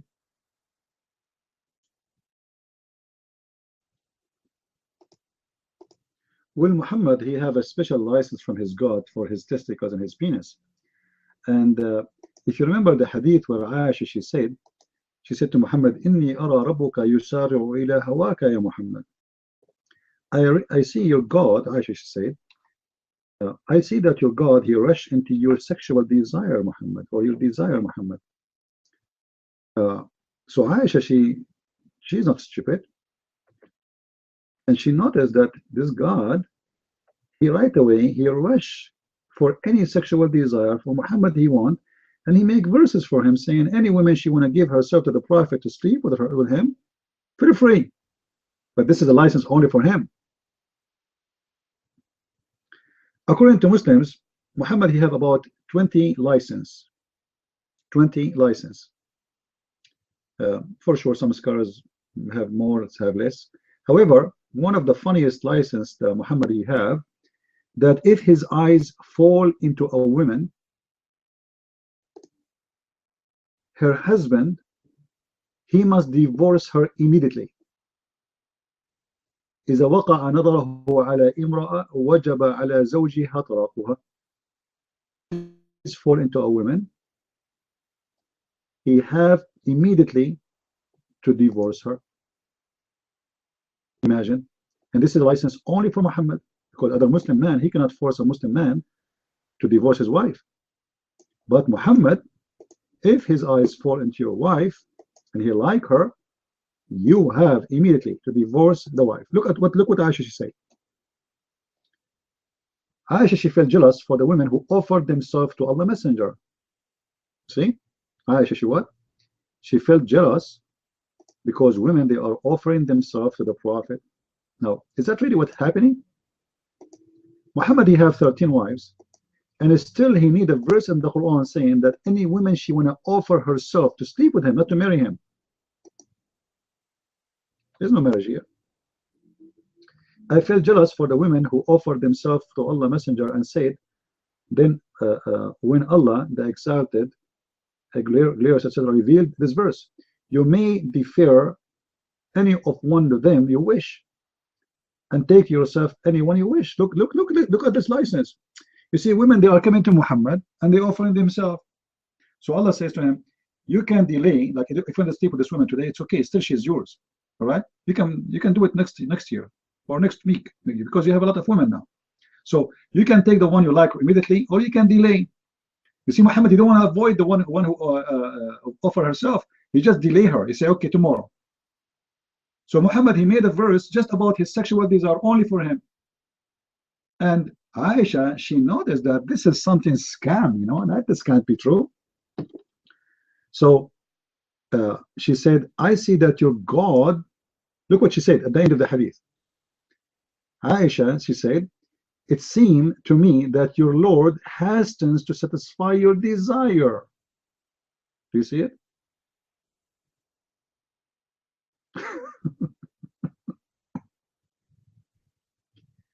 she's not stupid. She noticed that. She knew that Muhammad is a scam.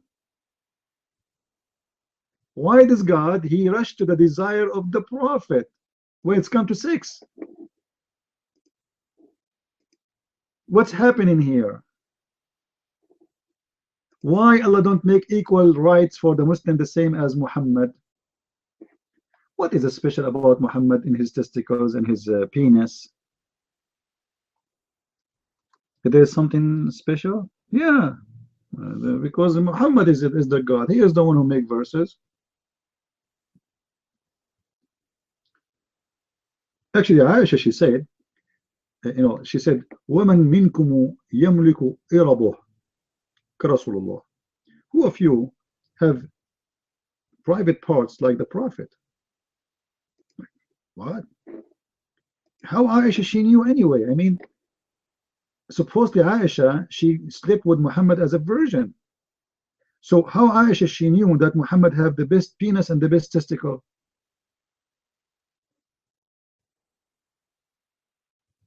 Are you there, warrior of Allah?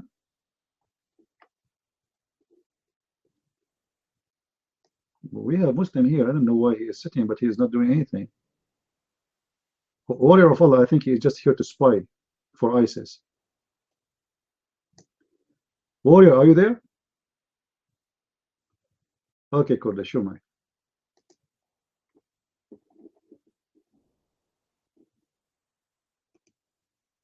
Yeah, I'm sorry, I'm on phone, so I'm having a hard time to hold the mic.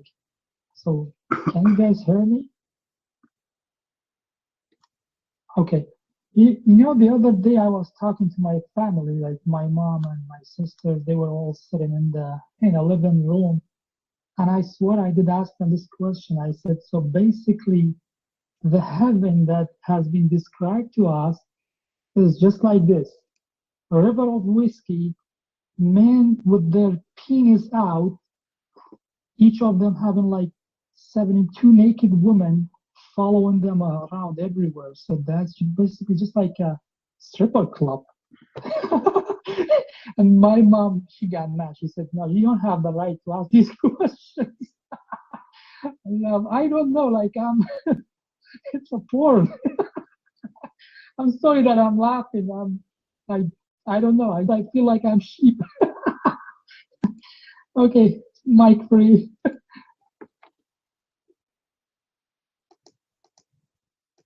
Actually, my friend, the Quran forbade the Muslims from asking the question. Chapter 5, verse 101.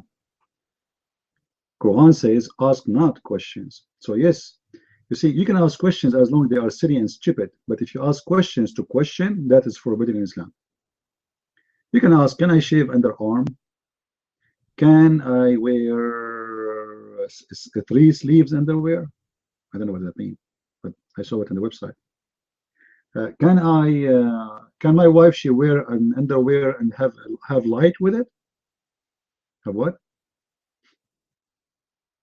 This Muslim Abdul, he bought to his wife an underwear have LED light. And he's asking, is it halal? Yeah, ask as many stupid questions as you want, but ask serious question, no. No way. Okay? Stupid questions are more than welcome. Just be dumb. The more dumb you are, the more you are welcome. That's exactly what Islam is about. Ask no questions. Your mic, Eddie. Go ahead. Yeah, the other thing that I forgot to mention is that nowhere can we find any manuscripts from Muhammad's time. The closest that we can get, I think, is the 9th or 10th century. However, when we go and we look at the manuscripts in the Bible, we find all kinds of them. And I'm posting them down here. You can see when they were written, and you can see how many copies we have. The New Testament alone, in existence that we know of right now, are 24,000 exact copies. This is how we know that the Bible that we have is the true one, because it matches. The Greek from Antioch is the most reliable one from the New Testament. But there are two Bibles to compare to, and the Greek from the Antioch is the most accurate. So when they ask you why there's so many different versions of the Bible, well, I mean, it's just translations, basically. We have found historical dig sites thanks to the Bible. I mean, Luke was a first-rank historian. Because of him, they found several dig sites that were exactly where Luke said they were. So when you start testing, we're told to test the spirit, and we do. And when we actually do the test and we start doing the digging, we find exactly where it is. And that's another way that God shows his sovereignty, besides prophecy. So I'll keep posting these as we go. Mic free.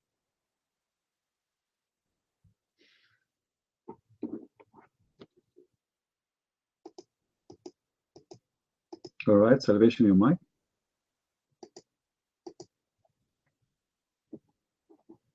Now for our friend Kurd, the question that should arise in your head is, since you know about God, since you realize that the religion that all your family is wrong in your acceptations, yeah, for yourself, what is the truth, yeah? And again, I'm telling you, if you take one gospel, let's say the Gospel of John, it starts with, in the beginning, the Word of God. You know, in the beginning, the Word of God. And then it says, the Word of God became flesh. Now you have two things that you have to compare. In Islam, you have a Word of God, which is a book. Yeah. In Christianity, the Word of God is real, is alive, can go anywhere. The Word of God of Islam cannot go anywhere. It's just a tablet. So there is a big difference. So why is it that special that Jesus Christ, we call him Word of God? Because he claimed to be. He claimed to be from heaven. He claimed to be the Son of Man, which all the Pharisees understood that it was from Daniel 5, if I remember well. And if you just allow Christ to enter your heart, you Daniel 7, yeah, I'm sorry. If you allow Christ to enter your heart, you will understand that there is no other salvation than his sacrifice on the cross. You don't need to convert. You need to understand the truth. Conversion is just a word. You know that there isn't any way to have to be welcomed in a paradise like a whorehouse. You don't like it, like whiskeys and milk and women 72 for every male. It doesn't make sense, yeah. So the truth is a real paradise that will make your soul happy to be there.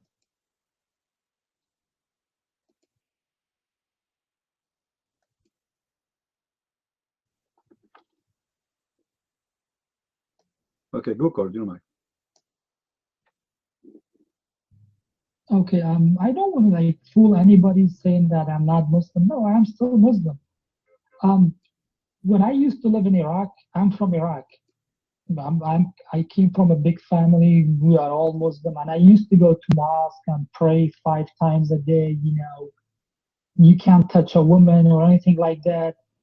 So anyway, I did move to USA in 2009. And then when I came over here, I did start having doubts and asking questions. Because when you live in a Muslim countries, your neighbor is Muslim, your friend is Muslim, your family is Muslim, you cannot ask any questions. I mean, you will just be like, you know, you will be hated by everybody. You cannot even go out. So when I came out and I started having doubts, I started, you know, meeting new people like Christian, Jews, or people that don't believe in God. So now I'm, after like 8 years of living in USA, I do talk to my family every day, and I start telling them about the truth. I'm saying, okay, the other day I did talk to my mom. I said, so in our religion, like, you know, that God give us all the rights in heaven. If we go there, man gonna get this, man gonna get this, man gonna get this. What about you, Mom? What are you gonna get? Like, it's all about man's rights. I don't know. Like, I do have like billions of questions, but I don't know.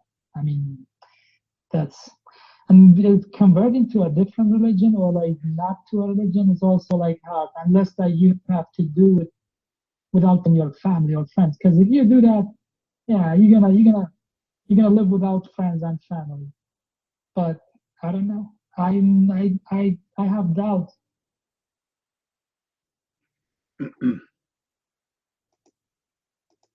Well, you know, Cord, don't worry about having a friends and family. You see, you don't know me. You don't know how I live. But if I tell you, I have a lot of friends. Look at those here. Look how many people I have here. I have 90 people here. I guarantee you that all of them, they would be so happy to invite me to their houses.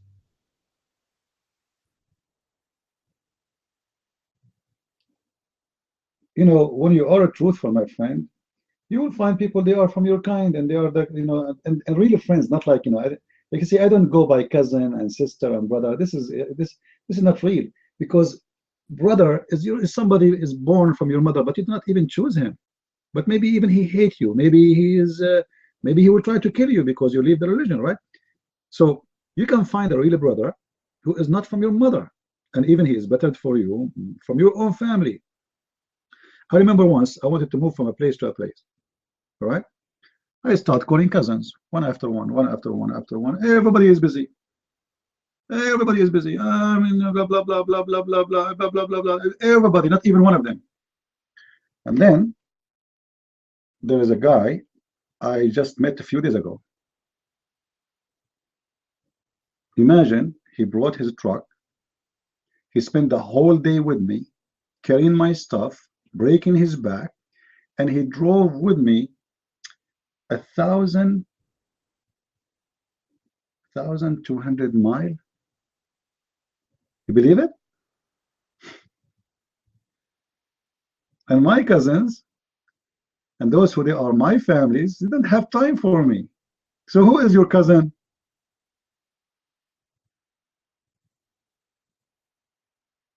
You know me? Don't go by the cousin, and this is actually mostly relatives. You will get nothing from them except they will hurt you. يا warrior يا warrior يا منافق تقتلون الناس وتتكلمون عن القتل يا منافق يا عابد الفرج. Did the Coptic kill you, you idiot? Warrior? Did the Coptic kill you? Huh? You coward? And you attack women in churches? How about eternal life? You see, when somebody is trying to escape Islam, I don't want to really like to put the pressure on him and say, okay, become a Christian and come to Christian. No, don't do that. I advise the Christian not to do that. Speak about the truth. Be the best ambassador for the Messiah, and then he himself will start asking you how he can be like you. What make you different? What changed you? Why you are like this? Don't do what the Muslims do. Don't be fake. Don't be enforcing things. Don't sugarcoat things, and don't make yourself like you are the best and the rest are garbage. Just be truthful. Do what is right, and then this person, he is watching. He see those Christians, how good they are, how nice they are, how wonderful, how loving. He himself, he will feel something, and he will come to us. We don't want to do what the Muslims do, the Muslims, because they are following a child molester liar, they fabricate all kind of lies to make people convert to the religion and to leave what they believe in. Do you remember the video I played before about a Muslim sheikh in the TV? He was explaining how smart a Muslim guy was by making a Jew convert to Islam. Anyone remember it? Anyone remember? The Jew, he was saying to the Muslim, the Muslim saying to him, convert to Islam, why you don't convert, etc. The Jew, he said, but I like to drink. The Muslim, he said to him, who told you cannot drink?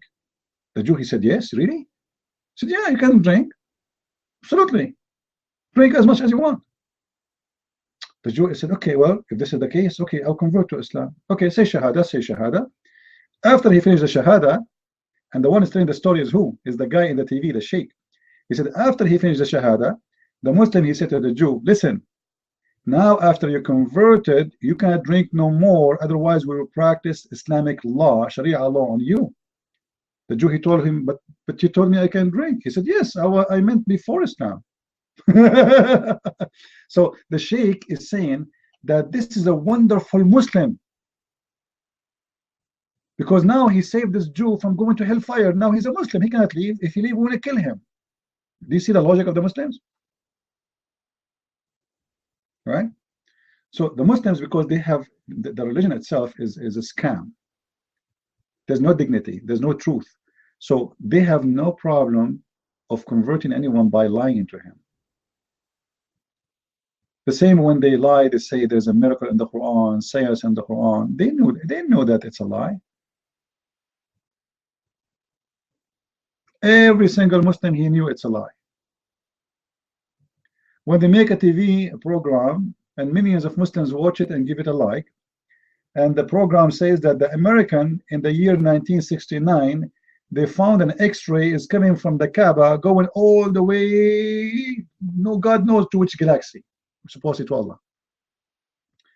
And the American, they publish in the internet for 21 days about that. And then when they noticed that the American are converting to Islam, they took it off from the internet. But when the American went to the moon, there was no internet. And now, after 30 years from that date, nobody was able to take a picture of that X-ray. And the Muslim, they have satellite. They bought many satellites. They own actually, I think they own at least 80 satellites right now. So why only American can see the X-ray coming from the Kaaba, but the Muslims cannot see it? In the same video, the Sheikh, the Abdul, he said that in the Kaaba, in the land and the ground of the Kaaba and Mecca, the gravity is zero. What? The gravity is zero? Like what? Guys, there's no gravity in Mecca. It's zero. But if this is true, it's mean people, they should be flying there, not walking.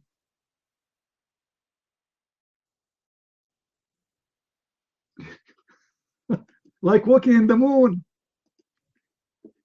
And if the gravity is zero, electricity will not work. Nothing will work, nothing will function. And he made additional lie. He said, in Mecca, we have zero cancer. Go right now and search how much diseases. Actually, Muhammad, he said in the hadith, that Mecca and Medina, they will never have the disease of the plague. The plague, you know, will never be infected. So the Muslims, they're asking, how come the Mecca and Medina, they are infected many times after the Prophet died with the plague? Many times.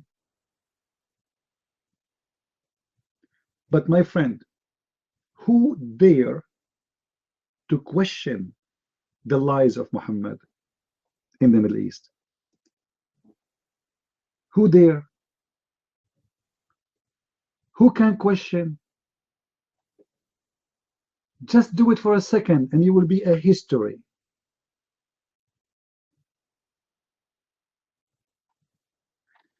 Kurt, your mic.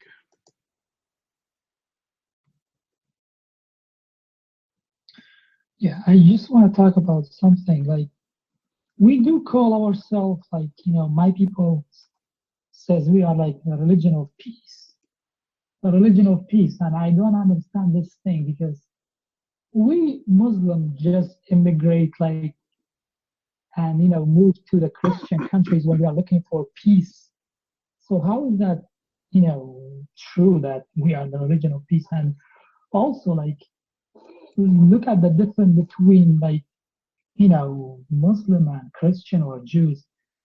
I mean, when we do, you know, move to European country or like US country, we live in peace here. Nobody tell us anything, like nobody bother us.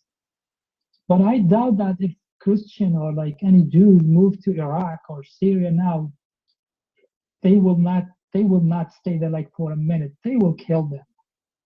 So I'm wondering like how is that like, you know, the religion of peace? I mean, yeah, there's a lot. It's also like if I were like a president of like United States or like, you know, England or any of those Europe countries, I would not allow, you know, those women to wear their hijab or these towel on their heads because simply like no Christian or Jews is allowed to go to Egypt or to Iraq or Syria as their, you know, as to have their rights. So why they are allowing us? I mean, they should not allow that. They should tell, you know, you come to the United States or to Europe, you're going to live a normal life or you are not welcome here. I mean, you bring your bullshit over here, no, you are not allowed. I mean, you see a lot of things like on YouTube, like those people, like I'm talking about my people actually, in Europe, like, you know, protesting, having their black flags, waving. I don't know how the government allowing this. That's, you know, that's, I don't know. And yeah, mic free.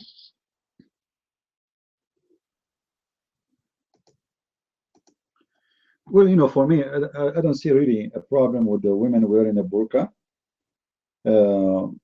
except security problem, which means if a policeman stop them and he asks them to, and they have to show their face in case they commit a crime, so people they can see who she is. Because a man, he can wear a burqa and he can kill somebody and nobody will see him, nobody will know him, right? This is the only problem I have. Otherwise, I don't have a problem with the women, Muslim women wearing their clothes as long as nobody is forcing them. At the same time, it's the best way to find the house of a terrorist is to know how his women dress. You know, if terrorists start shaving their beard and their women they wear short, then there's no way to know them. You know what I mean? Like 9/11 terrorists, they did shave their beard, they go to nightclub every day, and they drink vodka every night, just to deceive the intelligence and make them believe that they are not planning for anything. Right? Yeah. Do we have any Abdul here? Actually, I remember when I was young, a story about someone in my school. He had a big problem with his family. Why? Because he saw a girl, and she was wearing, she is wearing a burqa. She is beautiful. She is very nice, like she have a nice body. So he was just chasing her, saying to her dirty words. So like he is going from school, she's going in the same way, etc., and then same way, and then same way, and same way, same direction he want to go to. And then suddenly this girl, she opened the door of his house, and it turned to be his sister. So she was not saying anything to expose him in front of the family. She's angry from him because always they are so tough on her. She's a girl, and he can do whatever he wants, right? So he was chasing her almost for a half hour, saying to her all kind of filthy words you can imagine in the dictionary of filth, describing her bum, describing her chest, I like, etc. He's working behind her, and the stupid, he never asked himself, like, well, come on, why she is going exactly in the same direction I'm going, until she arrived to his house, and then she entered the house. In the beginning, he thought that maybe she know his family and she is trying to complain.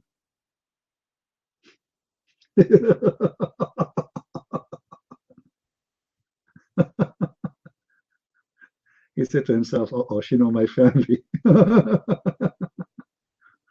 But he never thought that this is his sister. Another story, and this is in Saudi Arabia. A Saudi guy who is very religious, and his wife, she's inside a jail.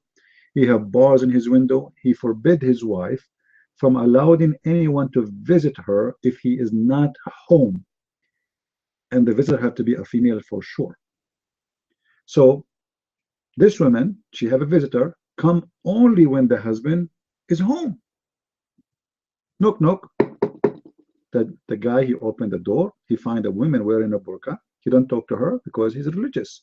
So he go to his wife. He say, my wife, there's a friend of yours. She's in the door. Get her to your room. And because they are women, she is a stranger. He cannot get in. So he's not allowed. So they go to the room, and they stay there for like an hour, 2 hours, depend. And even he's being so nice to his wife, because he is jailing her, so he's trying to be friendly. He make coffee and tea for them. And one day, his sister come, and the friend of this woman is inside, the friend of his wife. So because his sister is a woman, so she can get in, right? So he told his sister, well, go to my wife's room because she have a friend there. When the sister, she went in, she found the guy having sex with his wife. So the boyfriend of this woman, he wear a burqa, he come to the house, and the stupid husband, he is the one who opened the door. And he make tea and coffee for them. He make tea and coffee, he leave it behind the door, he knock at the door.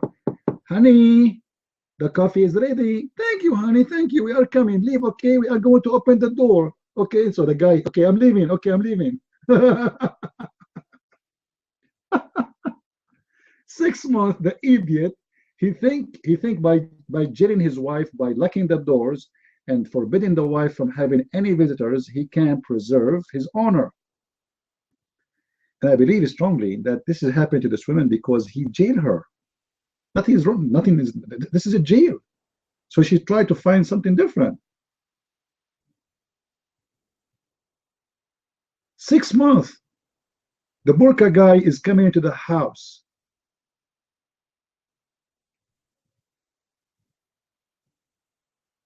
In Saudi Arabia, they arrested the employees of a limousine company. I don't know if any of you heard of it. This limousine company, they provide different kind of customers. They bring boys when I say boys, I'm seeing them like I'm talking about young men from Al-Bosnia and young girls from Al-Bosnia. They are Muslims. So what do? If you are a woman, you want to have sex, you call the limousine, all right? Let us say you want to go and visit your uncle house, whatever, you know, something allowed to visit. So limousine, they are allowed to get in because the driver is separated and they have like a door between them, like a wall between them, right? So she's allowed to be in the limousine. But what they do, when you call, they have like a code. You order a male or a female. So if you are a female, you want to have sex with a male, they will put in the back seat a young man from Al-Bosnia, based on the description you like a blonde hair, etc. And the woman, she jump in the back seat and they have sex, and the drivers drive so slow until they arrive at the address, and then he drop her there. Nothing wrong happened. I mean, she did not leave the car. Everything is perfect, you know, from door to door. Like even if her family, if they follow her, nothing happened, nothing wrong. She jumped in the limousine driving slow, yes, but maybe this driver is not good driver. He is so slow. Maybe he's old, you know. But in fact, in the back of the limousine, a lot of things happening. Allah Himself is making Quran.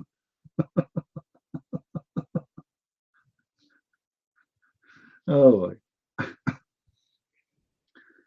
any Abdul here? You see, in those countries, they supposedly are so strict, but you can find anything you want. Anything. Whiskey, drugs, prostitution, you name it.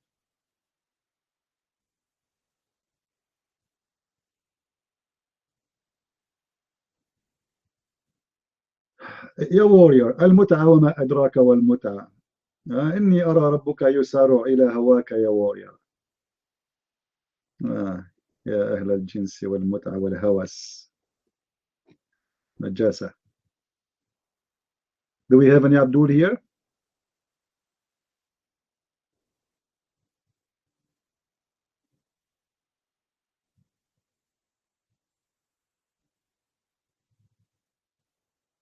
Any Abdul?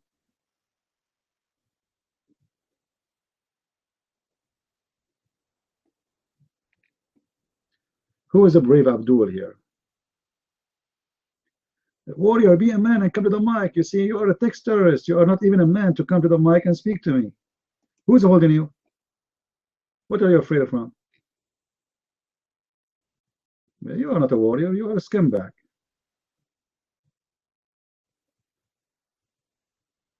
Any brave Abdul here?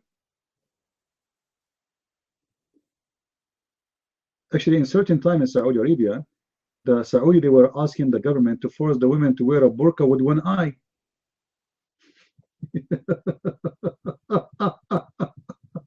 One eye.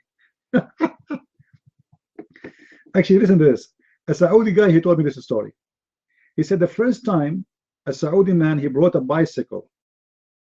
The first time, Saudi man, he brought a bicycle. The police, the religious police, arrested the bicycle for this is a devil. They did not arrest him. They did arrest the bicycle for this is the devil. All right, and it was published in the newspaper that today the police, they arrested a devil, a foreigner devil, was going through the streets of whatever the city of Riyadh. You know. Oh boy.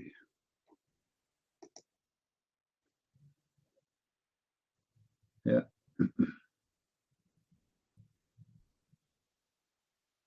Any Muslim with bicycle here?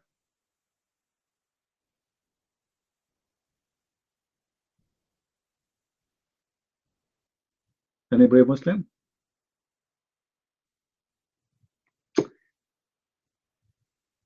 Okay, Allah warrior, you want to talk to me in Skype? You want to talk to me in Skype? Are you serious? Okay, just take the mic and tell me I want to talk to you in Skype, just to be sure you are serious. Go ahead.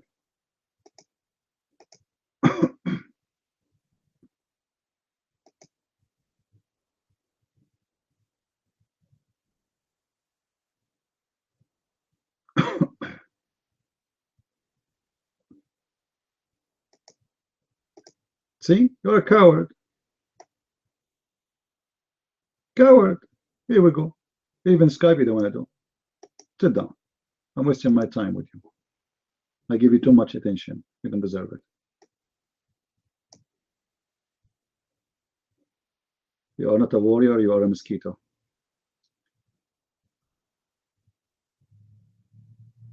Once I asked a Muslim if Allah is going to judge a mosquito for sucking the blood of a human being, he said yes. Because why she suck the blood of a human being? Because remember, Muhammad, he told them that in the judgment day, all animals will be gathered in the front of Allah, and Allah will judge them for the sin they did. Really?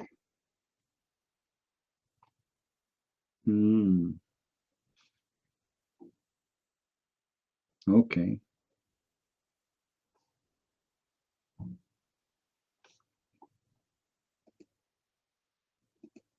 But this is telling us how smart the Muslims, because you know, a mosquito, she have no choice to eat different thing. I mean, isn't if Allah is God and He is the one who created the mosquito, live by the blood? I mean, what's her fault? Actually, even the Quran, if you go to chapter 6, verse number 38, the Quran confirmed that all animals, they are Muslims, and they have a book, and they are going to be judged in the judgment day. So pigs are Muslims, but the Muslims, they say the pigs are filthy, dirty. And if the chicken are Muslims, why you eat a chicken? You are eating a Muslim like you. You know, cockroaches are Muslims. Look what the verse says. None of creatures walk in the ground or fly with his wings, except they are nation like you, and they never destroy any of the book, and they will be gathered in the judgment day to be judged. Any Muslim can explain to what's happening?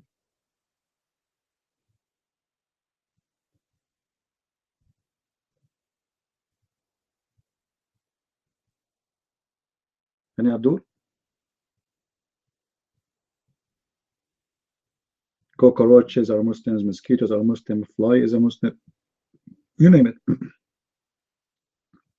Snakes are Muslims, anything on the ground or fly.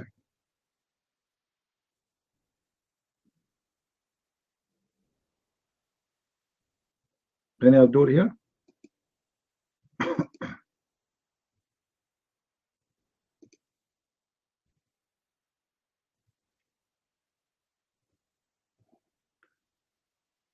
No, Abdul. All right. Well, I don't know what the problem. We should make some advertising that we are giving out some hur who you can see through their bones.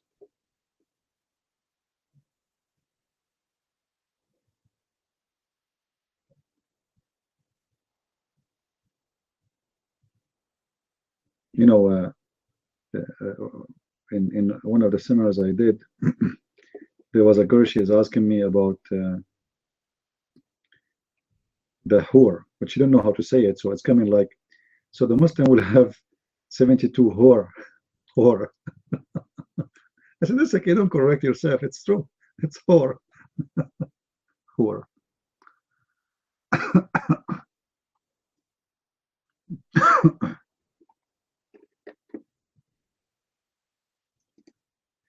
Hur.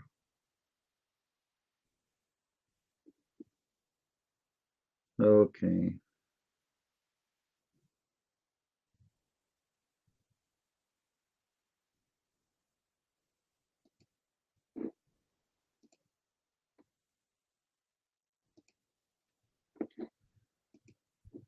Any Abdul?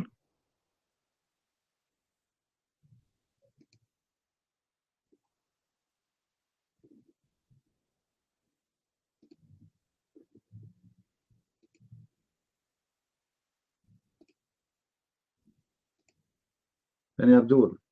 Hey, how are you? The mic is yours.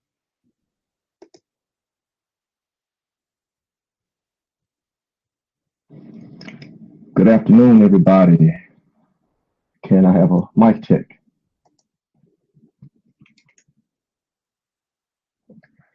Okay, I missed the first of the few hours here.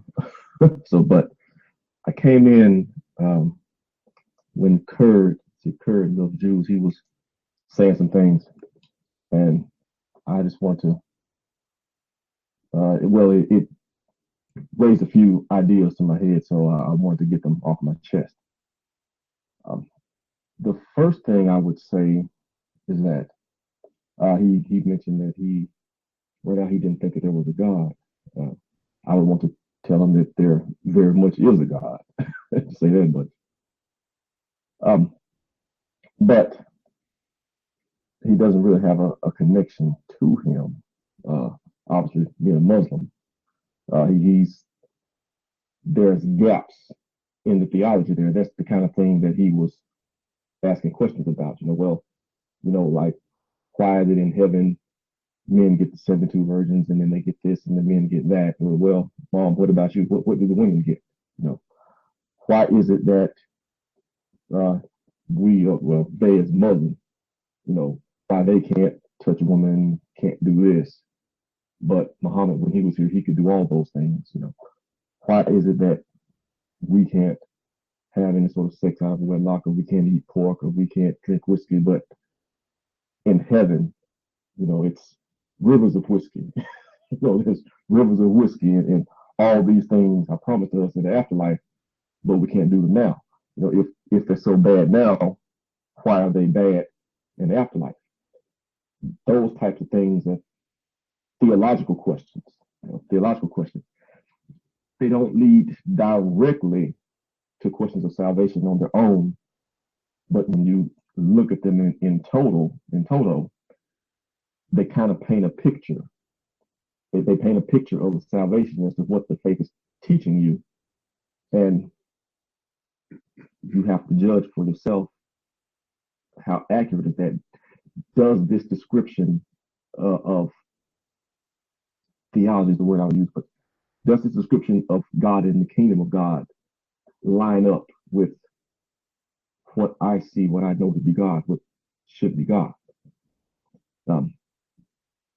Well, obviously, I submit to you that what you have in Islam, it does not line up with the true nature of God, and that's what you are starting to feel. Whenever people are allowed to question that. When you're allowed to question Islam, it starts to fall apart, which is what we do here now. We look at the scriptures and we try to discern what is actually. We try to answer the question of true Islam. What do the Islamic scriptures teach us? What do they say when you look at them in earnest? When we do that, we find that they fall short of leading us to God Himself, and as such, we have to reject them.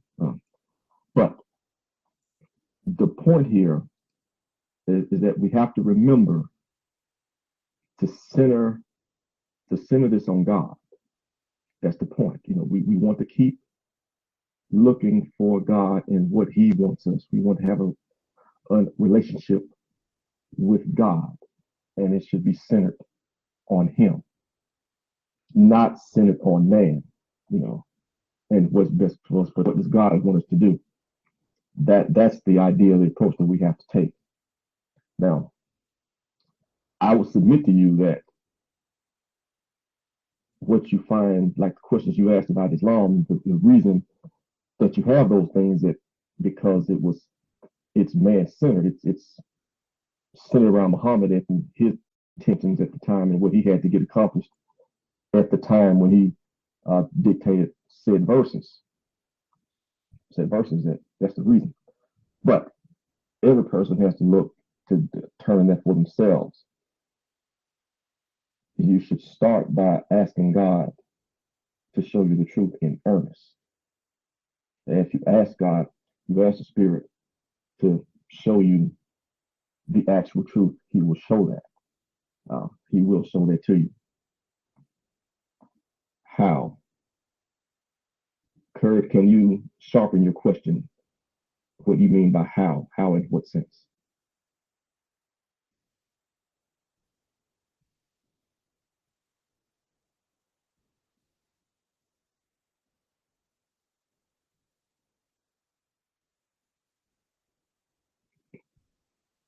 How do you ask God to help you? Oh, you pray. You simply ask the Spirit to show you the truth, to reveal himself to you as he wishes for you to see it, to reveal himself to you. But the thing is, you do it in earnest. How do you know there is someone listening? Yeah, well, he is always listening. He is always, well, what you have to do, Kurt, okay? We can see evidence of God in the world around us, as you see in Romans and such. It's taught by Paul taught us in Romans. There's evidence of God all around us. Now, the exact nature of God, what is he like and things like that, he will clarify himself if we ask for it. That's what we want to ask for, the clarification. Now, I don't know, does that answer your question?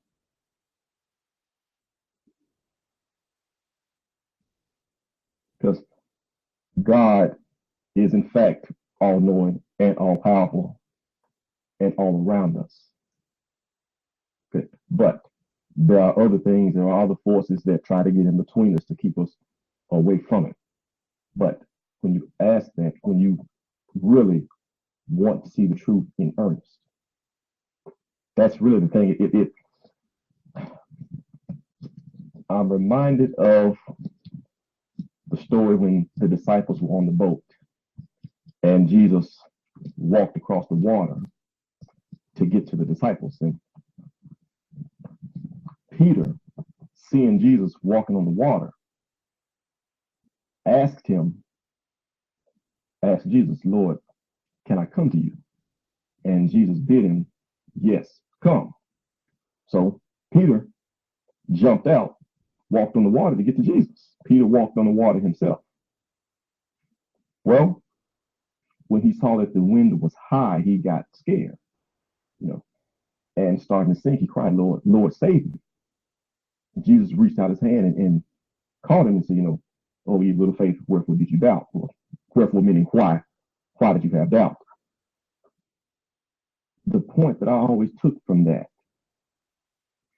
is not that the water changed. Peter changed. When Peter had his eyes on Jesus, he became someone who could walk on water. But when he took his eyes off of that and he started to focus on the stuff around him and he became afraid, he turned into someone who could not. Likewise, we should do the same. Focus on God and ask him, focus on him. Ask him to help us, to show him what he wants us to see. And we will become someone who can see him, who can be with him. And when we stop focusing on that, when we start to look at all the other stuff around you and the wars and these people doing that, and I want this and that, yourself changes. You become someone who can't do it. So that's what you have to do. You have to have faith that God is there, that he does hear you, because he does, and stay focused on him. And then ask him these questions. Yeah, that was him. It was a phone number from India. And he will show you these answers. And again, they don't all come at once, but they do come a little at a time, here and there. I can give up the mic. You can ask your questions. I hope it helps. Or as Zachariah would say, hope it answers the question. My Zachariah imitation is not as good as CP.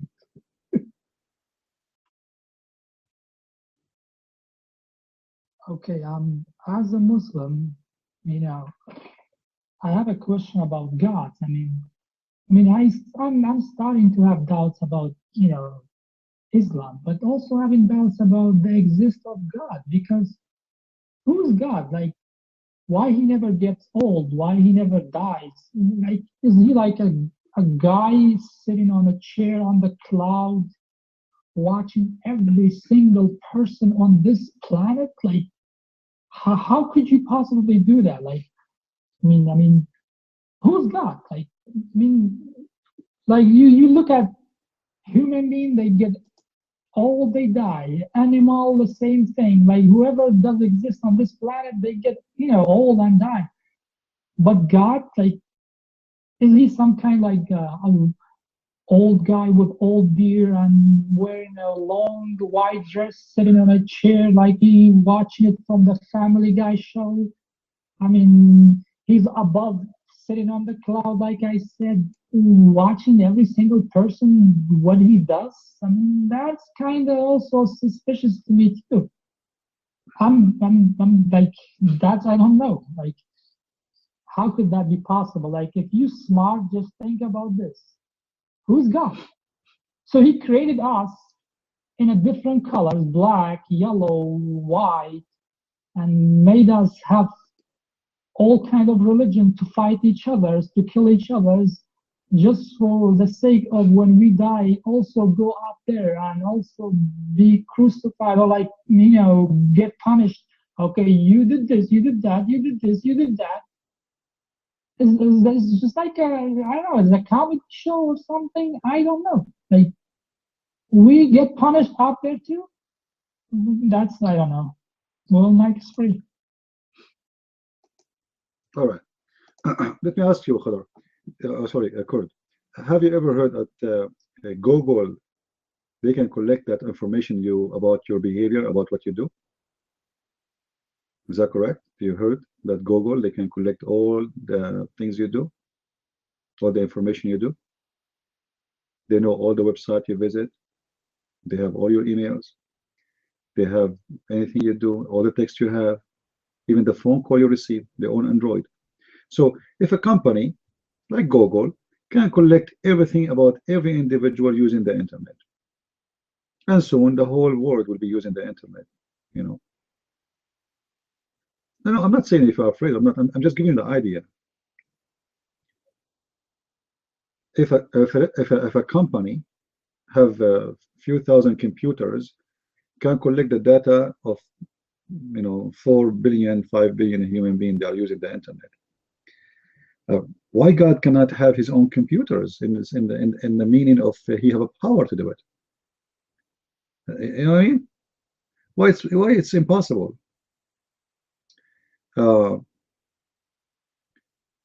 And when you say that why God don't die, the death have a reason. If we talk about the scientific reason, if you don't have a physical body, you will not die anyway. Because your body is the one age, and your body is the one who die, and then death will happen because you don't have a new cells to be recreated and refresh the youth of your body. But we believe that everybody have a soul, and the soul will not die. And God, for us, is not just a person who is sitting in a chair. Actually, we don't believe that God is sitting in a chair. Like chair and those things is symbolic of authority, symbolic of a king. He's the ruler.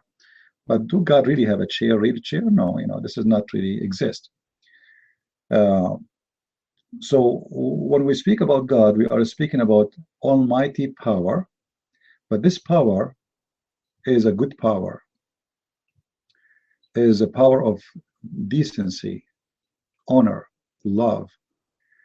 God don't want people to kill each other, and they don't want people to slaughter each other, and he don't want people to harm each other. So our view of God, you as a Muslim, or coming from a Muslim family, you have God as someone he wanna, like the Quran says, fight them so Allah will punish them by your hands. So Quran teaching the Muslim that Allah, he punish others by the hand of others, and the Muslims are the one who punished the other one. Now, for us, we don't believe in this. We believe that God, the Messiah, he said, bless those who spread peace. So he wants peace in everywhere, and he wants peace for everyone. Then what is the purpose of God? Why God he exists? That's the question nobody really can answer. I mean, how God come to exist? Then that's beyond any answer. But the Bible says that God said, "I am," which means I am the one who exists by myself. I'm not exist by anyone. How that can happen? Nobody really can give you details. How where the power of this person we worship is coming from, how it came to existence. All what we know, that he told us that he exists by himself and he was not created.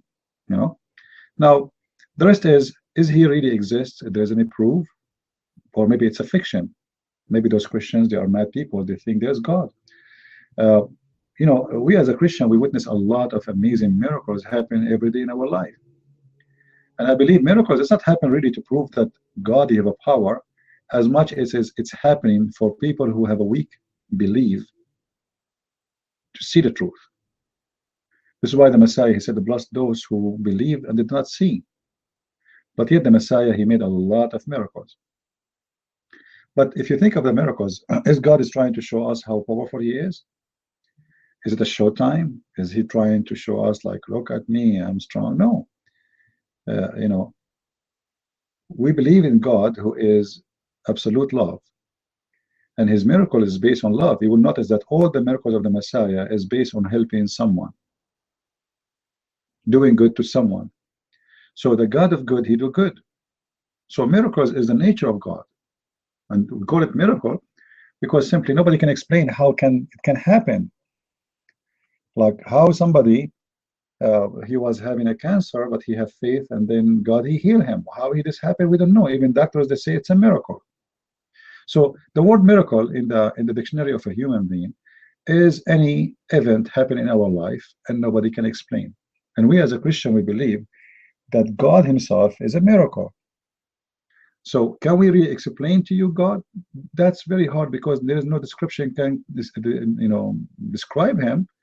But there's a lot of things we know about him which is amazing and so beautiful. At the same time, we as a Christian, we believe that God in our life and make us a different people. This is why you notice you are coming from Iraq, right? If you speak to a Christian in Iraq, you will notice that he have different spirit from someone here, but he's a Muslim. And you are coming from there, so I do not need to teach you, right? Right away, when you speak to a Christian, you will find a different person, even though both are Iraqi. Like, I mean, what is the difference between someone who's an Iraqi Muslim and an Iraqi Christian? Why the Iraqi Christian is not a violent troublemaker, killer? Why he don't want to do car bombing? Why he don't want to bear arm and shoot everybody? Why he don't go in the mosque and shoot everybody in the mosque? They can do it. It doesn't matter how big the number is. Like Muslims in the West are small, still they want to do it. So what is the difference between someone who's a Christian and someone is not? You will notice right away the impact of the true God on us. The true God, he make a change in your life. If he is fake, nothing will happen. And the change should be positive, not negative. Will make you peaceful, loving, giving, humble, and different creature, different human being. And actually, we believe that we as a Christians, God, he, by following him, he made us go to the, let us say, to our real nature as a human. In certain time, human beings, they became so much into animals more than human. They are violent, they are angry, they are disgusting, they are rude, they want to hurt everybody around them, and they have a madness logic.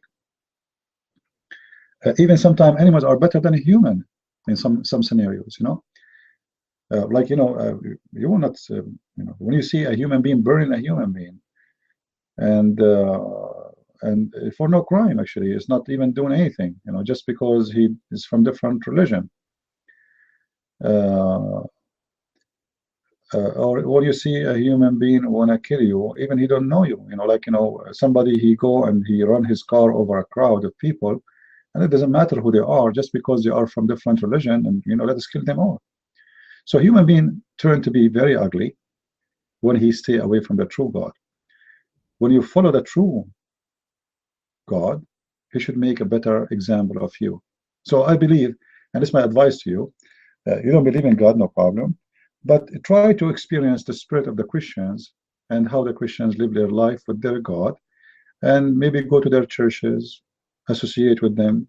Go to the church, don't pray, no problem. You know, sit there, see how those people, who they are, read the Bible, and you know, if ever you felt like you want to pray, I encourage you to try to do so, because even if you don't believe, by the way, I believe the Lord himself, he will speak to you. And yes, he does.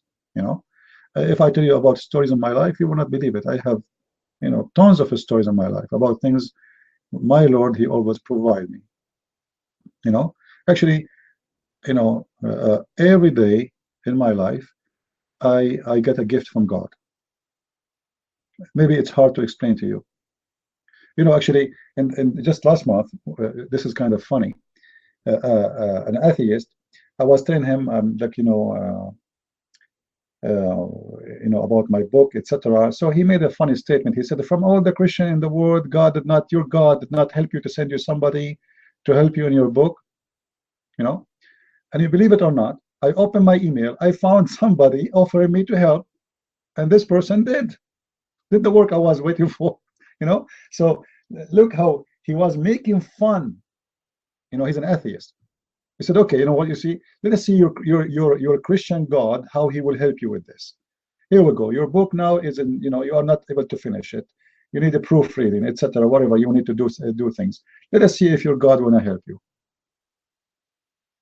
And I have tons of stories of how my Lord always he helped me in many things I do.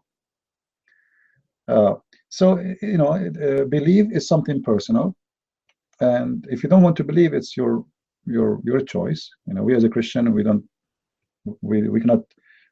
encourage even harassing anyone to believe, but we would love to see you go into churches, visit them, talk to them, and see if this God is true, then why the Christians are Christians. If he is not true, it's mean why the Christian will not be the way they are. Why the Christians are the most peaceful people, why they are the most loving, why they are the most giving, why the Christians, they have no problem to open their churches to Muslims, to Hindus, to Buddhists, to atheists. Why they don't have a problem to donate to everybody, including even Muslims. Why Muslims dance when they see people are dying and getting killed, and why Christians get sad for them. Why Christians in their churches, when they pray for the whole world. Go to the church, any church you want. You will see in every church service the Christians praying for every individual in this earth. And one of the things for me to know if my God is real, that is my God, he wants me to be a loving person who enjoy love. You know, love is a joy you will not know about it unless you practice it, and unless you have it in your life. You see, I talk about Islam, I make books, but I don't hate Muslims, and I will never hate them. Today I opened the news, I saw the Muslims, they have bombs in Egypt, and more than maybe 20 people get killed. I was so upset, but I'm going to hate the Muslims? I will not. I believe that the Muslims are victims of the devil Muhammad, and they need help. Those poor Muslims, like this guy, this madman who went to a church and he explored himself. This guy is a victim. He thinks he's going to heaven. He thinks he's serving God. And Jesus said, time will come and people will think by killing you, they are doing a favor to God. And this is absolutely what the Muslims do. They think, based on the madness of their prophet, Muhammad the devil, that by killing others, they are serving God. So I hope what I said to you will help you to understand better how we Christians proceed and what we think about our Lord and how we see him. Ryder, the mic is yours.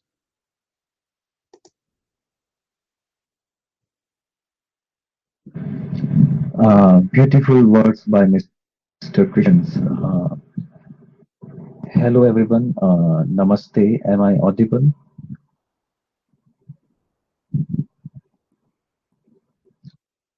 Thank.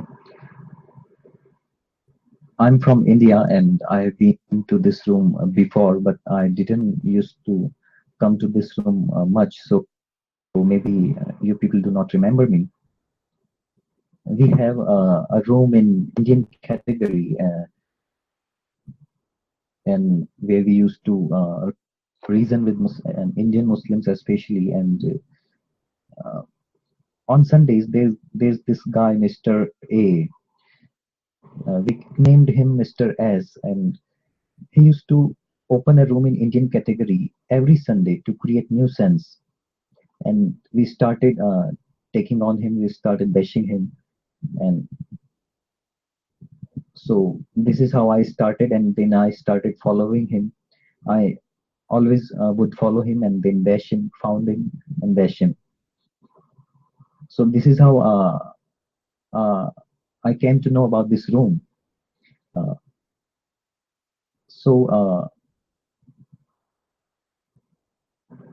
would like to answer Mr. Kurd. Kurd loves Jews. According to my perception, the question he asked about God, I request to please pardon my English as it is not my first language. Mr. Kurd, I guess your perception of God, there's some problem in it. Because we human beings, we have this tendency of seeing everything according to our perception. Because we have two eyes, one mouth to speak. So when we imagine something, we see them according to us, according to our perception. So when you talked about God, you said He's watching us. Please concentrate on this. You said He's watching us. Listen, God doesn't have two eyes, physical eyes, because God is not mortal. Think it this way, like Mr. Knight Rider said, that God is the universe. God didn't create religions. We created religions. And all religions are good. There's no problem with any religion. But this Islam is, I think, threat to word nowadays. And we should all come together and counter these fake Islamic ideologists who claim that Muhammad is a messenger of God and Allah is their God. Actually, what I believe that Muhammad, Allah is a Satan and Muhammad is just a messenger of him, the Satan. So I will tell you what is my perception about the God. God is within you, within me. God is everywhere. God is in this air. According to Indian concept, according to God is in every particle. God is the energy around us. And like Mr. Knight Rider said, that energy can never be created nor be destroyed. It is eternal. And it's up to us how we portray this thing.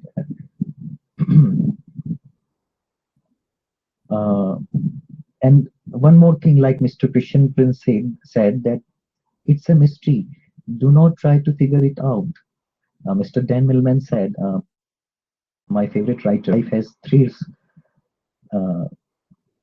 paradox, humor, and change. Paradox is life is a mystery. Do not waste your time to figure it out. Second, humor. Always keep a sense of humor about yourself, because it will help you to love yourself and others. And third is change. Know that nothing ever stays the same. Everything changes. So this is the concept of God. What I believe. Rider, who came down from the sky or heaven? Listen, no one came down from sky or heaven. Please, because again you said something that is totally materialistic. What is coming down? What is coming down? It's a materialistic thing that we human created. there is nothing like coming down or going up, है ना? Because yes, I'm a Hindu, Mr. Peace to all. Mr. Kufar United, I would also love to hear what is your perspective. Ryder, hold on. Guys, Ryder is a Hindu, so he's speaking about his belief as a Hindu. Now, Ryder, when the Christians say what coming down from the heaven doesn't mean there's something physical come down. For us as a Christian, we believe that the word of God come down, but this is the word of God is not something physical. Have you ever heard if somebody can capture a word? All right. So what the Christian believe, and I am a Christian, that the word of God, all right.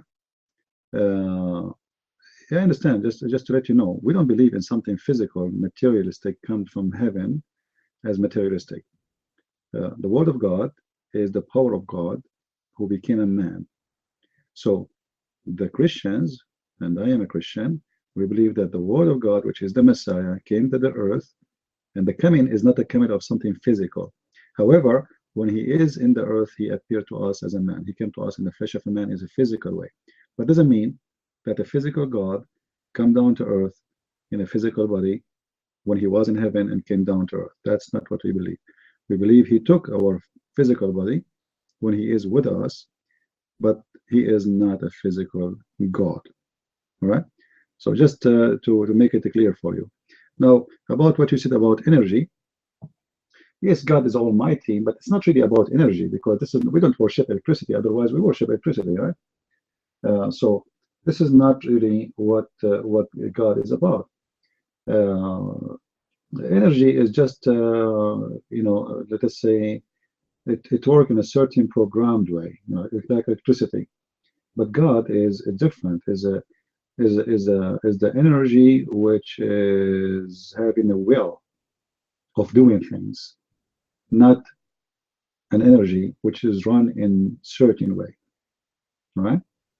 So that is different. Anyway, you as a Hindu, I will give you the mic.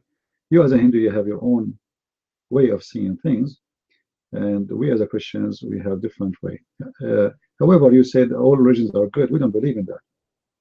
We believe that even the good is in religions. Even the good. Let us say you are a Hindu and you have something good in your religion. That is the good of the man, which God he put in your heart.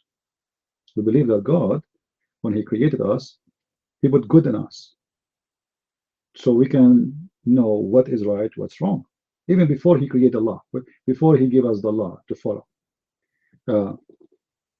So that good, it is the source of good you do in your life, right? Which is coming from God, and it is not really the religion itself. Otherwise, religions have a lot of bad things. As an example, I heard that you Hindus, you used to burn a woman when her husband died.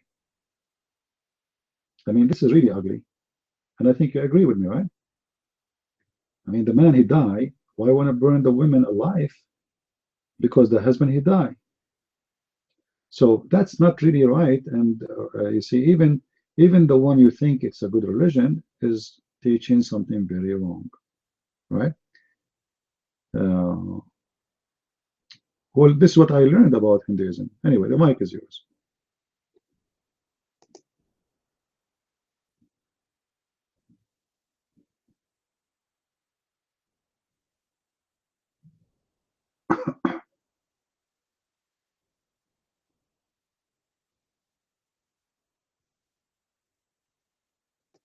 Are you there, Ryder? Is he out? Maybe he get upset, or maybe he disconnected. We don't believe that all religions are good, because there is some religion that teach bad stuff. Go ahead, Ryder. You know why.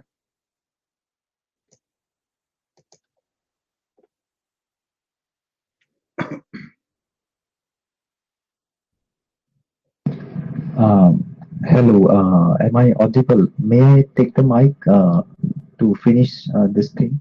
Thank you. Yes, you are very much right, Mr. Christian. A few people here ask that Hinduism is about idol worshipping and this and that. And there was one more question about sati. I can answer that and explain it to you. But what I think that we should not waste time in reasoning with each other. Right now, the main thing is Islam, and I have learned Christianity and Hinduism as well, so I know a few things about Christianity too. So I know that it's a true religion. Idol worshipping is a very broad topic. It will take too much of time, but I will talk something about sati. The sati system was never in Hinduism. It came because of Mughal rulers, and there's a big story behind it. Yes, and then people made it custom because there was no education in Mughal rule. So people got illiterate, and then over a period of time, because Mughal rules about 1,000 years in India, and in that period, oh, okay, Genesis, let me put my volume down, a bit down. Is it okay now? I guess it will do now. Thank you. So in Mughal rule, this sati system came, and then it became a part of culture, but Hinduism never taught that, and this is my explanation to this. So I would like to complete my theory about this. Like Mr. Christian Prince said, that God is a mystery, and evil and bad, it depends on us what part we work on, evil or bad, because a human being has both properties in him, evil or bad. And what I think that Islam provokes the evil part of human being, because its mechanism is like that. Islamic mechanism is like that. So it's totally depend on us that what part we work on, and that is directly related to the teachings what we learn in childhood. And Islam in childhood corrupts the tender mind of a kid, and then when he reaches to 18 or 20 age, he gets totally corrupt. He gets radicalized. So yes, I agree with you, Mr. Christian Prince, and thanks for giving me a chance to talk about my perception of God. Thank you very much. Mic free.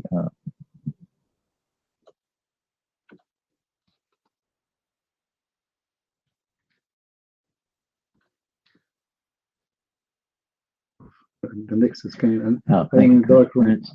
The one thing that I wanted to mention, first of all, religion is an invention of man. It's not an invention of God. Second of all, if you want to know if there is a God, I mean, it's not hard to figure out. First of all, the heavens declare the glory of God. You can look up in the heavens and just know that God created it. It's not hard to figure out. Everything that we see around us was by design. Everything that we do is by design. The computers that we talk on were designed. I mean, there's nothing that we can put our hands on that doesn't have some type of design. And there's a grand designer who designed it all. I mean, it's not hard to figure that out. Do you see cars making themselves? No, you don't. There's always a designer designing them, somebody building them. So, I mean, we can see clearly in the physical realm that everything is symbiotic, that it depends on each other. That is clearly by design. The chances of this stuff, all of this popping into existence, is 10 to the 81st power. And that's beyond impossibility. There has to be a grand designer. I choose to call him I am. Mike Free.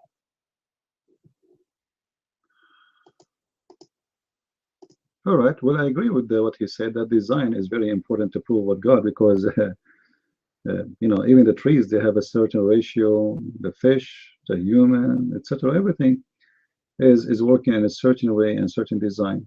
And one of the funny things, you know, atheists, when they say that the human being used to be something and became something else. And I asked myself, how a human being was able to create for himself an eye? I mean, how somebody, let us say you are a cell, live in darkness. How you can see, how we can know that there's a light and you need to create an eye? You know what I mean? If I was a cell, and cell don't feel light, don't see light, how the cell will know that there's a light, I need to create an eye so I can see? That's crazy. You know what I mean? Like, what happened? And how is going to happen? I mean, how the little cell is going to make a map of this of decision of designing the eye, and it's going to take 2 million years? That's crazy, you know. That's very weird.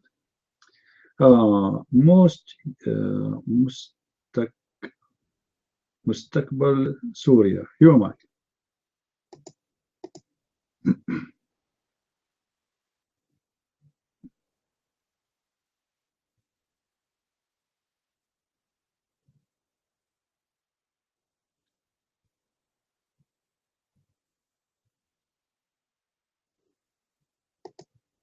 يا مستقبل السورية، هل أنت موجود يا هذا؟ يا مستقبل. All right, put the hand down. Persian bug. You are a bug. And you are talking about who was on the mic? Look at this bug.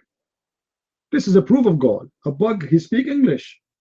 He can type and he uses computer. What do you want more miracles? And you are saying how we can prove God to be exist?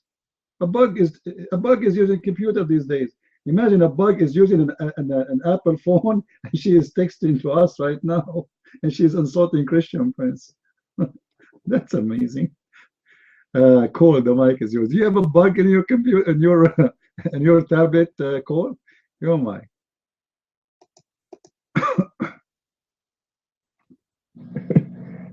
Can I be heard? Mic check.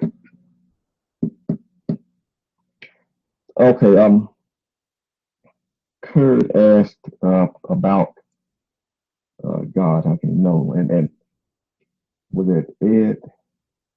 I think Ed answered, probably said it the best. I apologize saying I don't know how to adjust. Hold on, let me see here. Outgoing, turn it down a bit. Is that any better?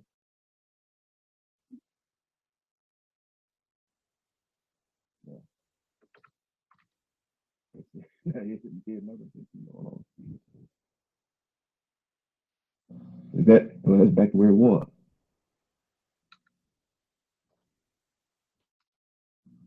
Okay. It's okay now. All right. Okay, see, told you I didn't know how to adjust that. So, okay.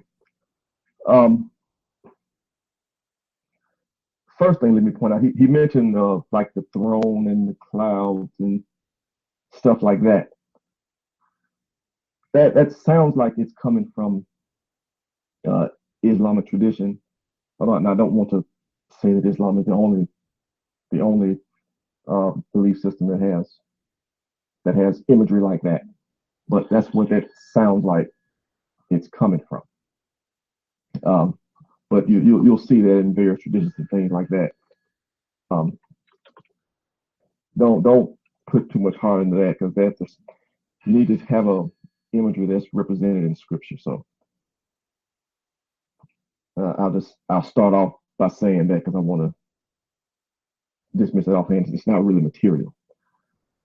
As far as to is God there? Or I guess I'll start with the basics of what we do know. Are you there? Do you exist? Are you sure that you exist? You know, each of us. Well, you people laugh, but when you start looking at stuff like that, you have to assume that. I've seen various philosophies where people are like, well, how do we know we're not really in the machine and we're not,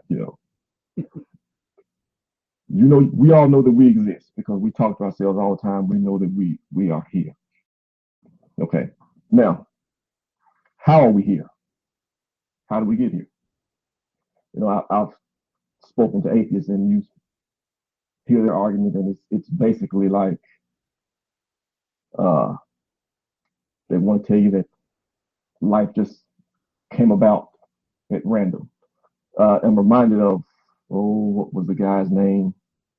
Was it Louis Pasteur? Was it? He did the experiment. You know, once upon a time, people thought that maggots just naturally came from rotting meat. That's what they thought. You know, that if you had some rotten meat, then it would happen. And he came along and he did the experiment, which proved that, well, maggots don't come from rotten meat. Maggots come from flies. Life comes from life. You know, so I would ask you that question, and it's a serious question. Where do you think life comes from? There's only two possibilities: life comes from death, or life comes from other life. That's where we are. Christians believe, and which frankly I think is obvious, life comes from life, and the source of all life, that is God. That is the first thing, and I think it's where we are, and that is the Christian belief. Although that's very, very basic. Is Neo still here?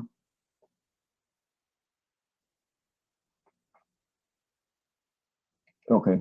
I'm going to need your help in a second. You're way better at posting stuff than I am.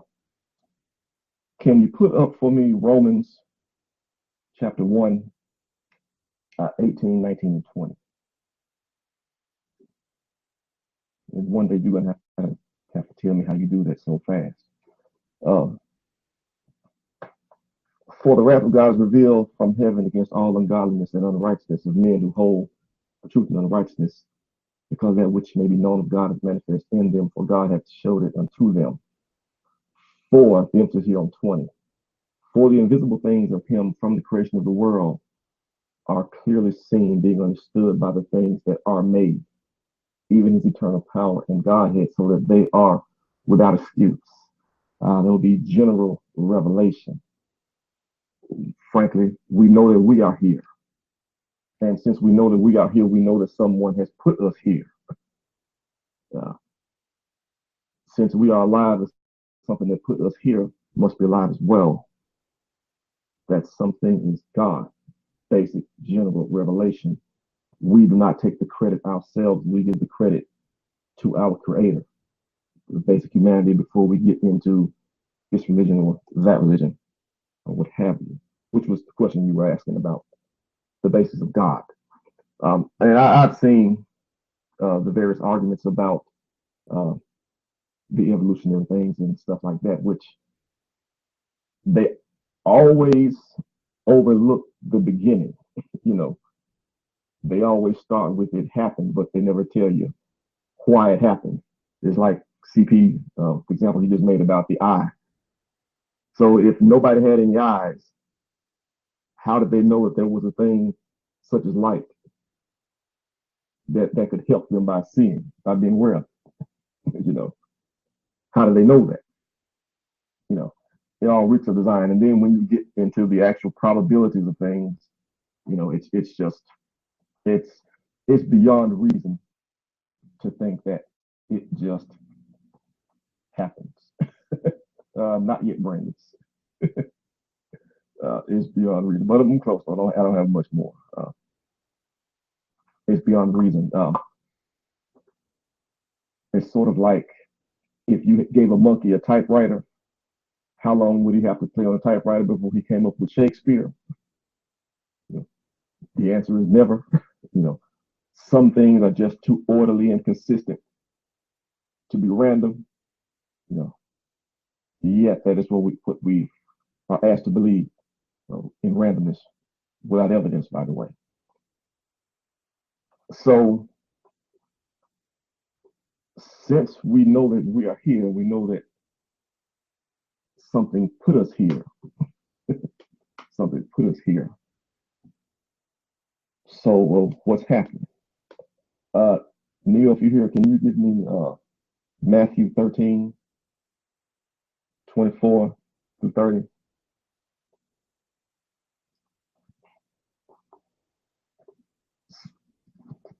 Well said. The kingdom of heaven is like unto a man which sowed good seed in his field. But while men slept, an enemy came and sowed tares among the wheat, when it's waved, and when the blade was sprung and brought forth fruit, then appeared the tares. A tare is a weed, by the way, if you don't know that.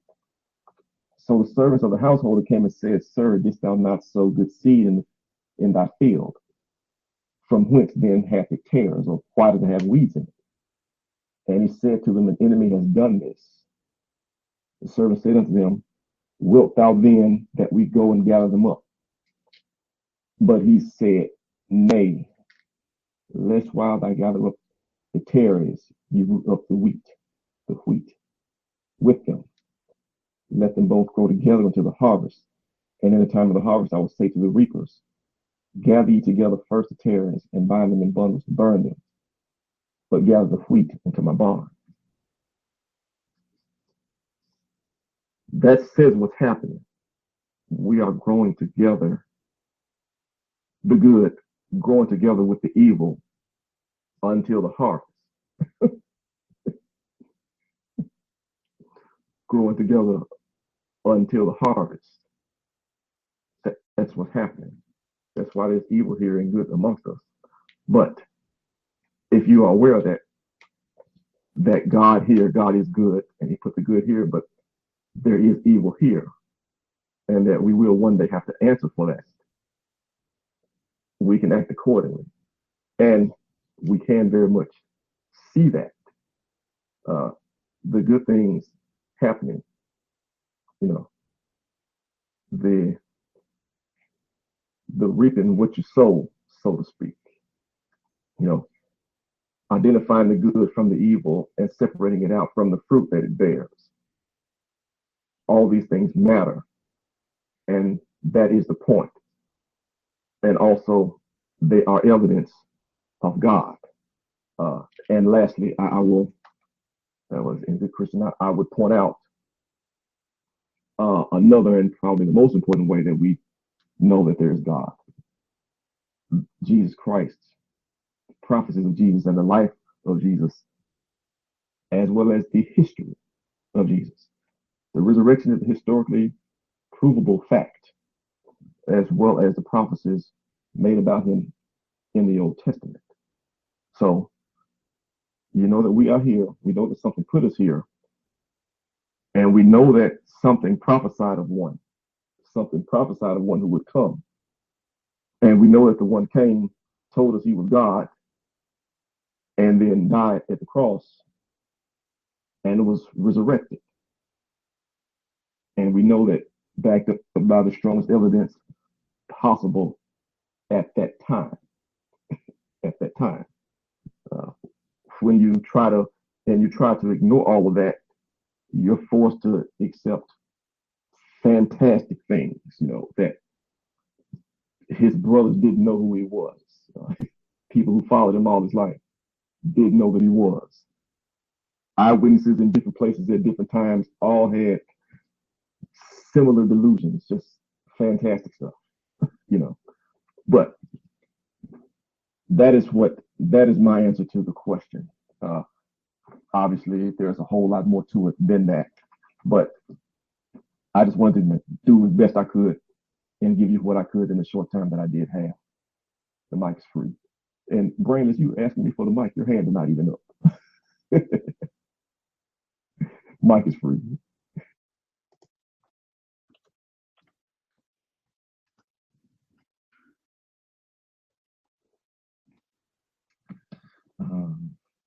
Proving God, you really go from scripture to scripture, but the only thing that we can understand is that since God created human had the same free choice to be with God or not to be with God. Well, we know what human choose, yeah, so that's why we are mortal now. Otherwise, we would be with God. the thing is that when you choose to go against,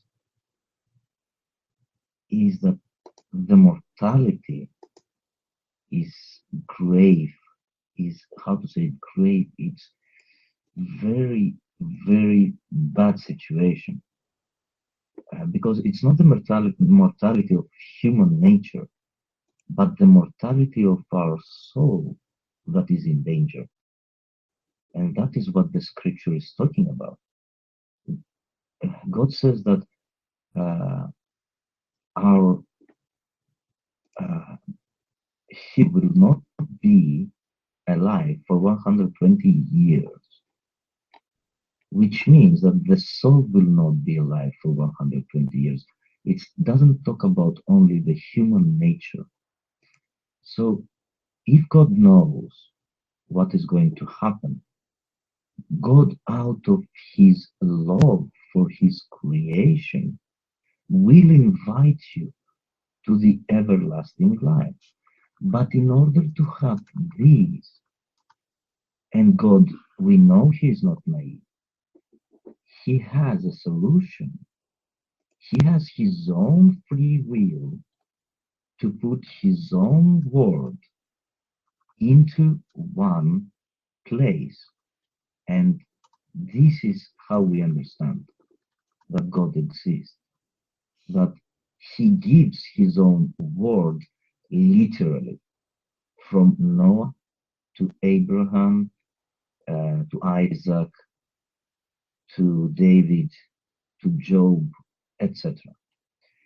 We know that God gives his word, because when we don't have anyone else to trust, the only thing that we are saying is there a God to trust, so that we can hook up on something, so that we can grab ourselves from something that might help us when we are in despair. And when this despair comes to us, because we are not capable of everything, and we know that. We really know that. We know also that if God is real, he's capable of everything. So that's why we need his help. But we have to trust that there is God. We have to trust on someone. And if you really want to ask if there is God, ask him, and he will answer. Knock the door and he will open you the door. He will open your eyes. He will give you the truth openly. You don't need to ask us as human beings. Do not trust us of what we say. Trust your God. Trust the real God. There is a real God there. Because I've done that. Really, I have done that. I've asked. I was in the very bad situation. I asked God, please give me a job. I want to survive here. I want to live here. Well, he gave me a job.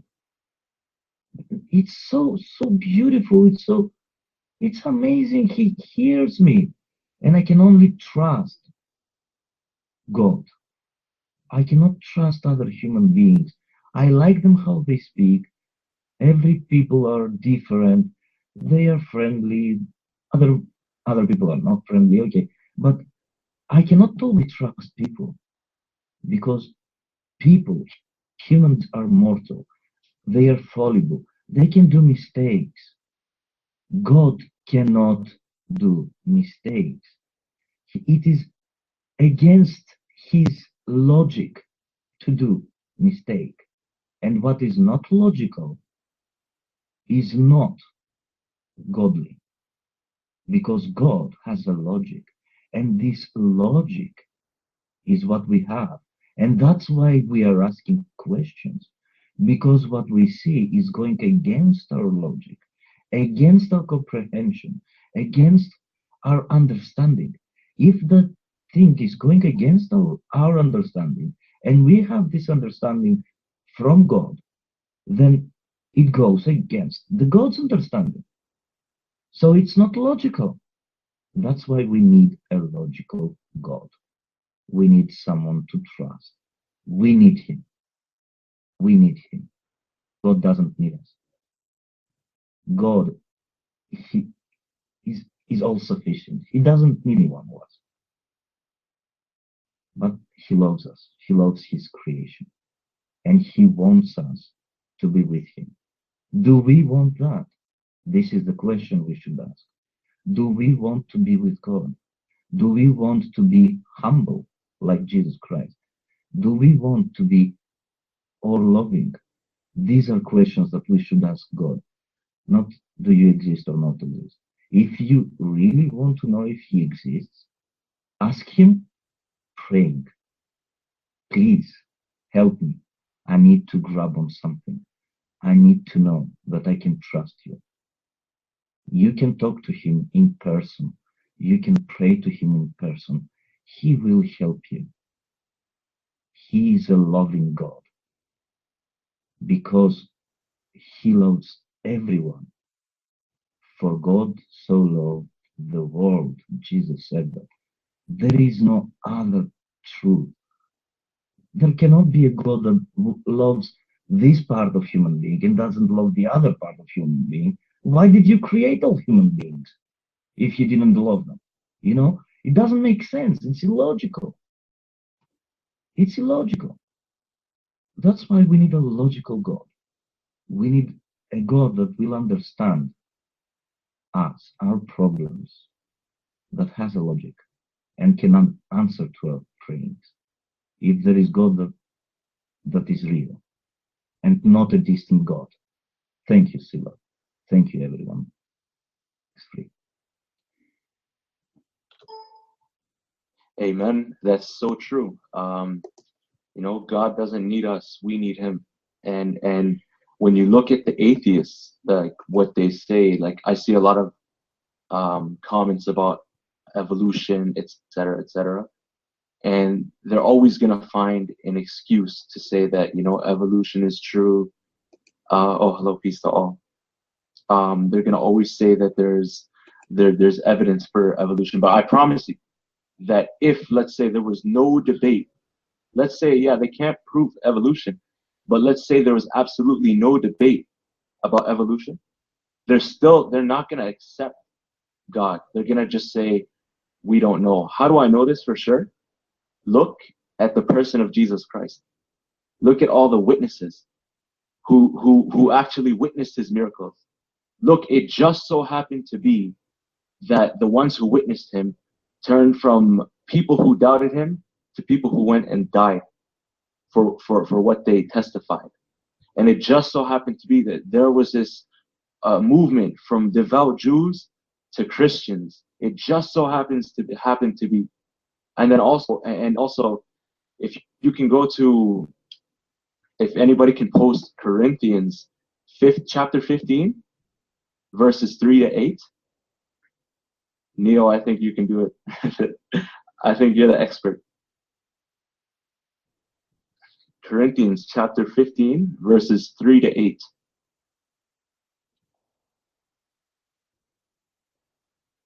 No. Yeah, it pretty much tells you about, this is a creed. Yeah, that's it. That's the one. But it's pretty much a creed that's dated, let's say, 2 to 3 years after the resurrection of Jesus. And it's telling you that like that 500 people went and they saw him resurrected. You know, 500 people at the same time. And then atheists want to say that this was a group hallucination. They're going to say, you know what? Technically, there's a small chance that it's a group hallucination. I was actually watching a debate. I think it was Mike Licona and Bart Ehrman. And one atheist in the audience, he asked, how do I know that Jesus healed the blind man? How do I know that it didn't just so happen to be that his eyes were healed? And I didn't just so happen to be that Jesus said, you know, see, and the guy saw. what if it had nothing to do with Jesus? Like they just want to keep doubting and doubting and like that's the thing. It's like, how do I know it's not a group hallucination? It's like at one point you're gonna have to like come to terms with the fact that God exists. Like you know, if you want to doubt, you can keep doubting, right? And then two other points I want to say about God's existence is, for example, morality, right? There's no standard for morality if you're just an atheist. Like if you think that killing somebody is wrong, and I don't, and I think that killing somebody is great, it's fun, I enjoy it, then that means that you can't tell me I'm wrong. I'm just wrong in your opinion. There's no absolute wrong. You get what I mean? Like it's just a matter of your opinion versus my opinion, because there's no absolute standard, you know? And then, and even the concept of love, biochemically, it's the same reaction in your brain when you love somebody as when you eat chocolate. When you have, it's like the same. I could have sworn it's like the same chemical reaction. But we all know that there's a difference between loving someone and eating chocolate. There's definitely a difference. You know what I mean? But hey, what are you gonna say when you're an atheist? Right? You're just gonna. It's all just brainwaves to you. You know, there's nothing deep about it, and it's something we all know. You know, and that's all I got for now. Thank you very much for the time.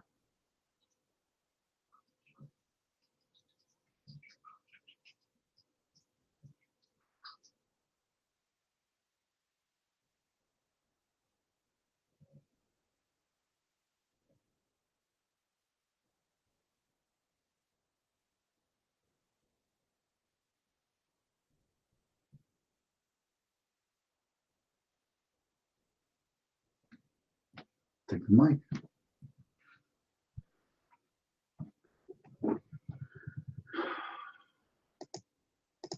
Okay, nobody want to take the mic. Okay, hold on, Cord. You see, about the Messiah is recovering the blind man. This is a story remind me of an atheist who used to come to a church. I think I mentioned that story before to you. The priest in that church, he said, "Can you come over? This atheist is really annoying and he is really insulting and we do not know what to say to him." So he called me, you know, he know that's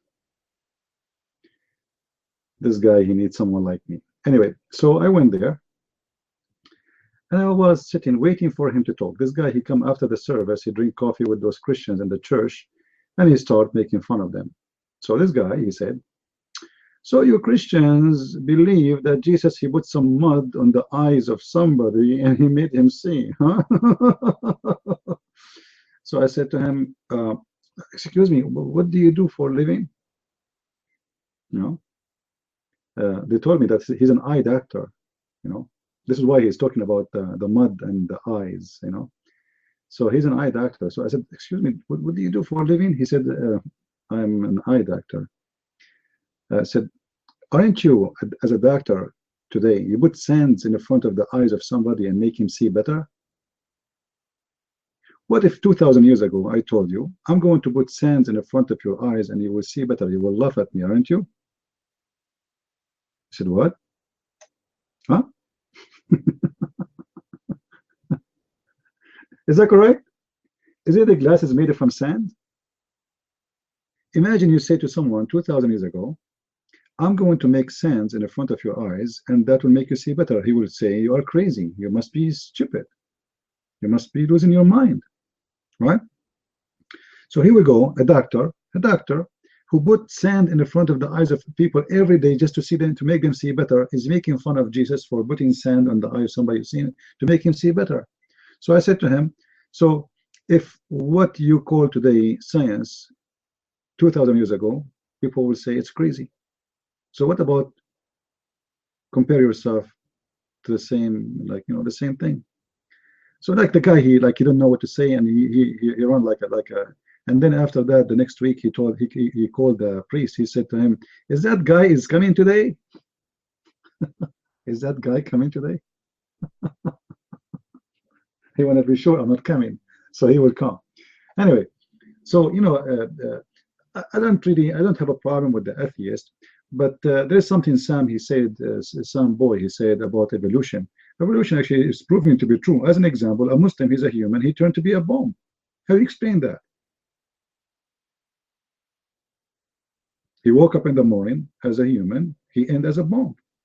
I mean, this is a very fast evolution. That's very super fast. Like it doesn't take 1,000 years. It took him just a few hours. So, if someone decides not to see something, he will not see it. It's like, when you are in love with something, you become blind. And it's what we say to the Christians. Don't be in love with Jesus without knowing him, so you can see him. The Muslims, atheists, they are in love with ideas, imagination, theories, Big Bang, etc. So when you are in love with something, you become blind. And in love sometimes can hurt, such a love.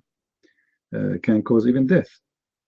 We show the Muslims how stupid their prophet is, how the sperm became a clot and etc. And still they want to be blind because simply they are in love with the devil. And an atheist, he have the same problem. He think that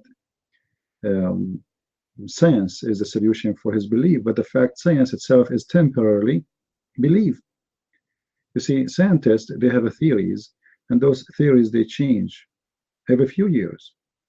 What they think it was true yesterday, it might turn to be wrong tomorrow. What they think it is something very truthful, and they teach in the books to us, as an example, when I was a kid, they taught us a lot of things turned to be wrong.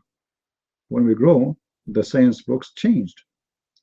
And what it was a fact turned to be hocus, false.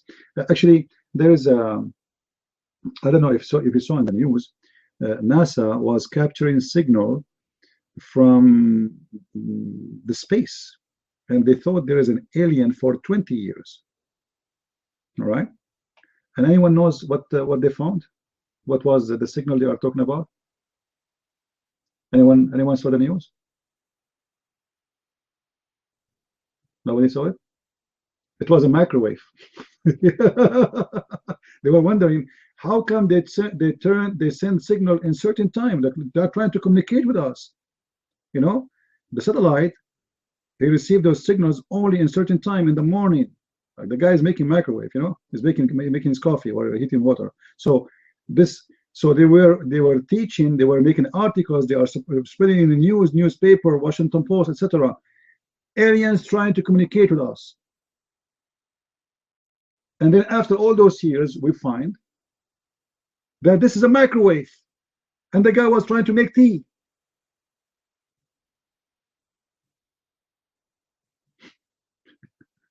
See what science can do sometimes. But because people believe it blindly, if NASA says so, it is NASA. Come on, NASA. Do you know better than NASA? No way, right? If NASA said there's alien trying to communicate with us, and they are sending us signals, but we could not understand what they are saying, and they send it in certain time every day. Every day. You believe it? Every day in certain time. Obviously, there's alien there, But every day, the guy, he come in the morning, he make his coffee, he have like a shack not far away from the satellite, and he turn his microwave on before he go to work, and that is the satellite signal they are receiving, and that is the alien. So I hope the alien will come to us very soon. Kurd, the mic is yours. Go ahead.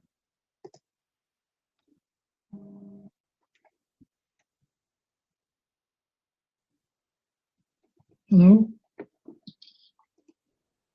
Well, I have only 2 questions. First, we all know that the dinosaur and the human being, their fossils, they never been found together. So that means we all know also that at the dinosaur time there was no don't say not true. Go Google it. Go watch documentary.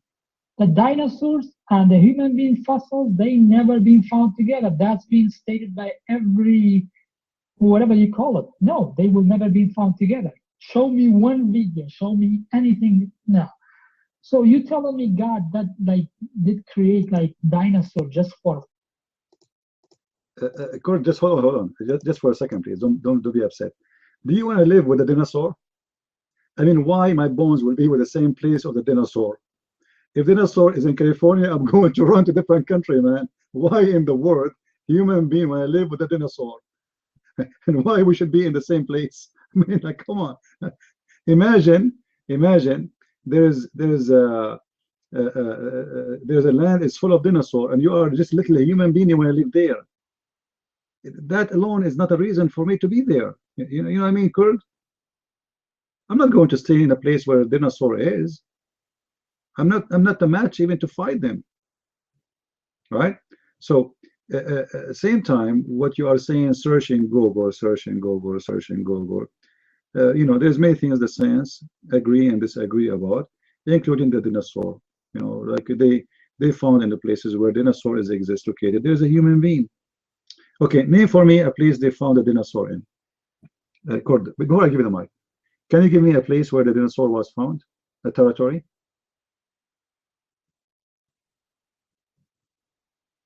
Which territory they found dinosaur? The oldest dinosaur was in Venezuela. Is that Venezuela? They have a lot of human being bones there. So that's not true statement. You, Mike. I know I realize that anything that it does not like match what like you don't like, you just make fun of it. Like you find excuse of making fun of it.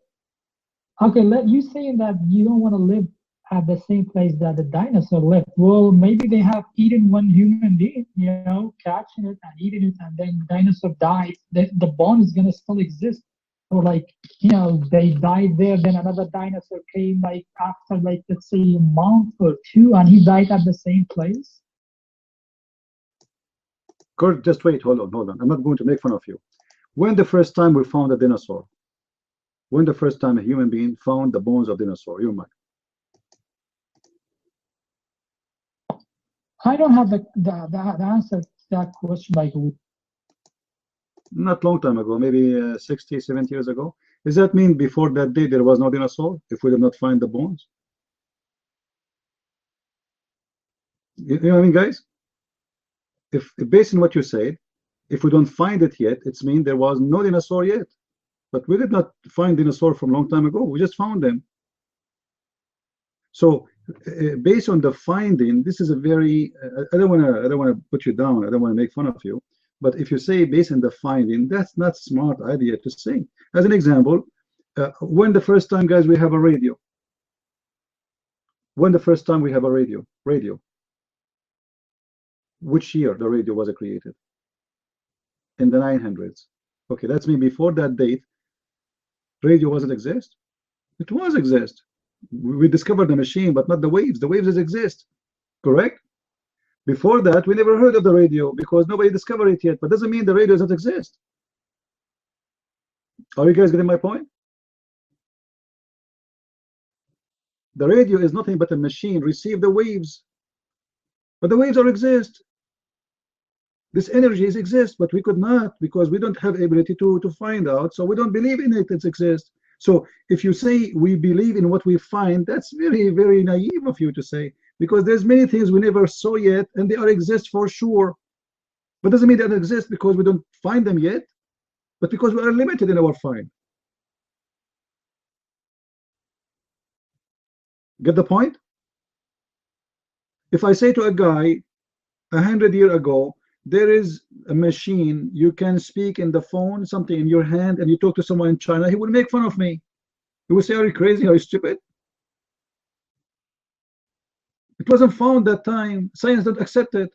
It's not accepted by science yet. Today, the internet we are in, if I say to you 40 years ago, there is an internet. What that internet? Oh, it's like something connected through cables. and people, they can transfer images and pictures, and they can do video, and they can talk live. Someone who live in China, he can hear me after 1 second. He will laugh at you. So if something was not found yet, does not mean it's not going to be exist or it's not exist. Are you getting the point, Kurdish? So don't fool yourself by a discovery I found, because not everything you found is everything around you. Actually, I believe a human being, until now, he found nothing. Until now, you know, during my my trip overseas, I did diving. Anyone who here do diving before? Anyone do diving? Experience diving? It's just going down under the water a few meters, you will find you are in different world. Until now, they could not go down to the deep ocean. Until now, you know, we are trying to go to Mercury, but we cannot go to the deep ocean yet. You don't have a submarine can go all the way deep. So what we discover and what we know is very limited. So if you base your knowledge in what you know and you say this is what it is, that's mean you are being naive, because there's nothing there is really, you know. Until now, a little disease is called cancer, killing millions of people every day. Stupid cancer. After maybe 300 years from now, or maybe 20 years from now, they will find a solution, and people will laugh about how silly is the solution is. In certain time, people die because of a flu, normal flu, people die. Diarrhea, flu, etc. People die because, you know, we don't have education, we don't have knowledge. So science was exist at that time too. Science was exist 100 years ago, and science was exist 500 years ago, and science was exist 1,000 years ago.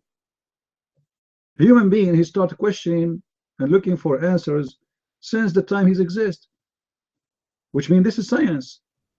But that science is a very limited science, and nothing changed. We're still limited. Are you getting my point, Kurt? Nothing changed. Like now, they teach you in school that the whole universe is created by the Big Bang theory. But they say to you the word theory at the end of it. It's a theory.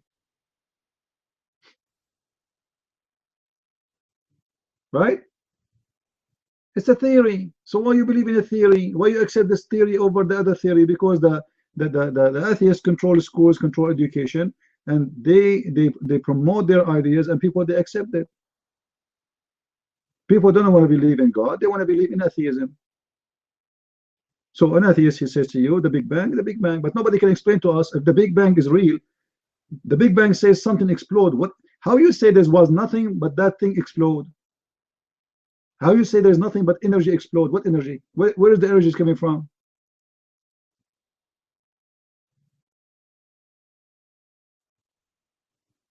Yeah, but you see, theory is a theory. It can be contradicted too.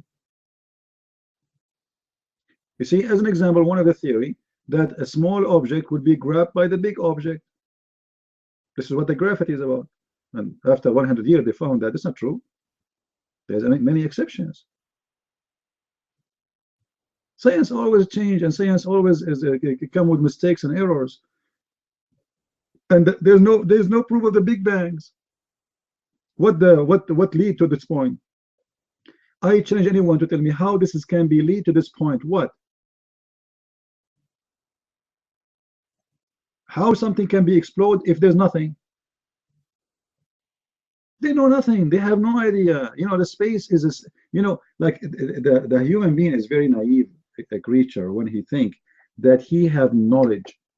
You know nothing. A little virus, it's called AIDS, is killing, you know, millions of people, and they cannot fight it. Little tiny virus. All the science in the world cannot fight it. They have no idea what to do with it.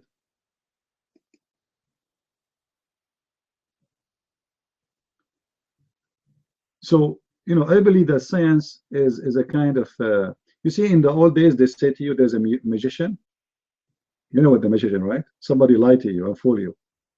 I believe science somehow is exactly the same as a magician, but it's close. Science or medicine or etc. is nothing but a practice and experience. So they give you a medication, they practice in a human being or maybe in cats and rats before you, and it works, and they hope it's going to work with you, but not necessarily it's going to work.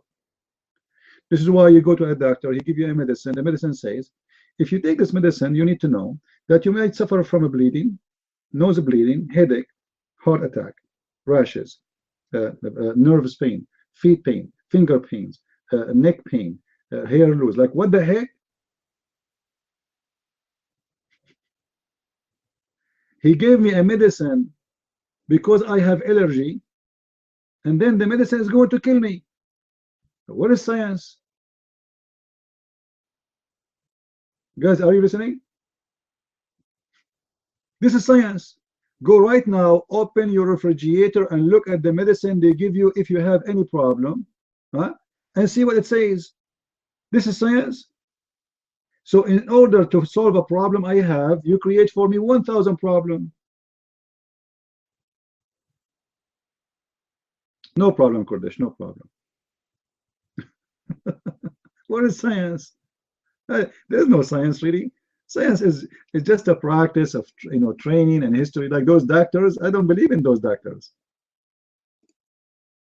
I told you before, I have an allergy in my throat, and when I drink coffee, this allergy caused me a problem. So, but before I do not know what the reason really.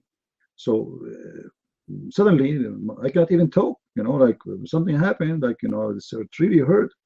So I went to the doctors. They give me medicine, blah blah blah, examination, and my body is fine. But start guessing, giving me medicine, and the medicine make it worse because the medicine start causing other problems. And then later I noticed that each time I drink coffee, my throat get hurt. So I stopped drinking coffee, and since then I'm fine, very fine. I do not need medicine. So doctors, they could not even one stupid of them ask me, like, what did you drink in the morning today? What did you eat? Did you eat something?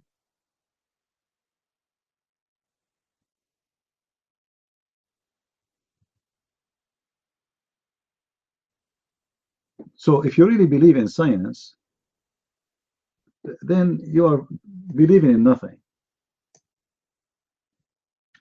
Any one of you have an old phone? Any of you have an old phone? Old cell phone? If you have one, go and look at it and laugh at you and laugh at what you used to have. First time we have a cell phone, was like, oh, wow, man. Okay. Now, if you look at the cell phone you used to have 10 years ago, you will laugh at yourself. You will say, I was using this piece of garbage. And that's what will happen to you 10 years from now when you look at the phone you have in your hand. This is science. So what is amazing to you today is going to be stupid tomorrow. What is astonishing for you today, like I remember first time I saw a TV with color.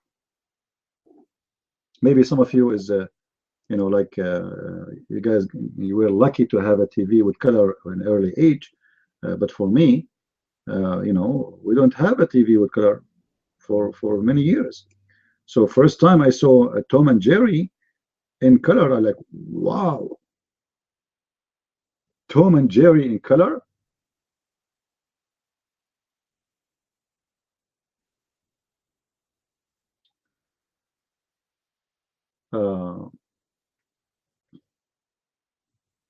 So what is astonishing about science to do today? It might be very stupid and very funny tomorrow.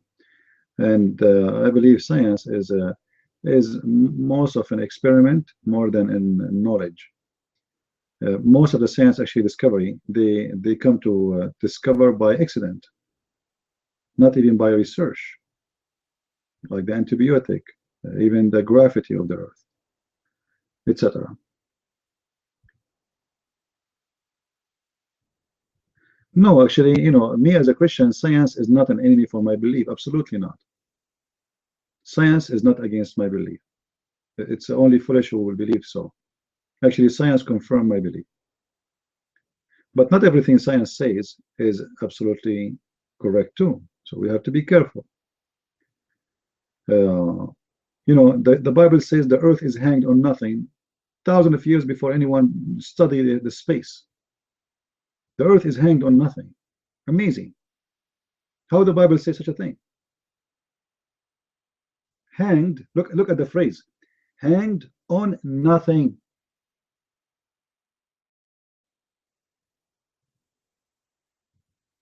You know what I mean? That's astonishing. A writing written thousands of years ago saying to you that you have earth is hanged on nothing. That's beyond imagination. There's no human being can come to this conclusion that the earth is hanged. How it can be hanged on nothing? The statement itself, it might look crazy for you. Right?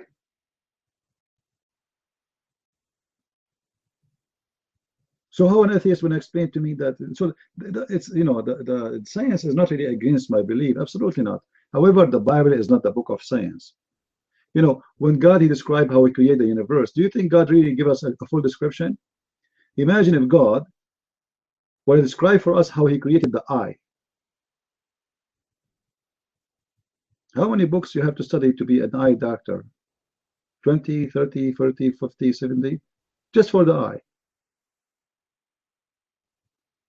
So imagine our God, our Lord, he want to make a book about everything he created. How many books we will have?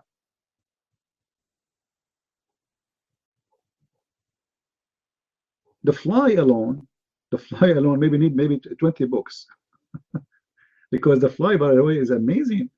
You know, the speed, the direction, the fast reaction, how the fly act. This is why it's very hard to catch them. It's amazing. There's no airplane in the top of this earth can do what the fly do. And they will never have one. Is that correct?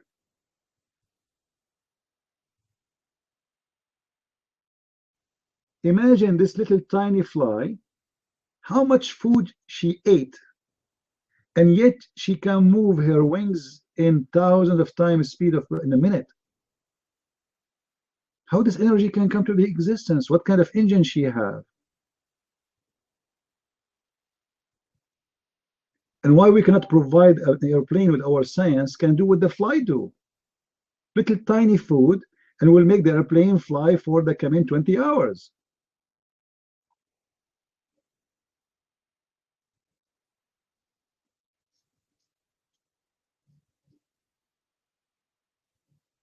Do we have any Abdul here? Any Muslim?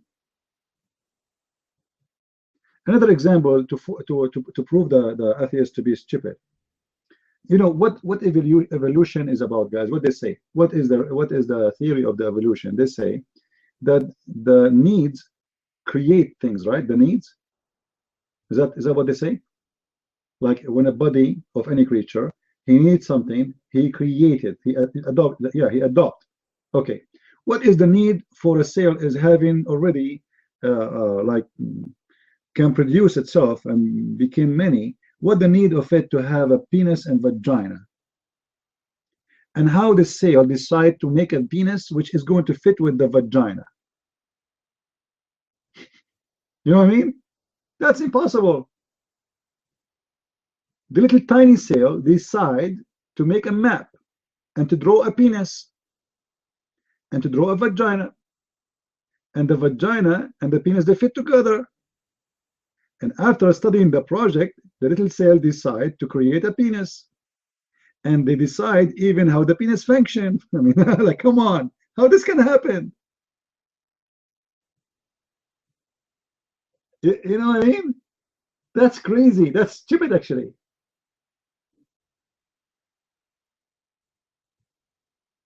And as long the needs is the reason for things to happen, this creature already have babies. I mean, he's producing. He did not need a vagina and penis. And the proof is surviving for millions of years as they claim. So what the needs for it?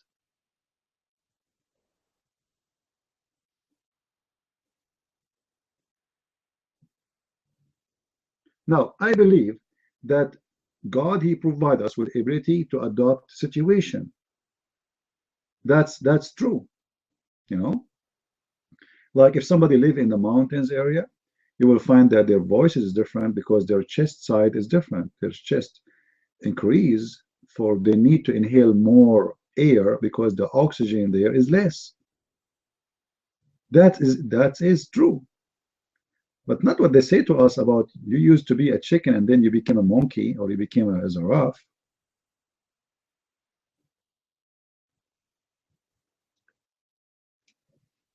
Any Abdul here? Okay, how Spider-Man became a Spider-Man?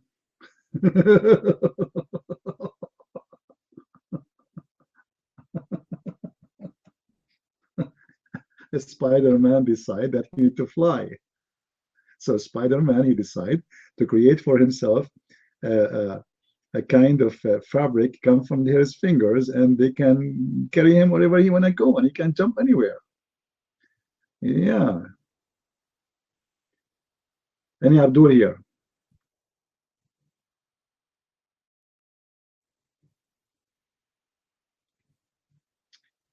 For those who are from Germany, don't forget to get your copy of my German copy of The Deception of Allah. And don't forget, please, after reading the book, to make a review. All right? You can get your copy from Amazon.de or Amazon.com. Any Abdul? Who of you here speak German? Who here speak German? If you speak German, if you have Facebook, please help us to spread the news about the book, because as you know, we don't really advertise. So if you have Facebook and you speak German, if you can share the link of the book with your friends, etc. Did I tell you what happened? You know, after we published the book, Amazon, they froze the book for 24 hours, actually more. Why? Because it was fishy for them. Why this book? Many people are ordering right away, so they froze it. You know, they thought maybe there is a scam or something wrong. But then they put it back. You know, they found that there's nothing wrong. But I think it was maybe Abdul trying to stop the book from being known. Maybe. Anyway, this is the link for the. Actually, this is .com. Let me get you .de for those who they are in Germany, or they are in Switzerland, or etc. Amazon.de.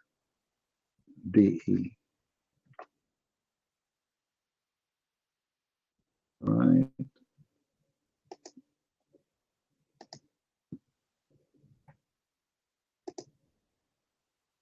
And the Muslims, they made a review for the book. A Muslim, her name is Samira. She made a review for the book, but yet she doesn't speak German. Only Muslims can do that without even buying it. And the comment is in English. Is it?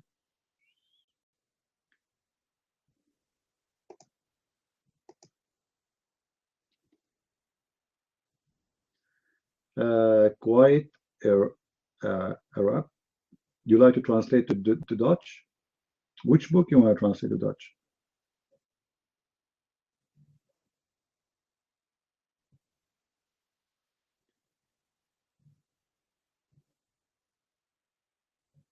Anyone like to translate or to help us in like even promoting the book, etc.? You can contact me. All of you have my my Skype, right? Just tell me who you are when you text me. My Skype is Debate TV.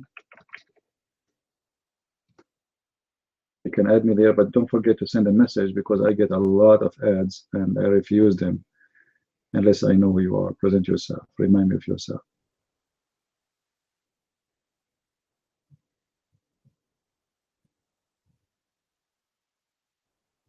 Yeah, the book of Genesis is not really telling us how God he created the earth and the heaven. This is not true.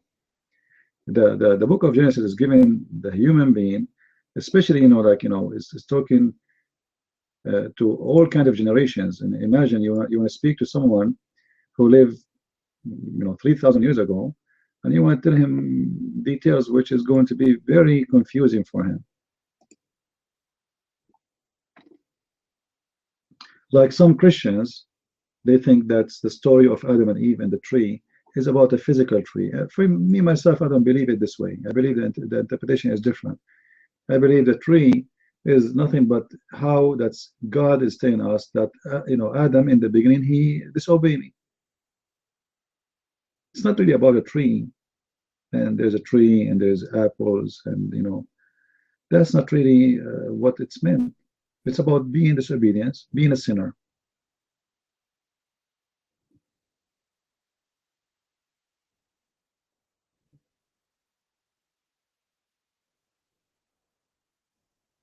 Do we have any Abdul?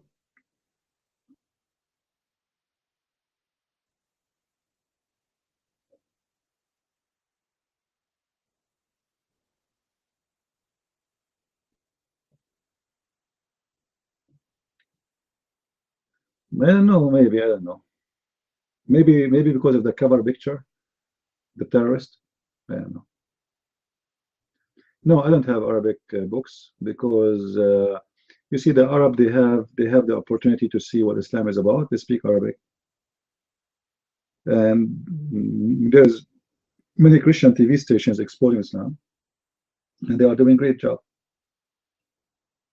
But Western, they are very limited because in their languages there's nobody helping them, or very few helping them to expose this cult.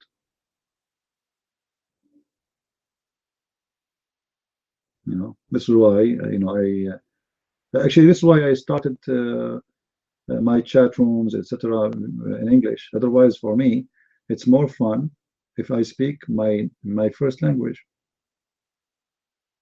If I want to write, if I want to talk, etc., my first language is a lot easier for me, and I can express myself very, very well. But in English, it's kind of limited.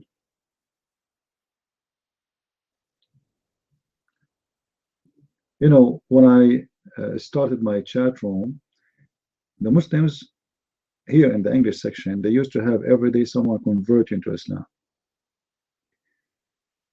In less than 6 months, all those who they converted them in Islam in Paltalk, they left Islam. And then from the Muslims who used to try to convert Christians into Islam, they became non-Muslims. So we did really a great job here. All those rooms you see talking about Islam, they learn from here. This is the school.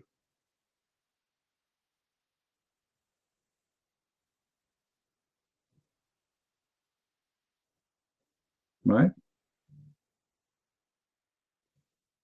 And actually, before 9/11, when I open my chat room, very few people they come. And if I go to a room and I speak about Islam, they bounce me. They don't want to listen. After 9/11, suddenly my room cannot fit for people coming from everywhere. And actually, let us admit, all of you are here because of the Muslim terrorism. If not the Muslims doing their violence, you will not be here. And you will not listen to me. And you will not even believe me. This is how a human being is. You have to kill him to make him believe you. You have to make him see the blood coming from his nerves. No?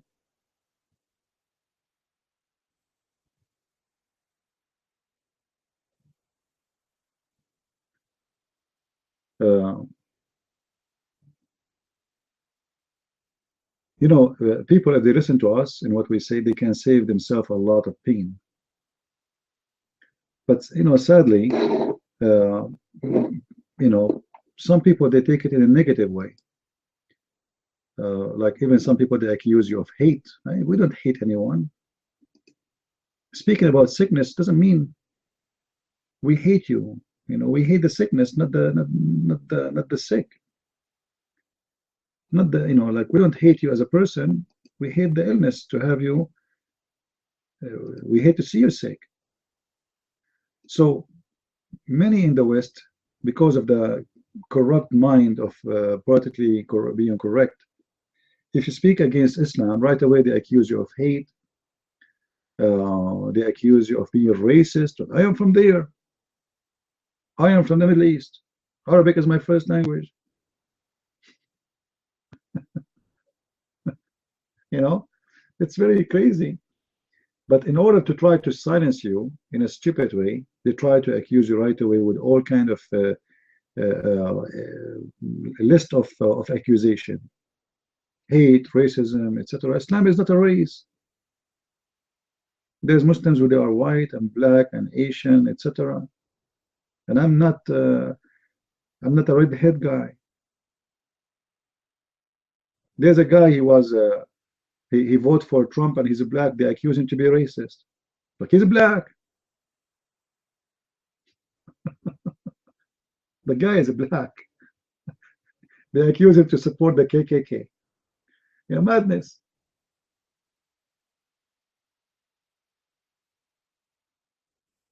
Especially in the left, you know, the left have a mental issue, have a disease. It doesn't matter how much reference, how much proof you show them. It doesn't matter how many cars explode in the front of their eyes in the streets. Still, they want to tell you Islam have nothing to do with this.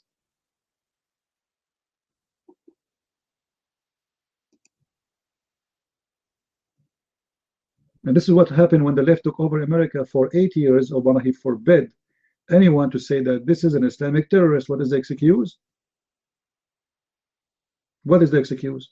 There's no excuse except being stupid. If it's not Islamic terrorist, so what it is? Why they have no problem to make books to attack the crusade, to talk about the crusade, and they have a problem to say Islamic terrorism?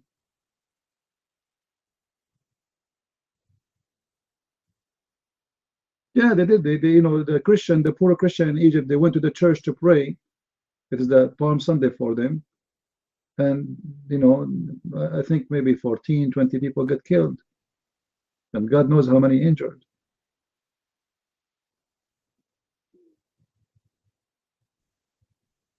This is how sick they are. Women and children, they are going to the church.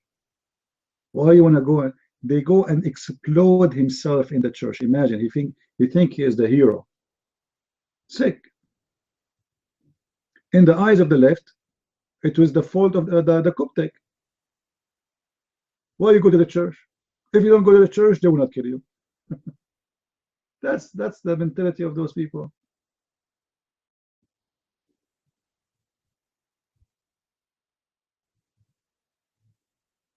It doesn't matter how it is. I mean, this is the sickness of the West.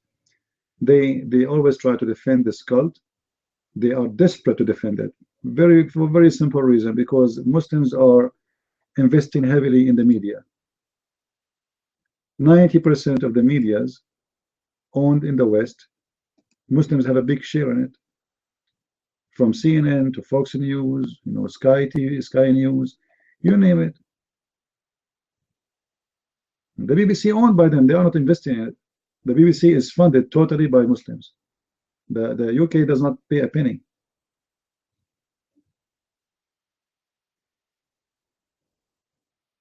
So, you know, and who is left? The left is people like me, open a chat room, making a book. And, you know, a few people support us, few people help us. We keep saying, invite us to your church. Nobody invite. Like, isn't it weird? I got invitation from the end of the world, from Asia, from China, from Korea, but people who they are living in my country don't invite me, or in Europe.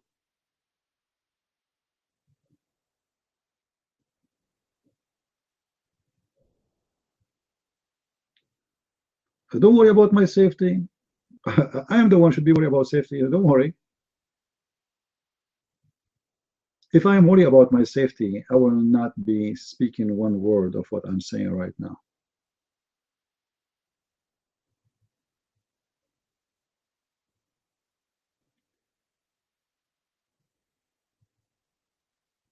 So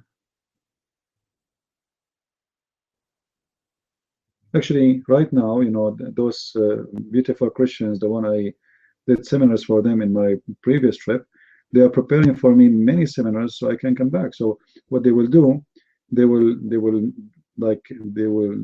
connecting with the churches, so we can do as many as we can. Almost maybe we'll do every day a seminar, you know, for 6 hours. So when I get back, maybe we will do 30 seminars non-stop. That's very beautiful, you know. And imagine how much knowledge we can share, and how much we change the mind and the thinking of people about this cult. Yeah, that's good, but why you guys don't do that in your countries? Invite me. I don't charge. I do it for free. I don't charge. I don't take money. It's for free. You can contact those people. I went to their churches. I did not take a penny. So what is your worry? What's your problem?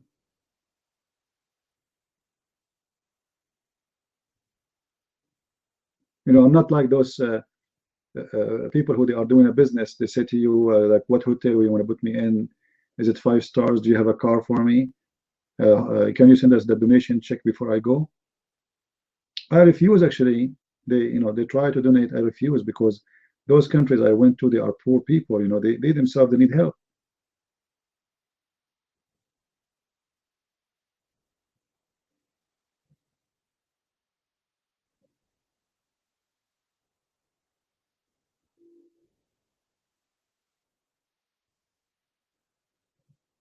So I hope, you know, we will get more work and more people who try to help. Do we have any Abdul here? Who is here in Indonesia? Who is here from Indonesia? Anyone? Because I might go to Indonesia, because you know, they are talking about doing some seminars for me in Indonesia, so I will go. You know, we will see what will happen.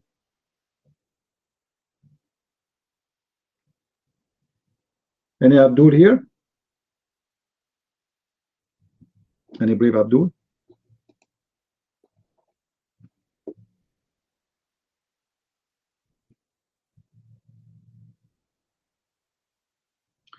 Someone saying we don't have Abdul problem where I live. Are you going to wait until you have a problem? My friend, you need to educate yourself before you get sick with the disease, not after. After, it might be too late. Right? If you don't have a problem with the Abdul where you live, that's not really a reason, because you still need to learn about the disease so you can prevent that. I'm happy for you don't have a problem with them, but it's going to come for you.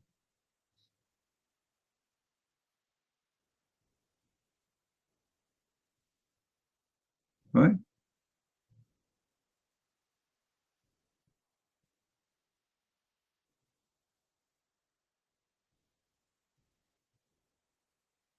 Any Muslim here? Who here have a question for me about the beautiful religion of the Prophet Muhammad? Anyone? You know, Islam is very beautiful, right?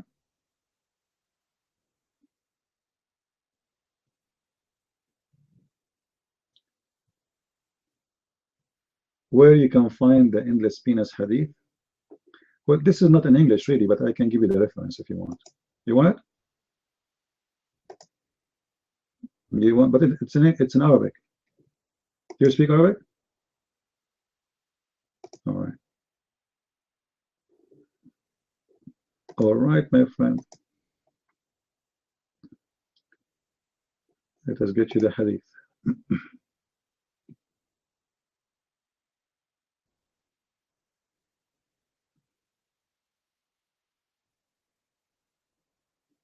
And I don't believe the Muslims will ever translate this one. Imagine. You know what I mean?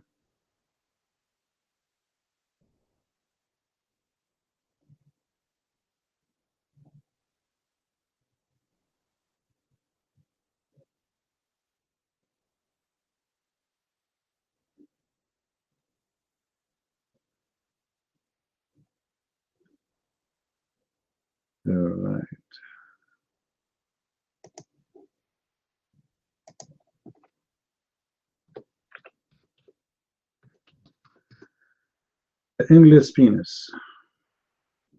You can use, by the way, if you don't speak Arabic, you can use Google Translation to translate the page. Here we go. Who is the one asked for it?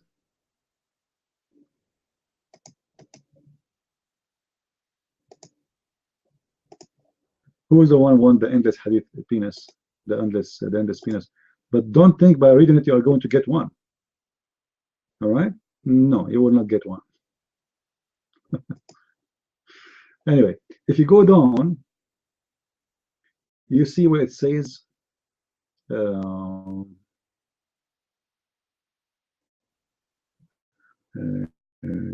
on.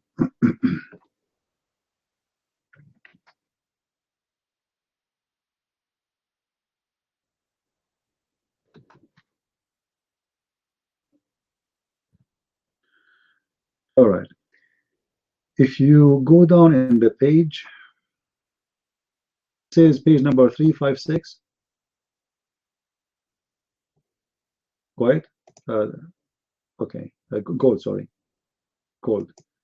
Okay. There, you will notice there is a line, long line in blue. Do you see it? In blue. Okay. Right in the top of it. Copy the line in the top of it, and you can take it to Google Translation. It says, يعطى أحدكم في الجنة ذكرا مثل النخل السحوق وفرجا يسع ذلك. I will copy for you so you can search in the page. You can click Control F and you can search for the text. So every one of you is going to have a penis like an endless palm tree, and a vagina is going to fit for that, which means the vagina will be the same as the penis. It's endless, which makes sense, because imagine you have a penis and the vagina is small.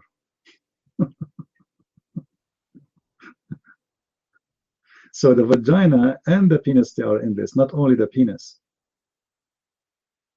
All right.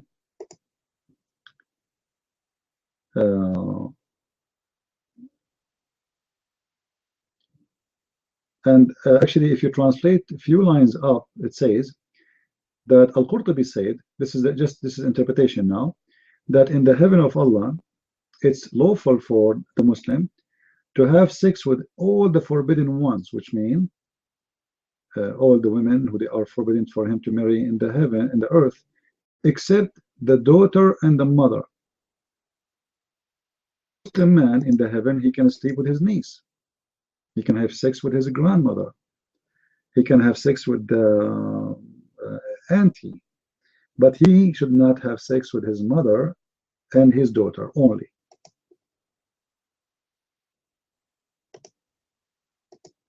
All right? In the same page.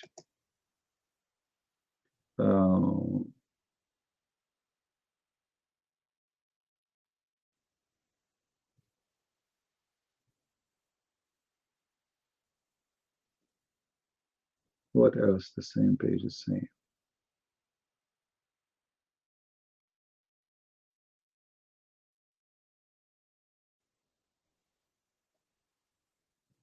Yeah, in the same page, they are mentioning what Muhammad, he said that if a Muslim woman, she divorced her husband, she was divorced by her husband 3 times, she can't get back to the husband unless he tastes her juice and she tastes her juice. The same page.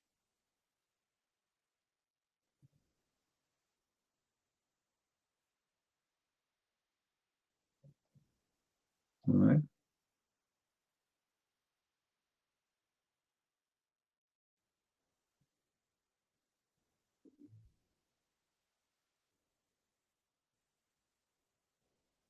Muhammad, in the hadith, he asked a guy, do you have a wife? He said, no. He said, are you physically fit, healthy? He said, yes. So Muhammad, he said to him, you are from the brothers of the devils. So if you don't have a wife, this is why Muhammad, he said, لا يدخل الجنة أعزب. There's no single man will enter heaven. Single man would enter heaven. All right.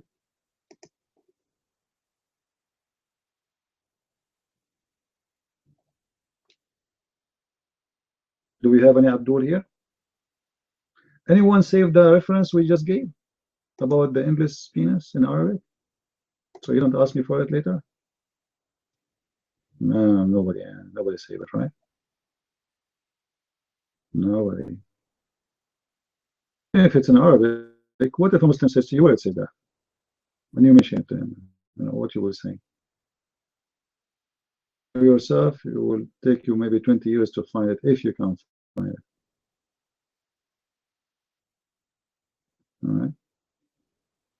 And by the way, the website I just posted, this is the official government website of the Kingdom of Saudi Arabia. This is the Ministry of Islam. This is not just, you know,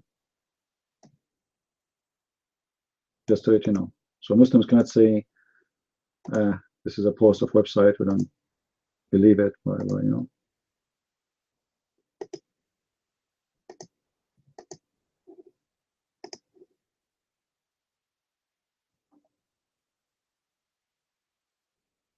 Where it says endless, Sira, do you speak Arabic? Do you speak Arabic? Okay, well, the word in Arabic is sahuq. Sahuq is a, like, you know, if you see a, like if you have a valley and you cannot see the end of it because it's so deep, that is sahuq. Or, you know, the endless space. So Muhammad, he used the word sahuq, which is endless. You cannot see the end of it. It's far. Sahuq. Yeah, you can say that.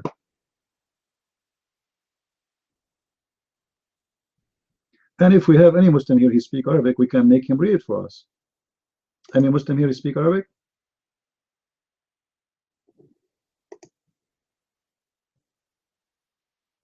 But just to show you where exactly the location is, you can search the page by searching this. All right, let me type for you. The same as the endless, but you know, Google might translate wrongly, like the word dhakar might translate it not as a penis, might translate it as mention, because the same is in Arabic. So you search for this line in your page, and maybe you can take a snapshot and highlight it, so you later you remember it.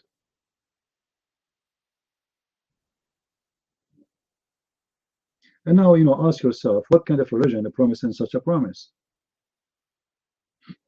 You know, if this religion is not crazy satanic, why in the world, and why Muslims don't get upset from this? Why they have it in their books? You know what I mean?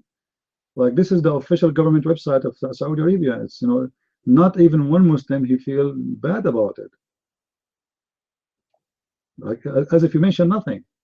It's not like what a big deal.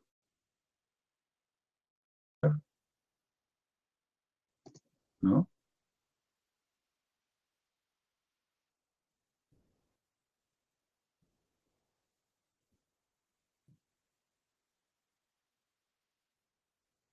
Any Abdul?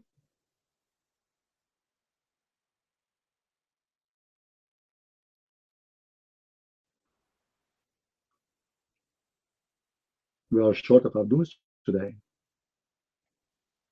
Okay, let's do what we used to do before.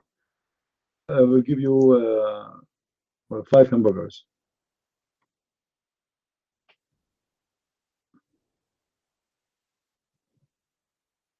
Yeah, because the words are not typical Arabic words which people use in the street. Google used the you know, typical Arabic which people use in the street, but this is an old Arabic.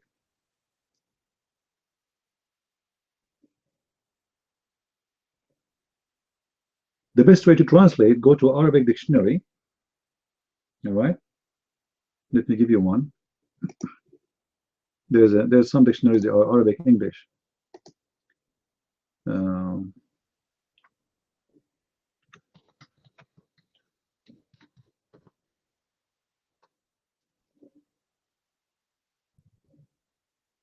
Which one? There's one. It's called Al Maani. Not really fantastic dictionary, but it's okay.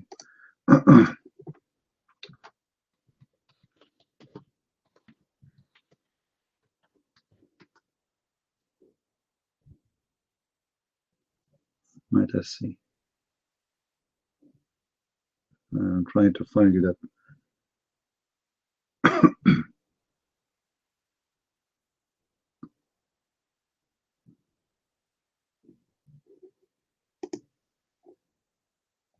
I did not post anything yet. Hold on. You are talking about the reference or the dictionary? The reference website is here. Here we go. This is the one. I'm just searching for the dictionary.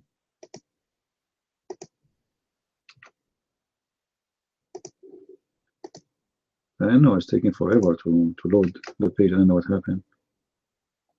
All right. Okay, here we go.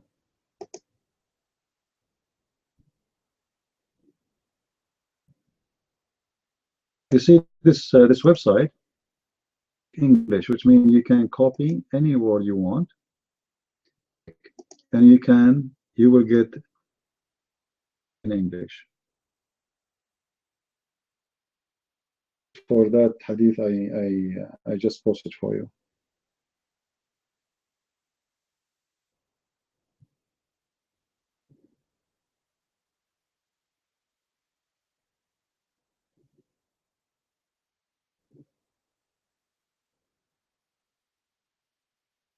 Welcome, Kufar. So you can copy word by word from the line we mentioned, get the meaning. As an example, the word we mentioned as sahuq. Let us see. Sahuq. Al in Arabic is the.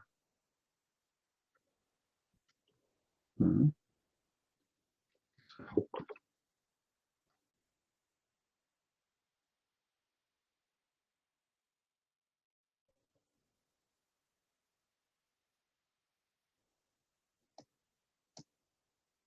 The word sahuq cannot be found. Okay, let's see this. Maybe this is English Arabic. I need to switch. Hold on. We got it wrong. English Arabic. We need to switch in Arabic English. And not English Arabic. Arabic English Arabic. I don't see Arabic first. That's weird.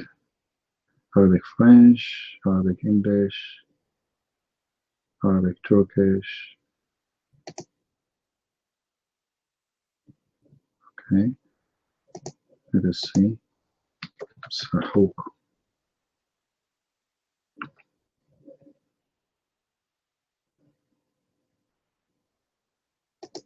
Okay. Appear. Okay.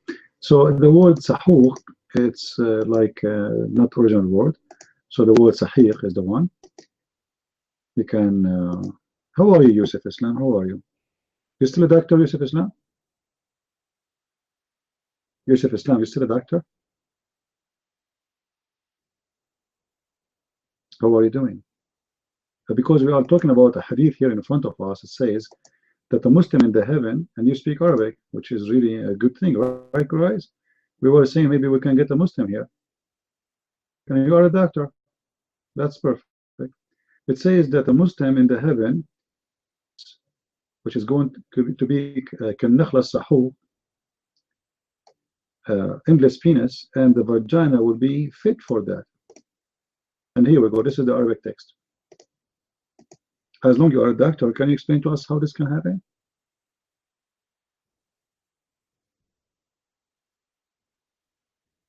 I'm serious. Here we go. The reference in front of your eyes, guys. Am I serious? This is the official government website of the Kingdom of Saudi Arabia, and you speak Arabic. I'm very serious. So what do you think? You speak Arabic very well. Yesterday you spoke to me in Arabic, Saturday.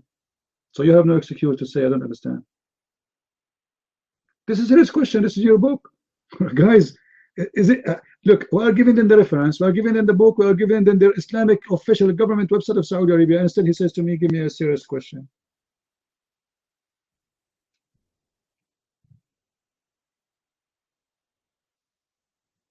So what is your answer?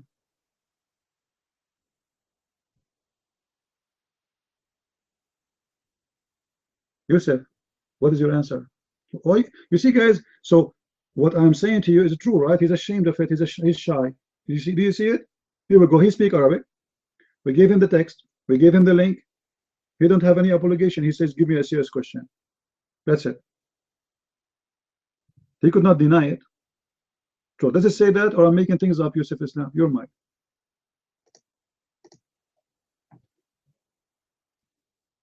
The few times that I've spoken to you, it seems as if you like to corner people in a corner that they're not in. I mean, I'm not in a position to interpret some, some BS hadith that you just brought about penis. Come on, if you speak Arabic, I think you're from Egypt, from your dialect, but come on, be serious. There's no, that's not an authentic hadith in your interpretation of it.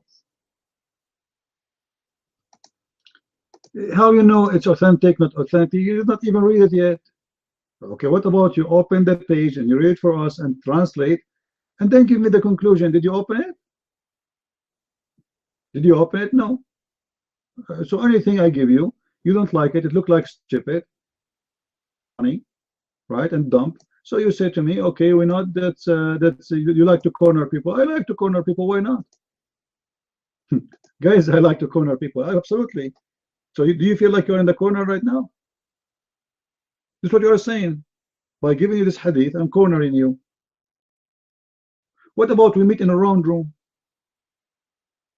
Let us meet in a round room and I give you the question still. How I can corner you? In no way.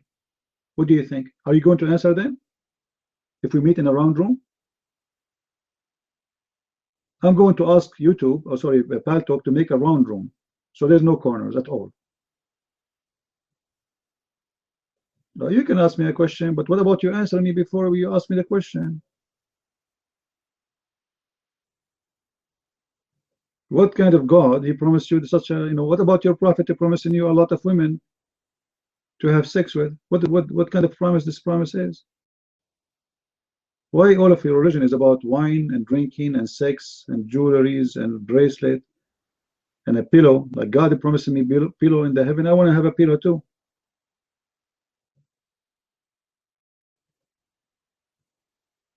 And what made you think I'm an Egyptian? Like, you Muslims are funny.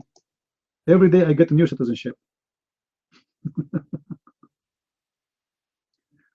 So Yusuf Islam, why you don't read for us? يعطى أحدكم في الجنة ذكرا مثل النخل الصحوق وفرجا يسع ذلك.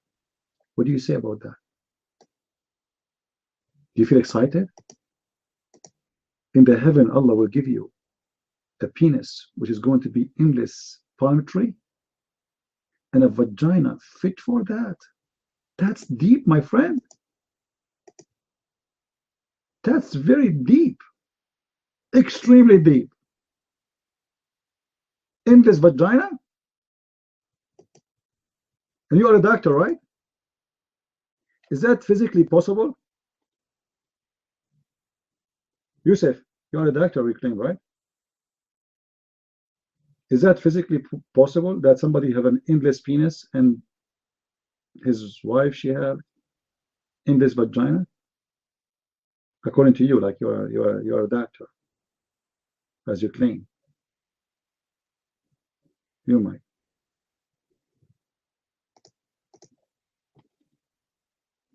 Is there anyone else with a question? Because I'm boycotting CP because last time I spoke to him, he said there was no ceasefire between Hamas and Israel, which is categorically, historically incorrect. So I'm not taking him seriously. Anyone else like to have an input? Your mic. I answered you from the Quran, Yusuf Islam, whatever your name. The Quran says, cry not for peace when you are the uppermost. So there's no ceasefire. This is temporary. And your prophet, he said in chapter 9, verse number 1, Bara, I wash my hands from any treaty. Your prophet is the first one to break treaty. So how come you don't complain about your prophet? And why the Jews, they should have a treaty with you, with terrorists? Since when? Yeah. And by the way, Yusuf Islam, let me ask you a very simple question. Why the God of Islam says in the Quran, go and kill the Palestinians? Do you have an idea? Why? Why Allah ordered the Jews to kill the Palestinians? Your mind. Let us see what you will say about that.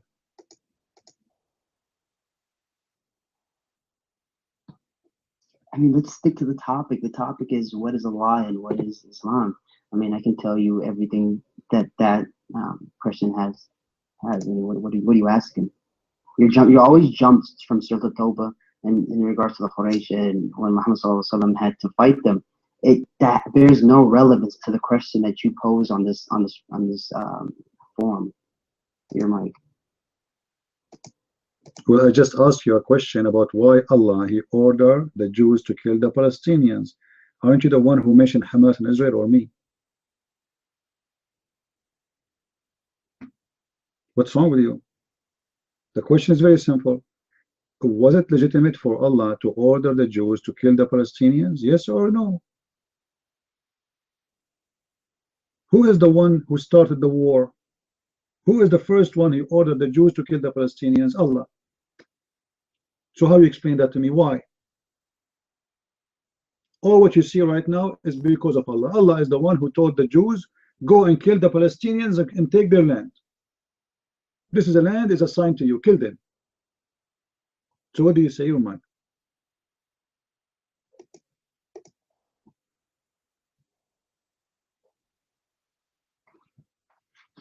Okay, give me a verse. Where does it say that in the Quran? Because I've never come across where it says kill the Jews.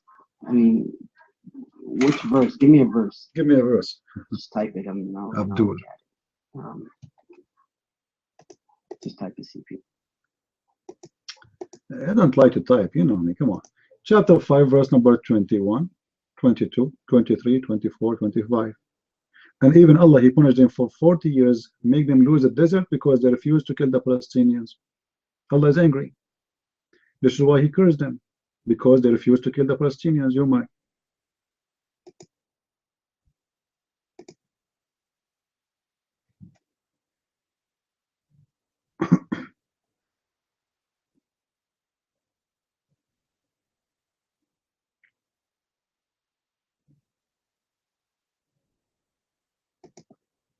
Okay, so you're talking about Surah Al-Ma'idah.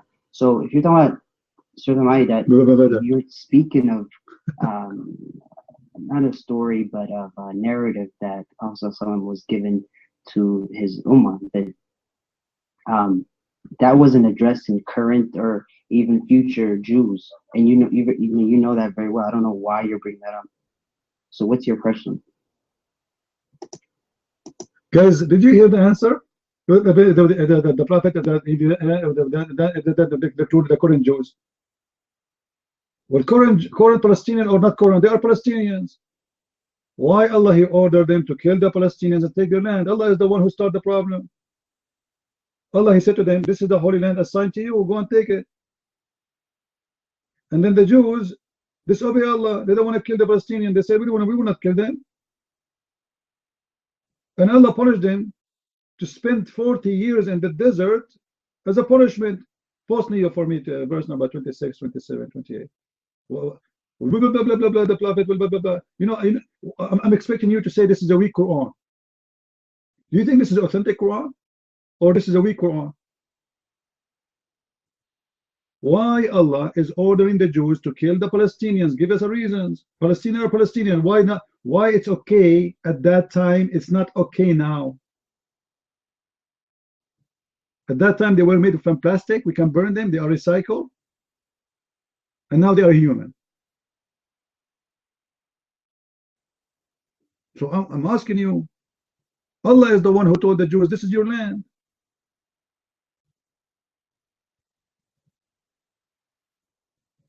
So you can call a friend if you want. You want to call a friend, you can call Yasser Arafat. Call Yasser Arafat. Yasser Arafat, with his lips, he can give you all the answers you want. Actually, once they pushed him from the 10th floor, he did not die because he fell down in his lips. So what, do you have an answer?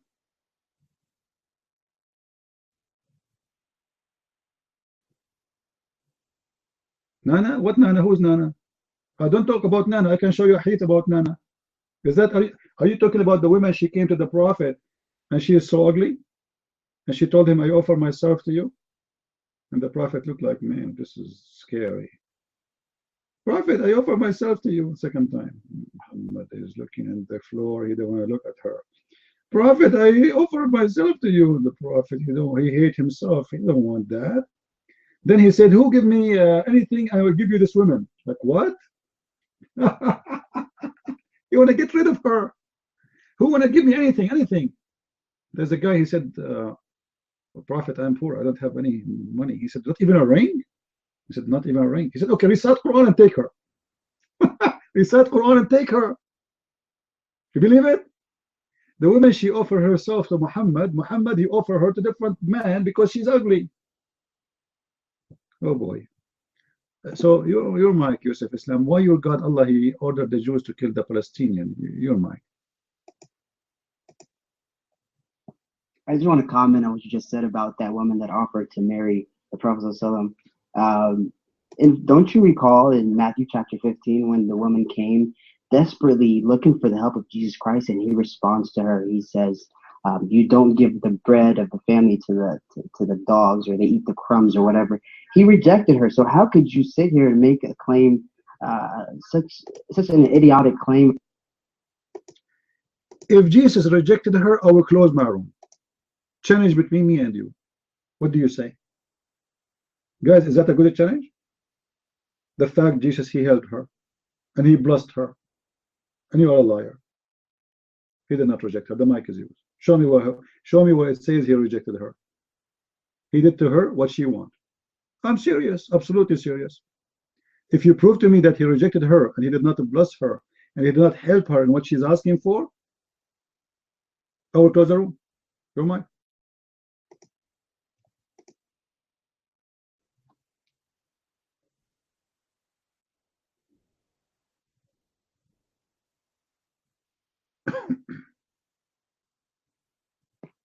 The only reason she was justified, or the only reason that her plea or supplication was answered, is because he saw that she had faith. But after she called on to him, he didn't respond.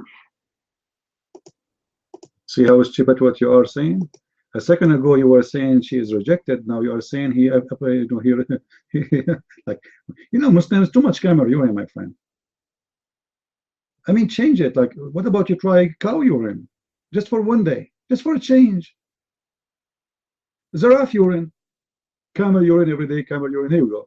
This is what happened to you. You are a doctor and you say stupid things. So what Jesus said to her, that if you don't worship me, why you are asking me? Go ask your God. The woman, she said, showing how humble she is and how much she believed in him. And here the question is, if this woman, she don't believe Jesus is God, why she is coming to him, not to her God? Who is Jesus for her? She is not even from the Jews. Why she is coming to Jesus? Why she is not asking the gods to help her? Because Jesus is the one to ask, not your God Allah. You Muslims, you pray to Allah to destroy Israel for the last 60 years. And you Muslims shrink and die, and you lose, and you are weakening and weakening and weakening, and Israel is growing and growing and growing and getting bigger and better and stronger. Your prayer is not working. No wonder Jews cannot take me serious. They will take only Muhammad serious, the one who said your penis will be endless. Yeah, the one who said that the belly button, because Shaitan, he put his finger there. The one who said that the wax in your ears, the Shaitan, he piss in your ears. And he sleep in your nose. That is serious. That's absolutely, it's proven by science, actually. And the Jews, they take serious even Allah when he said that Allah, he made it from the sperm, a congealed blood, a baby. That's very serious. That's hilarious serious. You know? You're a doctor, right? Yeah. All right. You're Mike.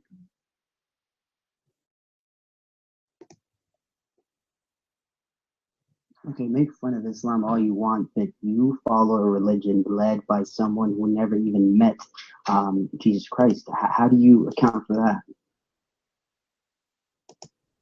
And who is the stupid he told you that? Who is the stupid he told you that we are following people who never met Jesus? You, Mike?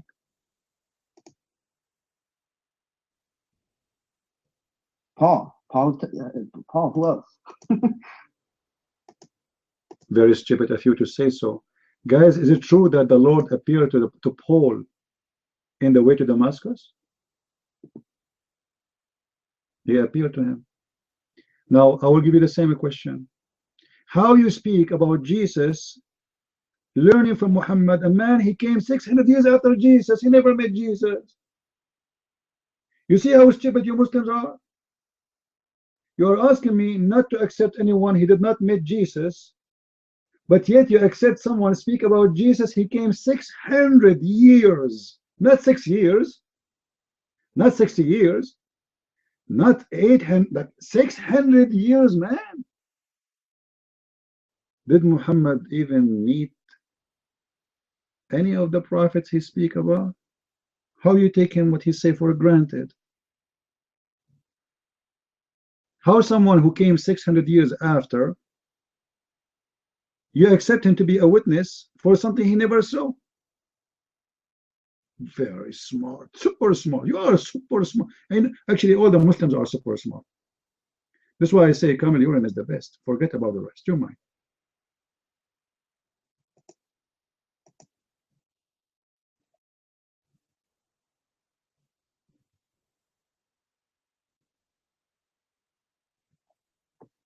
He's calling a friend now.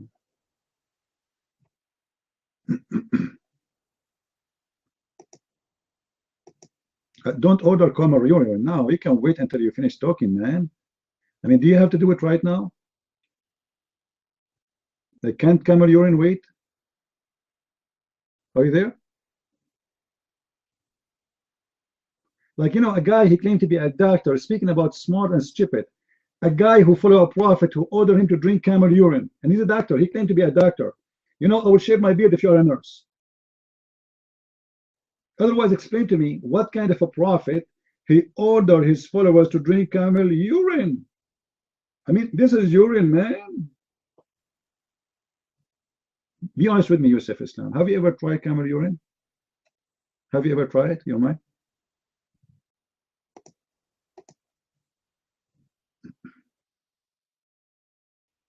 Well, I'm not going to answer that question. Anyway, I'm going to answer the question you originally asked me. Well, why you don't want to answer it? Why? Are you ashamed? Are you ashamed? Well, why? A prophet, he ordered you to drink camel urine. Shouldn't you question why? And you're a doctor. I want you to get some camel urine, take it to the laboratory, and study it and enjoy it, my friend. So, did you try the camel urine? And if you did not, why not yet? You're mine.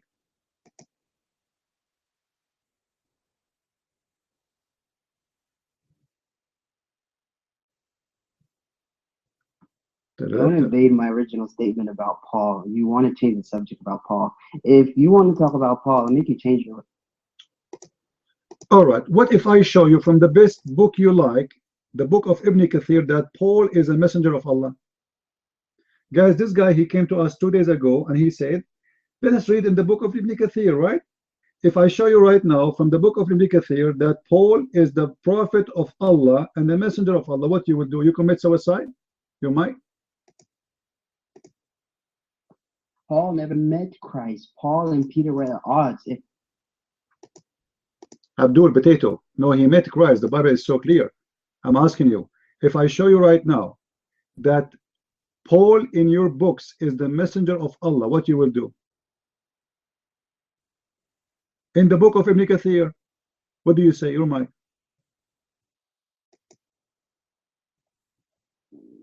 Acts is not the Bible. Acts was a book written by Luke, an apostle. Did you say apostle? God, did he say it's written by apostle? Stupid. I mean, unbelievable.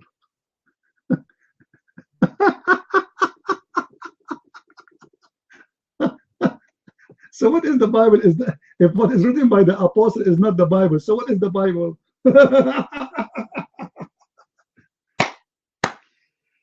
Oh boy! Any Muslim woman, she is single. This guy is a doctor. He do haircut and as a part-time.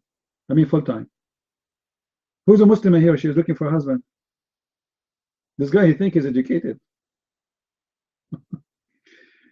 Oh boy! You know, camel urine make a lot of change in the life of Muslims. As an example, you know, 1,400 years ago, Afghanistan used to have a country and kingdom, and they used to have a peaceful life. Imagine Afghanistan. But then the religion of the camel urine came, and Afghanistan became the land of drugs, the land of suicide, the land of hate, the land of discrimination, the land of every madness. To the point, they have something called the Bazarbashi boy. Someone, he's a doctor. They put him in the middle and he danced and he dressed like a woman. Is the name correct? I'm saying the name correctly? Bazarbashi, Bachabazi. Unbelievable. My education is very bad. I should go back to Afghanistan, you know. Yeah, you know, you're Mike, Yusuf Islam. What do you want to say?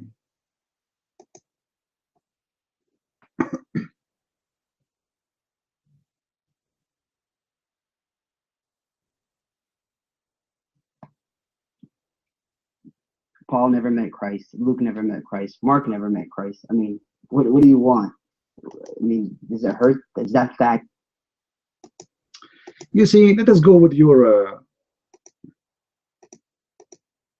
logic. The one who don't meet Christ, he should not speak about Christ. Is that correct? Is that what he's saying, guys? Okay, did Muhammad meet Christ? Your mic? Of course, I'm not saying that. What I'm saying is that when you... No, you are saying that. You are saying you are following people, they never met Christ. This is what you say. Don't lie. All right? This is what you said. How you follow people never met Christ. That's wonderful. How you follow Muhammad, who never met Christ. He never met Moses. And just to show you how stupid what you are saying. Is it the one who came after? Should he argue about the one who came before him, or he have no right to argue? Which means Muhammad is the one who came after. Christians, they came after the Jews. Can they debate the Jews? Muhammad came after the Christian. Can he debate the Christians? Your mind? It's not that. That's not what I'm saying. What I'm saying is that his preaching, his sermons were antithetical to the preaching of Jesus Christ. They preached to forget the law. They preached that circumcision was no longer. That's false. That's false, my friend. Jesus, in his time, as an example, when the Jews, they said to him, "Look at your followers; they are breaking the Sabbath." What Jesus said? He said, Sabbath is made for the man, not the man made for Sabbath. So Jesus said to them in many places that they have a law, but you are ignorant. Like, it's an example when they want to stone a woman to death. He said to them, if one of you without a sin cast your first stone. This is their law. They are trying to practice their law, but Jesus did not agree with them in the way they practice. Same as the Sabbath. Same as everything. So Paul is doing exactly what the Messiah he taught him to do. Now let me show you something stupid about the Muslims when they speak about how you can believe someone who came after. How you believe someone came after. Somebody post for me chapter 3 verse number 65. I will give you the mic. Do you see the verse? This is a clear proof that every Muslim is stupid if you don't see how stupid the writer and the author of the Quran. I challenge you to read it for me, Yusuf. This is what you are saying to me. The one who came after, he should not debate about the one who came before him. Who is saying that? Muhammad.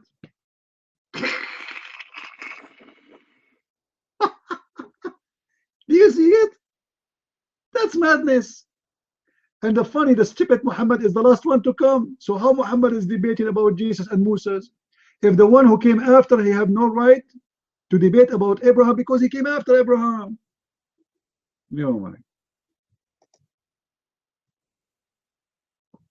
I'll answer that, but I want to preface it by saying this.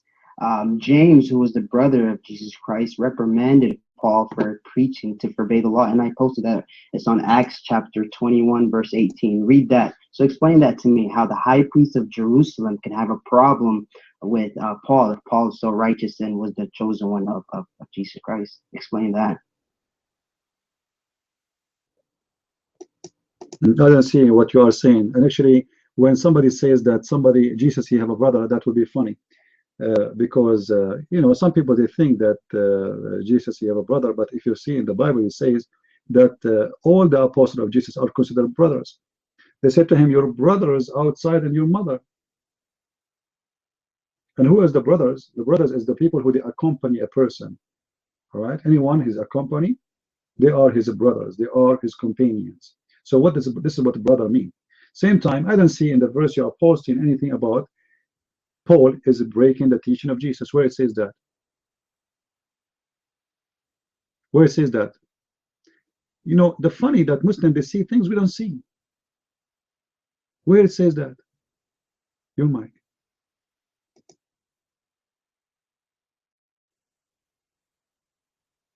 Seriously? I mean, if you don't cut me off, I could speak, but I'm always pressured to speak because I know you'll cut me off any second. So just tell me you won't cut me off so I can speak freely. Can you do that? Your mic. Yeah, Abdul, just go. Let us laugh together. Where it says that James told Paul, you are doing wrong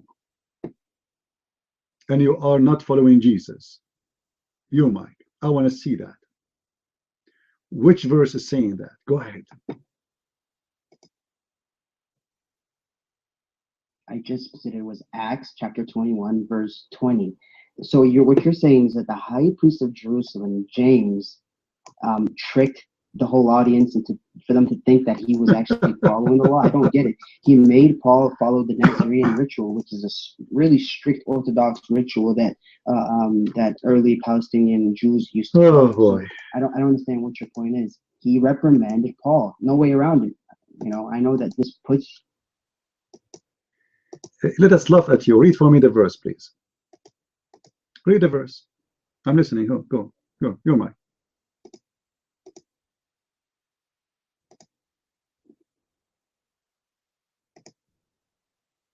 Hold on, I'm getting it. 1 second. He is getting it. He don't even have it yet.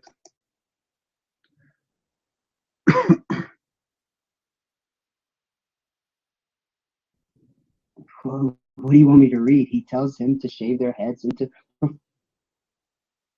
The fact that Paul totally disregards the commandments in the Torah is testimony against him.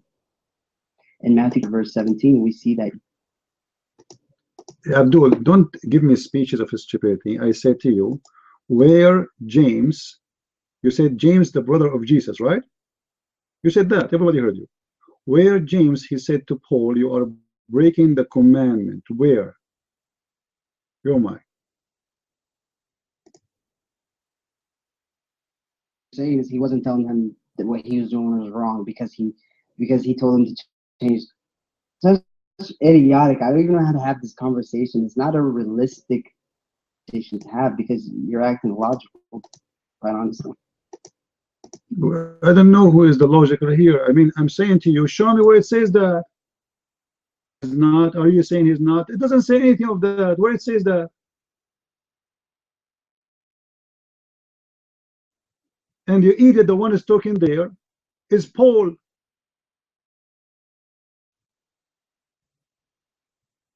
Paul himself is the one who's talking.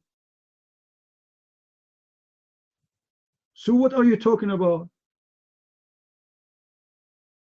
The verses, and let us love together. I'm the stupid, you're mine. Go ahead.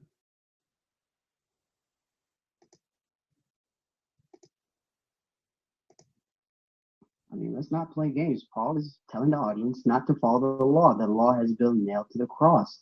I mean, there's no other way to put it. And of course, James and Peter were against this. Peter didn't even agree with doing away with circumcision.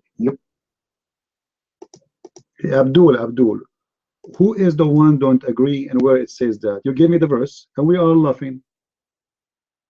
Peter, what?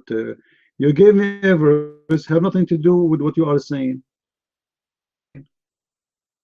I think you are quoting the wrong verses, my friend. Huh? You want to do search more in Google? Is that what happened?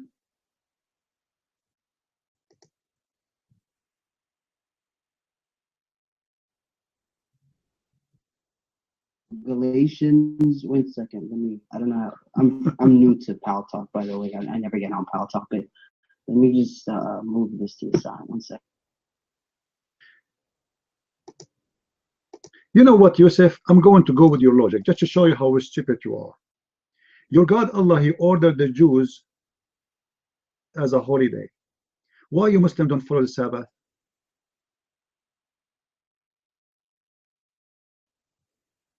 Does that mean your Prophet Muhammad is breaking the Sabbath of Allah? Your mind?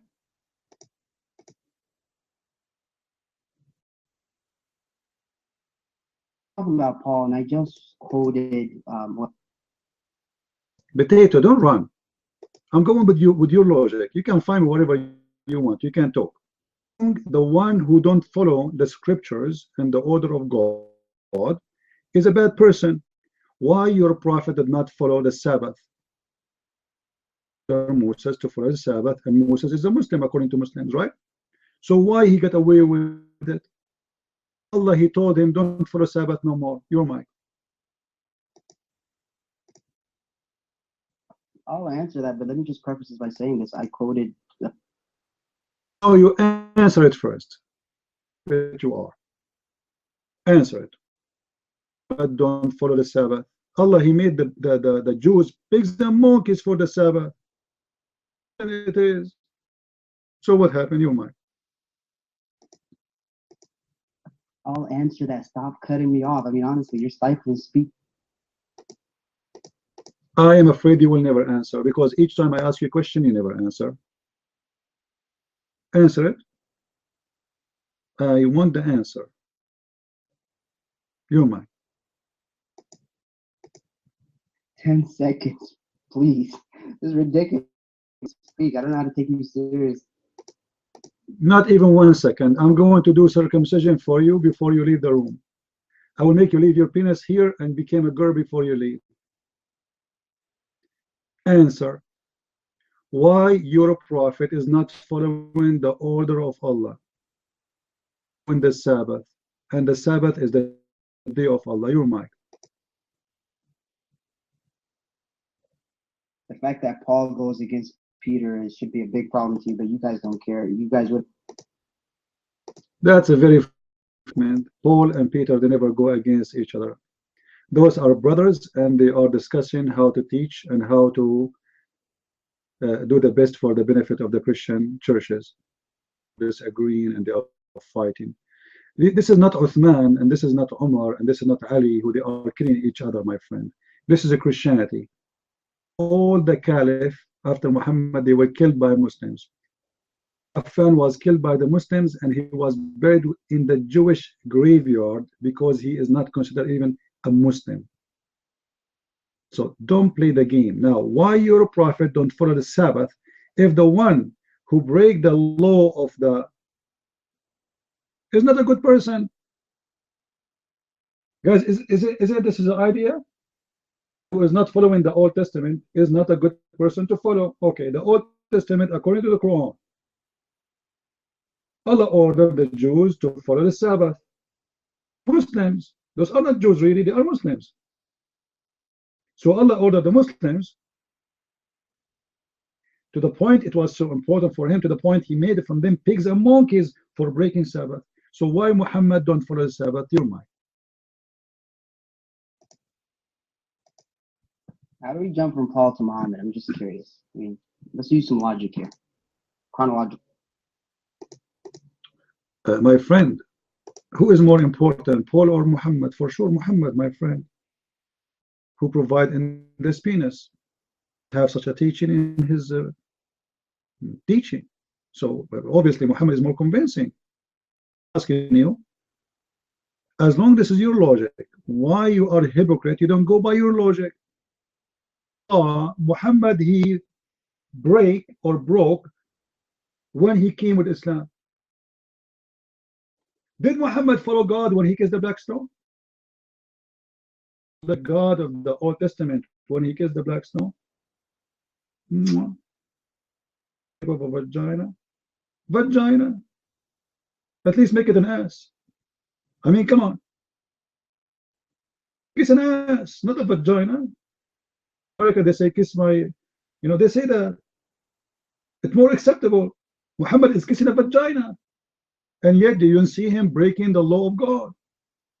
Muhammad going around the stones and touching stones because he thinks they are holy. What about Muhammad going between a Safa and a Marwa? What is a Safa and Marwa? A statue of a man. They have sex in the Kaaba one day, according to those people who believe in that religion.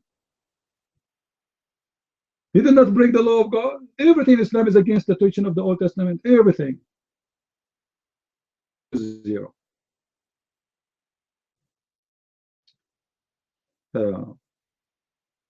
Why your prophet don't follow the Old Testament, as long as the one who broke the Old Testament is not acceptable for you? The Sabbath, your mind.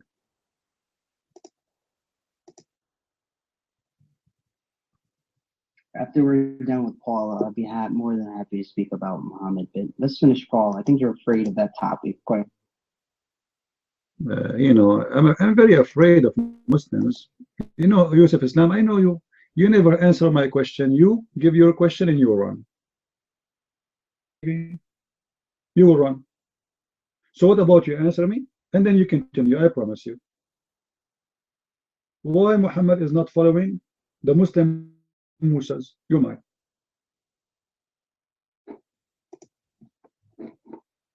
We'll get to that, but let's talk about Paul. And if you're afraid of talking about Paul, say I'm afraid of talking about. Okay, let us talk about Paul. If Paul is bad, then how you stupid Muslims believe that Paul was a messenger of Allah? That to me, you might. Why is it always mirrored back to us? Okay, forget us for a second. Look at your own documents, which goes against. Because us is you. I mean, do you see how donkey you are? You are saying to me, why you go back to us? Are you saying to me why you go back to us because we are donkeys? You are trying to prove to me that Paul is not a good man, but yet you're a stupid God, consider him a prophet. Do you see how stupid you are?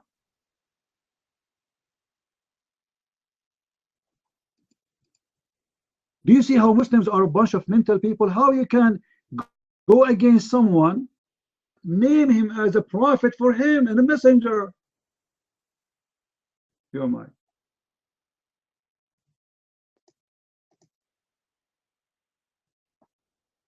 Let's talk about Paul and why almost all. Potato, we are talking about Paul. How your Islamic books consider him as a prophet of God, but you stupid Muslim Abdul in a chat room, you think Paul is a bad person. Talking about Paul, Potato, you are the one who chose the topic. I'm making you shish kebab. So you need to answer me. Who is the donkey here, Ibn Kathir or Yusuf Islam? Your scholars or you? Here, we need a mule. Are you the mule between them? So, is Paul a prophet or not? I want an answer from you. Allah according to Islam or he's not? Your mind.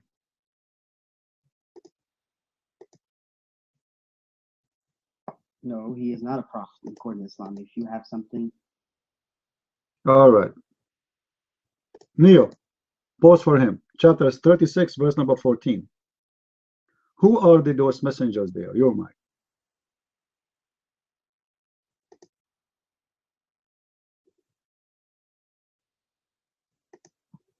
I didn't get the question. What did you ask?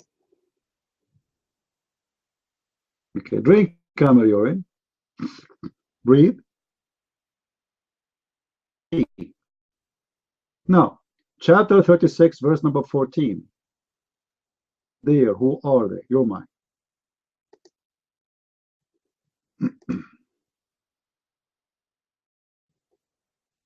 Well, I'm reading it right now. I mean, I never said I was a scholar of the Quran or I studied in Medina University or Al-Azhar. Of course, I mean, I'll look at it, but it's nothing that I ever gave much thought to.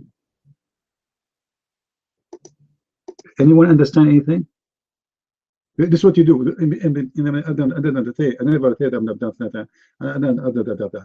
So suddenly you do not know your religion, and you know my book in full knowledge. You know about Paul, you know about James, you know about everyone, but you do not know your religion. That's very serious garbage, man. You are an expert in the Bible, and you will prove to us the Bible, but you do not know how to explain it. This verse in your Quran. This is how dumb you are.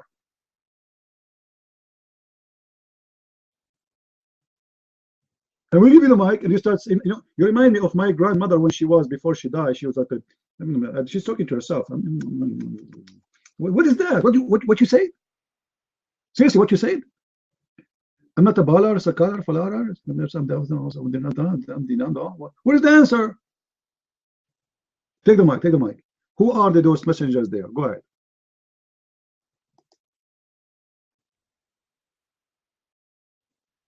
How in the world could you say that was referring to Paul? I don't get it. Where's your reason behind it? Where's your logic or your evidence? It doesn't match.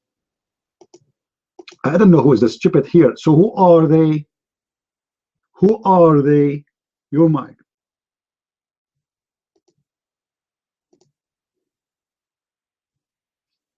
Who are they? You're telling me who they are. You're the one that said they're Paul. You proved to us that they're Paul. I mean, it's your claims against mine. I don't know, but I know it isn't Paul. Guys, do you see what the word stupidity mean? He just said, I know, but I know it's not Paul. I do not know, but I know. In the same time, he said, I do not know. He just said, I know. He do not know who they are, but he can confirm that it's not Paul. How you know then? You just said you don't know. Let me ask you, the degree you got, is it from the dump school? Is it? Because you are really dumb. Dumb. Now let us go to Ibn Kathir, the book you like, because before you remember. Okay, let us go to Ibn Kathir. Let us go to where? All right. Okay. So look what Ibn Kathir he said.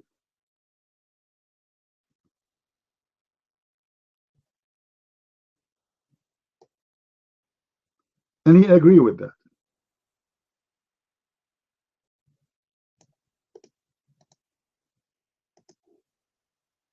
That those messengers, and this is his interpretation, those messengers, this is the city of Antakya, and those messengers are sent by the Messiah, and those messengers are, and then he continued with his interpretation. He say,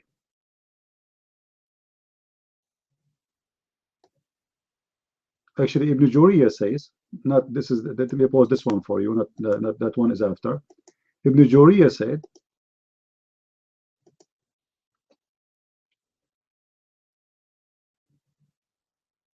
narrated from Wahab ibn Sulaiman, from etc., etc., the name of the first two messengers were Shamun, and Yona, which means John. And the name of the third one was Boulos. Boulos in Arabic is Paul. Do you see it? Do you see it? Yusuf. Who is the one reporting that? Those are the companions of your prophet. The third one is Paul. And those are the messengers of the Messiah. Your mic.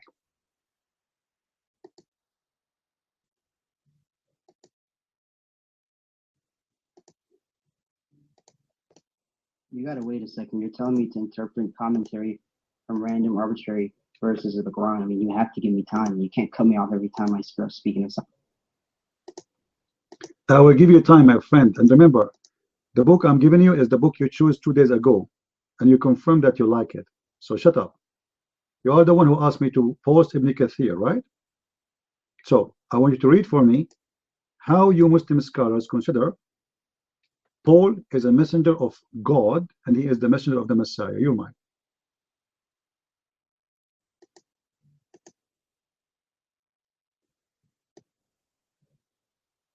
Paul is not the messenger. I mean, you're doing circular reasoning. What you're doing is you're telling us that what they're speaking about is Paul, and you're trying to fit it in to your paradigm. What fit it in? It says Boulos. Do you see it there? You speak Arabic, I speak Arabic. You know what the Christian they call Paul in Arabic. So stop lying, liar. Does it say Boulos there? Who is Boulos? You're mine. You think Bolos and Paulos is the same? Pablos is not the same as... Stupid Abdul. I don't like stupidity. What we have the name in the Arabic Bible, is it Boulos or Paul? In the Arabic Bible, does the Arabic Christian use the word Boulos or they use Paul? Your mind.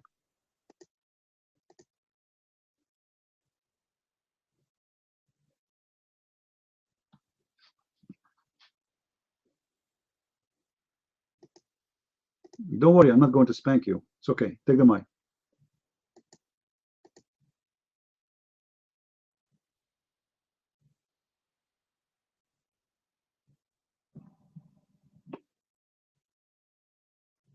Bolos is not Paulos. You know that, right? Bolos. You're a scumbag. Get out of here. You see, I talk to people, at least they have little dignity. Get out.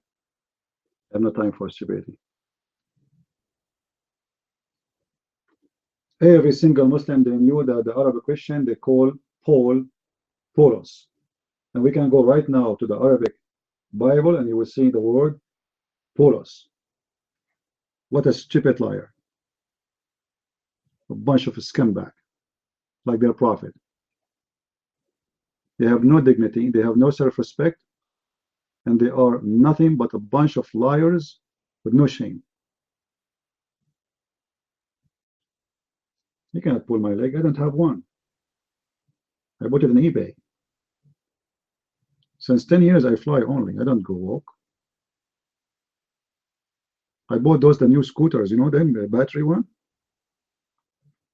You sit in the top of it and it's fun.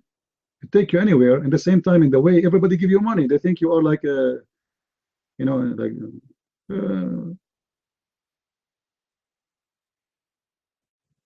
any Abdul? Coward, liars. Look what it says. And by the way, anyone notice what the problem with this statement here? Anyone notice what the problem? Those are the messengers of the Messiah, sent by the Messiah, because Shamun or Simon and Johanna, which is John, and Paulos, which is Paul, is nothing but the messenger of the Messiah. That's mean Messiah is God. Because if Messiah is a messenger, he cannot send a messenger. You know what I mean? If I am a messenger, I cannot make you a messenger. A messenger of God, he cannot make me a messenger of God. Only God can make me a messenger. So when they agree that those 3 names are the messengers the Quran speak of in chapter 36 verse number 14, that means the Muslims admitted that the Messiah is God. For only God can make someone a messenger.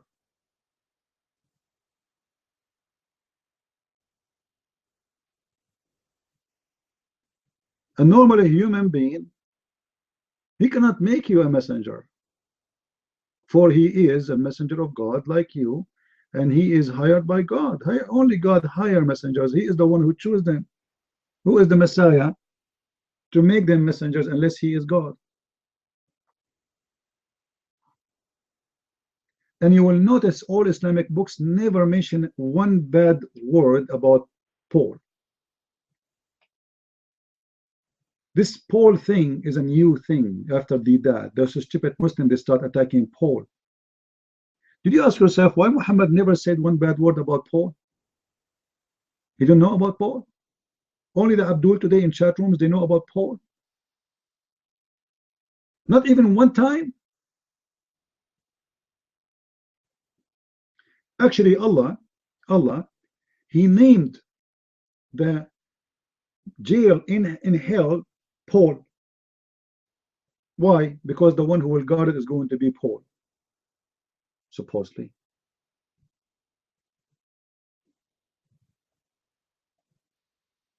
Any Abdul?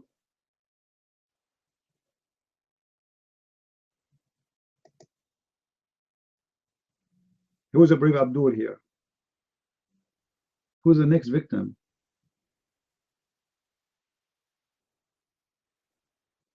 Go and read what Paul he say, you idiot, you know, and then compare between what he's saying and how stupid your prophet is. Compare between every statement of Paul and how stupid the hadith of your prophet. Like, you know, imagine when the prophet, he said, he's supposed to trying to be smart. A prophet, how the women, she have a baby boy or a baby girl? The prophet, he squeezed his ass and he come with the conclusion that if the women have an orgasm first, the baby will be a girl. If the man have an orgasm first, the baby will be a boy. Get busy.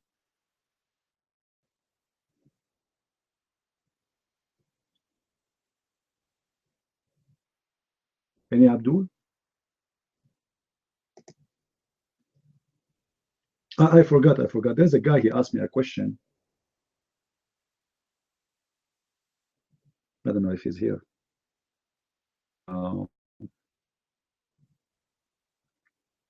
But maybe this is a bad topic to talk about now. How many of you here is under the age of 70?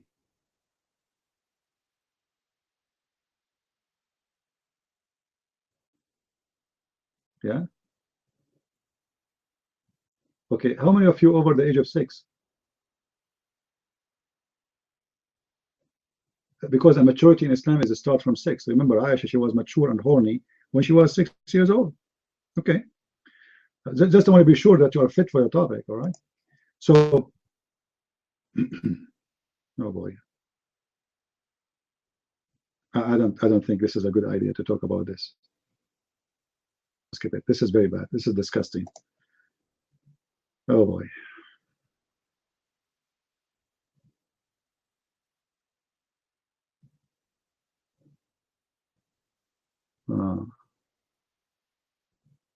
I was going to talk about something, but I look at the crowd, like there's a lot of girls here. You know, it's not really. One day we will make a room only for meal.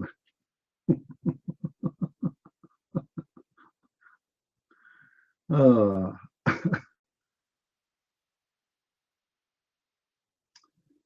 we have any Abdul here?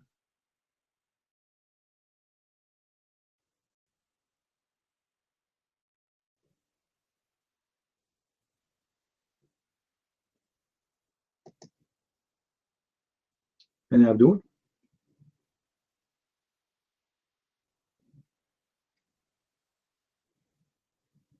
You know, guys, do you remember Muhammad? He said the Jews, as long as we're talking about Paul, Muhammad, he said the Jews in one hadith that Allah, he made them rats.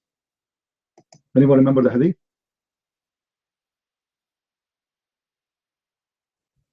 If you have it, you can post it. Let me share this hadith with you. Let me find it first. Just to show you how a scumbag this man is and how liar he is. You don't even remember what he said before. Okay, thank you, Neo, for posting it. Look at this hadith. I found it.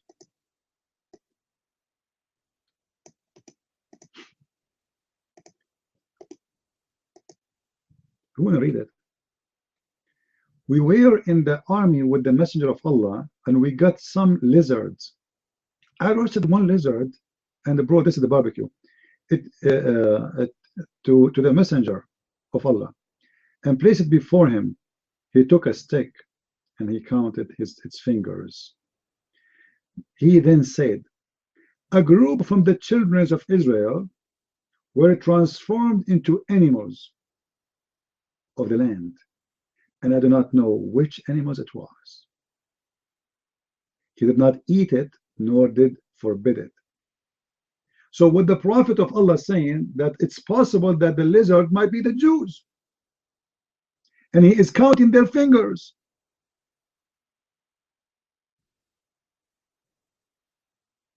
But the stupid idiot in different hadith, he said that Allah, he made them rats. So how you say you do not know what animals they are, but in different hadith you say they are rats?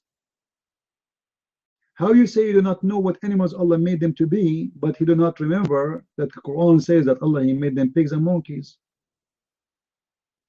And why you are counting their fingers, my friend? Any Abdul here? He's counting their fingers? What does that mean? He's counting the lizard fingers? 1 finger, 2 finger, 3 finger, 4 fingers, 5 fingers. The lizard must be a Jew.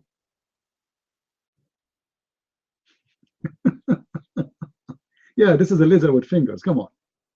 It happened.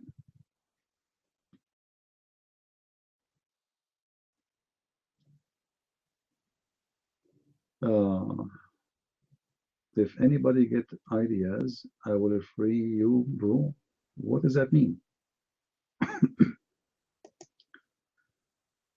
Let me focus on the lizard now. Now, anyone knows what the lizard? Do you know that Muhammad, he cursed the lizard? Let me give you the reference for this hadith first before we move, so you guys can save it. The hadith we mentioned is here, and this is Sahih. What? Sahih. Now, do you know that the lizards is the enemies of Allah?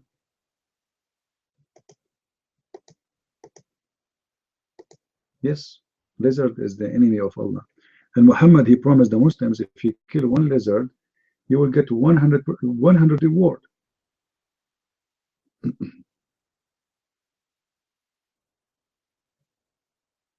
And he ordered the Muslims to kill them wherever they find them.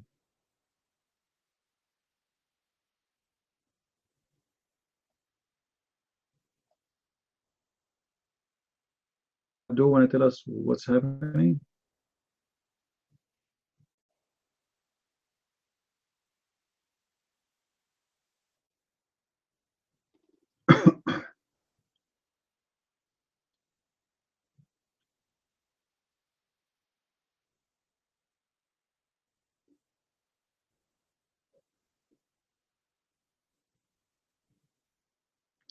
The reason Muhammad he hated the lizard, because the lizard was part of the conspiracy against Abraham.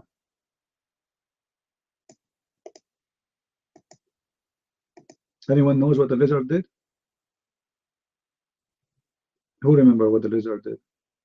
This is serious, you know, this is very serious. No, what he did to Abraham according to Islam. He did something to Abraham.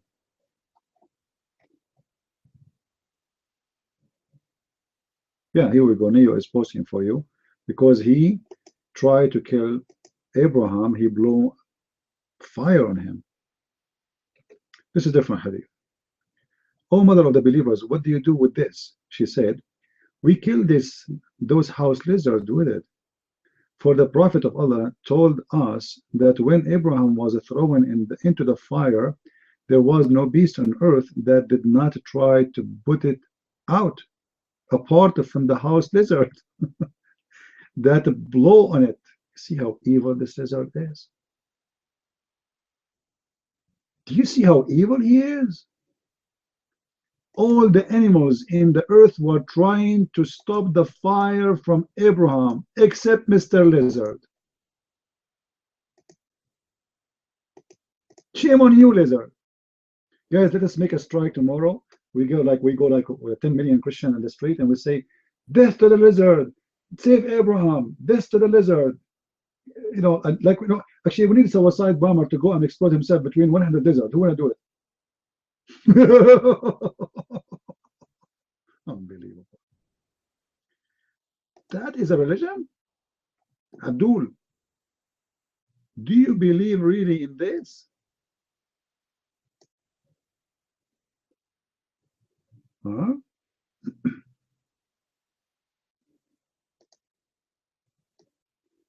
Any Abdul here? Well, you know what? If you come to the mic and debate me, I promise you, I will give you a lizard. Think about it. I mean, what you will lose.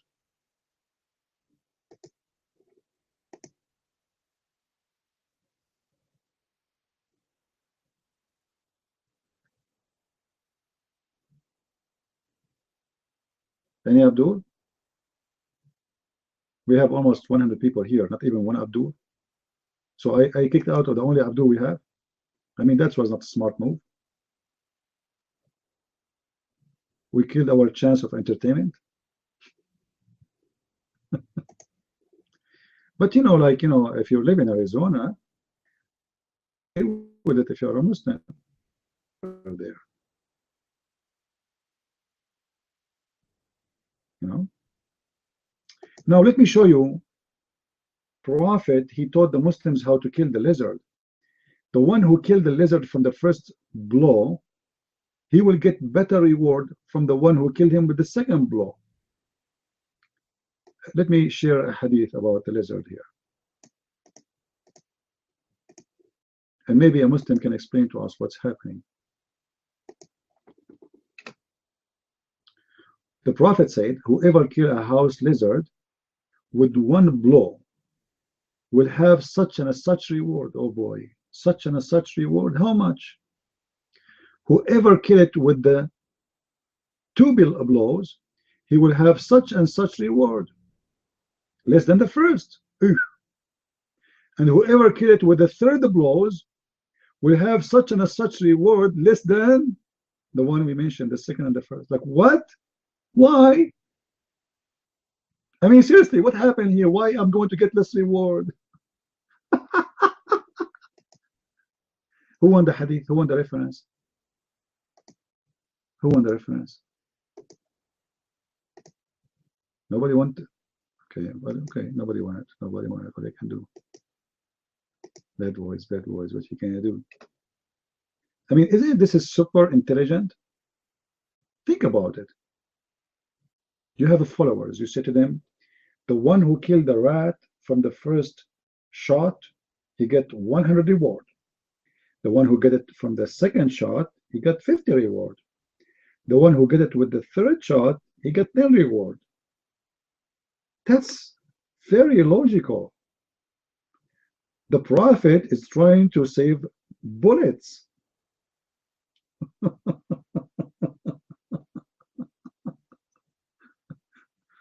Oh Lord, oh Lord. Anyone feel like converting to Islam? I'm going to open a class to practice lizard killing, so we can kill it from the first blow. You know, we don't like, you don't want to get less reward. I mean, that's not a good idea. And the funny, this is a lizard, house lizard.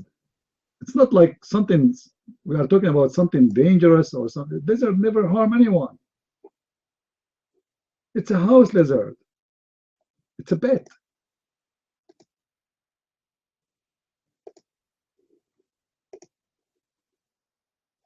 Any Abdul? Quiet. If you don't stop saying those things, I'm going to bounce you as I bounce a lizard, my friend. Stop saying things about me. All right? Seriously, I will bounce you. I'm serious. Do you hear me? Quiet. Erupt. Stop saying those things. Okay, thank you. Any Abdul here?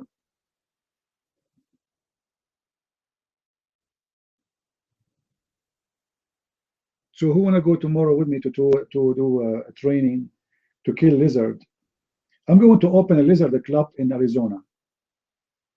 Do you think I can get tourists from around the world to kill lizard and get the blessing of Allah? Because you kill a lizard, you get a blessing, a lot of a blessing.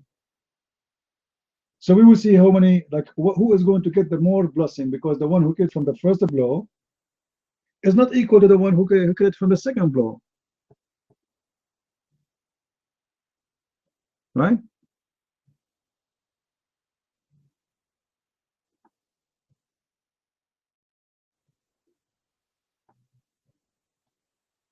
Anyone here is good in shooting lizards? Yeah, Peter, that's a good one. See, Peter, I think he's good in the advertising department. He found a name, the Lizard Academy. And we put a sign and have a big picture of a big lizard, and his mouth is coming open and the fire is coming out because he was blowing at Abraham. You know? Yeah. And like we put a picture of Abraham, he's in the fire, and the lizard is from far away blowing the fire like a dragon. And Abraham screaming, "Stop the lizard!" You know? And the lizard, he is answering saying, "Don't try." And lizard is calling his friends to come, because all the lizards, not only one lizard, those are a group of lizards, family, you know, a nation. Any lizard here? I mean, any Muslim? Lizard Gang. Imagine you are a Muslim and you have a daughter, and you have a guy, he come to ask for the hand of your daughter, and you ask him for his profession. He say to you, "I'm a lizard killer." Oh my Allah, may Allah bless you. You do that? Yes, for the sake of Allah. My son, I will give you not only my daughter, I will give you my wife and my mother-in-law on the top of it. You are the one who killed the lizards, the enemy of Allah. Yes, it's me. Unbelievable. We are lucky. We are honored. You know what?